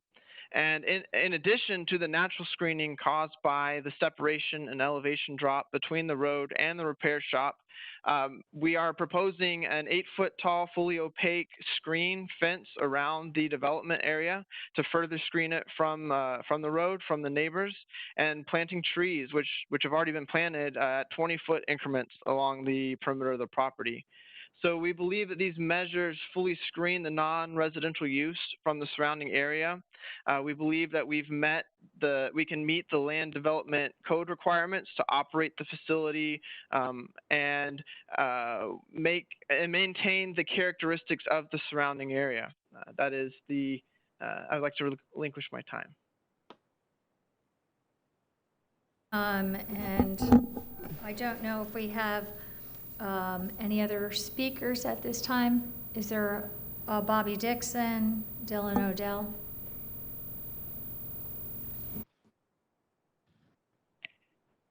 Go ahead, Mr. Dixon.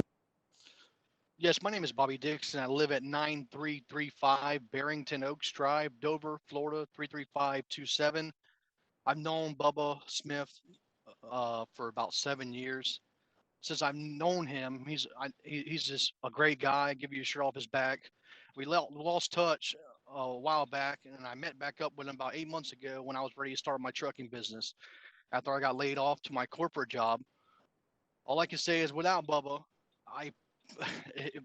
knowing him and what he does and the business that he is in, I have a family of 4. You know, just shortly after purchasing my truck, I had a couple $1,000s in repairs. I knew exactly that if I was to take it to a corporate repair shop, I wouldn't be able to afford it. And, you know, just starting my business with the whole, you know, COVID-19 thing and stuff, there's just no way I would be able to. So Bubba, I knew where to take my truck. I took it to him. He serviced my truck. He got me back on the road so I can make money for my family. He allowed me to continue to bring income home and over time pay for my repairs. No other business would let me do that. I would hate for y'all to close him down because I rely on him all the time for maintenance and repairs on my truck. And I just would like to say if you can just keep him in business, because without him, I don't think, you know, I would be able to make it. That's all. Thank you. Thank you. And do we have any final speakers? My name is Dylan Odell. I live at 13412 Freeman Court, Dover, Florida. It's just directly south of his property. We have the same fence line. I met Bubba approximately when he moved there about 1.5 years ago. Nice guy. He's a hardworking man. Goes out every day and works Monday through Friday, 8 to 5. And I would hate to see his business go down. But everything else, I have no problem with him working there. Thank you. Okay, and we have 3 minutes, up to 3 minutes for applicant rebuttal. I don't think you need it. But if there's, and when I haven't seen a wish to rebut. So at this point, I guess we'll move to the board discussion.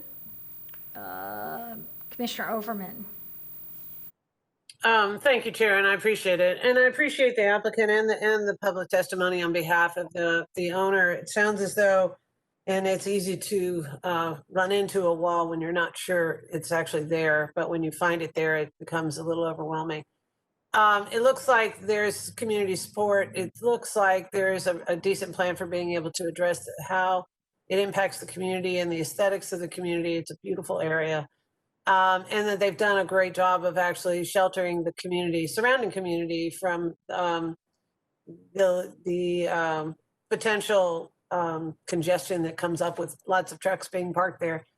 The only hesitation I have on this, and it has probably nothing to do with the application, it has more to do with the environmental impacts that I am a little concerned. There is wetland there. It's very close to a lake.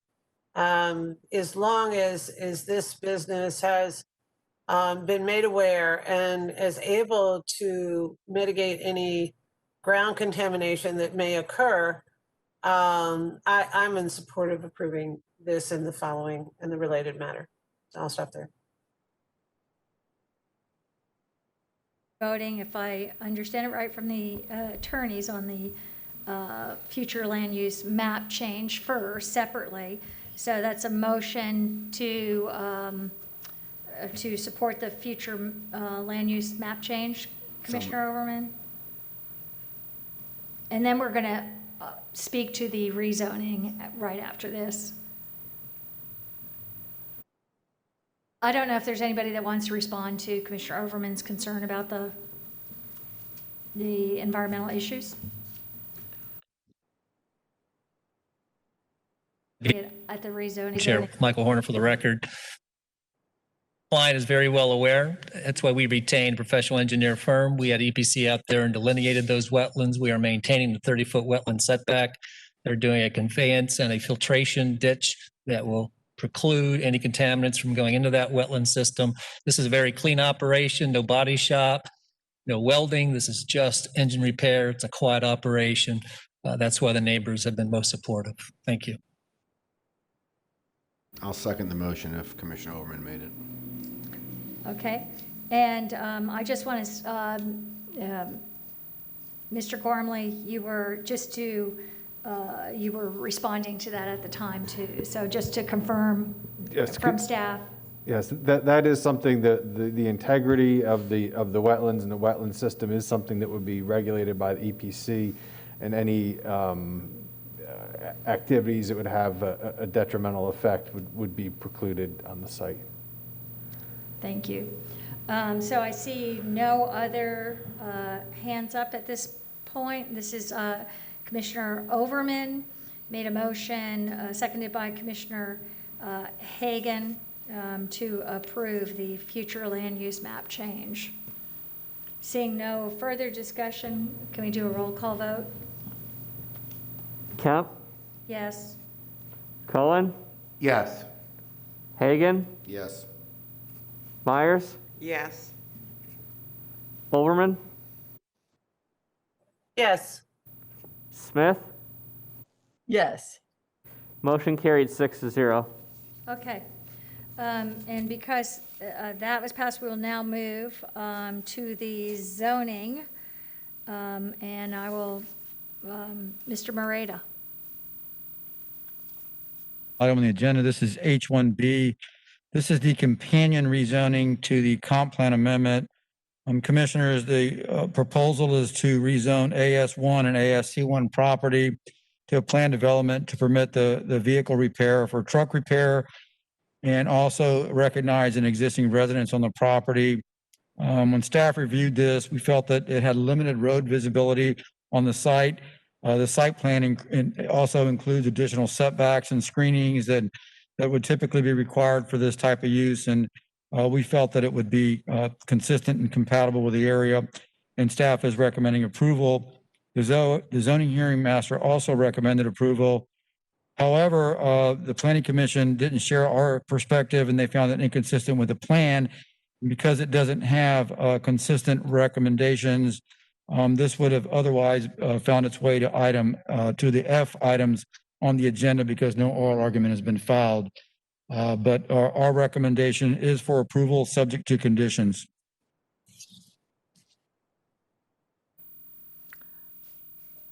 Okay, thank you. And I have to say I'm a little, so should we move at this point to the planning commission or zoning hearing master? Is that?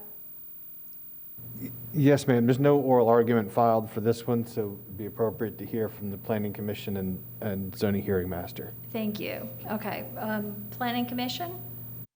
Thank you, Madam Chairman. Tony Garcia, Planning Commission staff. Can you all hear me all right? Low volume, but. I apologize. I will do my best and talk at an increased volume for you. Staff analysis. The applicant is requesting a plan development to allow for the continued operation of an auto repair shop with associated open storage and an existing single-family home. The site is located within the rural area of unincorporated Hillsborough County, specifically located on the south side of US Highway 92, east of Moores Lake Road. This proposed rezoning would legitimize an auto repair use and activities that would not be compatible with the established residential and agricultural development pattern currently found within this portion of US Highway 92. The US Highway 92 in this immediate area has two different characteristics. The development pattern along the south side of US Highway 92 is predominantly residential with a few scattered non-residential uses and is predominantly designated as Residential 1. None of the non-residential uses along the south in the immediate vicinity are as intense as what is being requested by the applicant. However, the north side of US Highway 92 is more intense in nature and is developed with an RV sales center and light commercial uses. This is due to the fact that there is a cluster of suburban mixed use 6, which overall provides for more intense uses. Pardon me. Though the Planning Commission approved suburban mixed use 6 on the subject site via the plan amendment, the predominant area remains designated Residential 1 on the future land use map as reflected by large lot residential and agricultural uses in the general area. Properties in the vicinity of this site are zoned Agricultural Single Family 1, Agricultural Single Family Conventional, and Agricultural Rural. Given the intensity of auto repair, the proposed use will not integrate well with the surrounding development pattern and would be an intrusion into the residential community, which is in direct conflict with Policy 16.3. Additionally, the proposal does not provide for a transition in land use as described in Policy 22.5 of the future land use element. It states when planning the location of new non-residential developments at intersections meeting the locational criteria, a transition in land use shall be established that recognizes the existing surrounding community character and supports the creation of a walkable environment. This transition will cluster the most intense land uses toward the intersection while providing less intense uses such as offices, professional services, or specialty retail toward the edges of the activity center. Auto repair in this location would erode the logical land use transition that is currently in place, permitting a more intense use away from the intersection of Moores Lake Road and US Highway 92. Policy 1.4 defines compatibility as the characteristics of different uses or activities or design which allow them to be located near or adjacent to each other in harmony. Elements affecting compatibility include the following: height, scale, mass, and bulk of structures, pedestrian or vehicular traffic, circulation, access, and parking impacts, landscaping, lighting, noise, odor, and architecture. Given the operational characteristics of an auto repair use, it has the potential to cause unmitigated noise. The orientation of the bays facing east is in the direction of single-family residential, therefore not allowing the different uses in the area to be in harmony with one another due to the potential noise, which would be inconsistent with this policy direction. The request is also inconsistent with policy 7.17.7, which states that new development and redevelopment must mitigate the adverse noise, visual, odor, and vibration impacts created by that development upon all adjacent land uses. Additionally, the community design component in the future land use element also contains policy direction about designing developments that relate to the predominant character of the surroundings. It further states that new development should recognize the existing community and be designed in a way that is compatible with the character of an area. Allowing auto repair in a predominantly residential area would be out of character with the surrounding development pattern. When requesting non-residential uses, developments are to meet locational criteria or an exception. Locational criteria is based on the land use category of the property and the classification of the intersection of roadways as shown in the adopted highway cost affordable long-range transportation plan. In this instance, the site would not meet the distance requirement of 300 feet to meet commercial locational criteria with the residential 1 future land use classification, and a waiver would be needed. However, with the new suburban mixed use 6 classification, the site would meet the distance requirement of 600 feet and can be considered for non-residential uses and would not need a locational criteria waiver. Although the site can be considered for non-residential uses with a suburban mixed use 6, as policy 22.7 states, considerations involving land use, compatibility, adequacy, and availability of public services, environmental impacts, adopted service levels of affected roadways, and other policies of the comprehensive plan and zoning regulations would carry more weight than the locational criteria and the approval of the potential neighborhood commercial use in an activity center. The locational criteria would only designate locations that could be considered, and they in no way guarantee the approval of a particular neighborhood commercial or office use in a possible activity center. This site is subject to the approval of the Board of County Commissioners' decision of the future land use designation change to suburban mixed use 6, which may affect locational criteria. Additionally, a small portion of the site is located within the 100-year floodplain. As per policy 5.2 of the Conservation Aquifer Recharge element, through the land planning and development review process, the county shall continue to prohibit unmitigated encroachment into the 100-year floodplain of riverine systems. The proposed site is not within a community planning area, and therefore are no applicable policies or strategies that address this particular area. The applicant has made a true attempt at mitigating impacts to the surrounding development pattern by providing additional buffering and screening. However, the application does not meet the full intent of the goals and strategies regarding compatibility and land use transition. Overall, Planning Commission staff has concerns with allowing intensive uses directly adjacent to residential single family and believes that the request is too intensive for the existing rural development pattern. The proposed rezoning would facilitate commercial encroachment into the existing residential area, undermining the intent of the rural area. Based upon these considerations, Planning Commission staff did find the proposed planning and development inconsistent with the future of Hillsborough Comprehensive Plan for unincorporated Hillsborough County. Madam Chair, that concludes my presentation. Thank you. Ms. Lundgren, the zoning hearing master.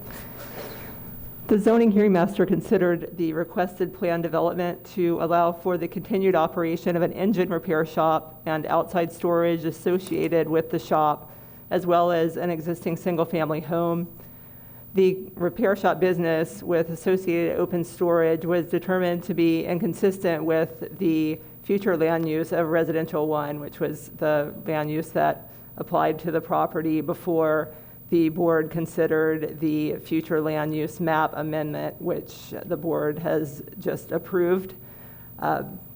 The zoning hearing master stated that with the suburban mixed use 6 future land use classification, the site would meet the distance requirement for commercial locational criteria determination and could be considered for non-residential uses and would not need a waiver of the commercial locational criteria in the comprehensive plan. The zoning hearing master stated that a plan development variation to part 6.06.00, the landscaping, irrigation, and buffering requirements, is being requested. The design for the buffering and screening is extensive and specific to the site's layout. The applicant's justifications for the variation are found to meet the applicable criteria of the LDC. As you've heard, Planning Commission staff has expressed concerns with allowing intensive uses directly adjacent to residential single-family and believes that the request is too intensive for the existing rural development pattern. This Planning Commission staff found that the proposed rezoning would facilitate commercial encroachment into the existing residential area. However, the Planning Commission found that the SMU 6 future land use change was to be consistent with the comprehensive plan.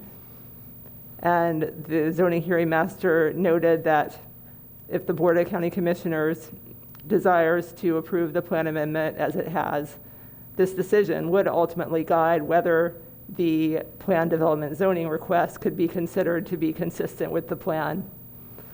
So the zoning hearing master's conclusion was that subject first to the board's approval of the plan amendment, and based on the foregoing, this recommendation is for approval of the PD rezoning request.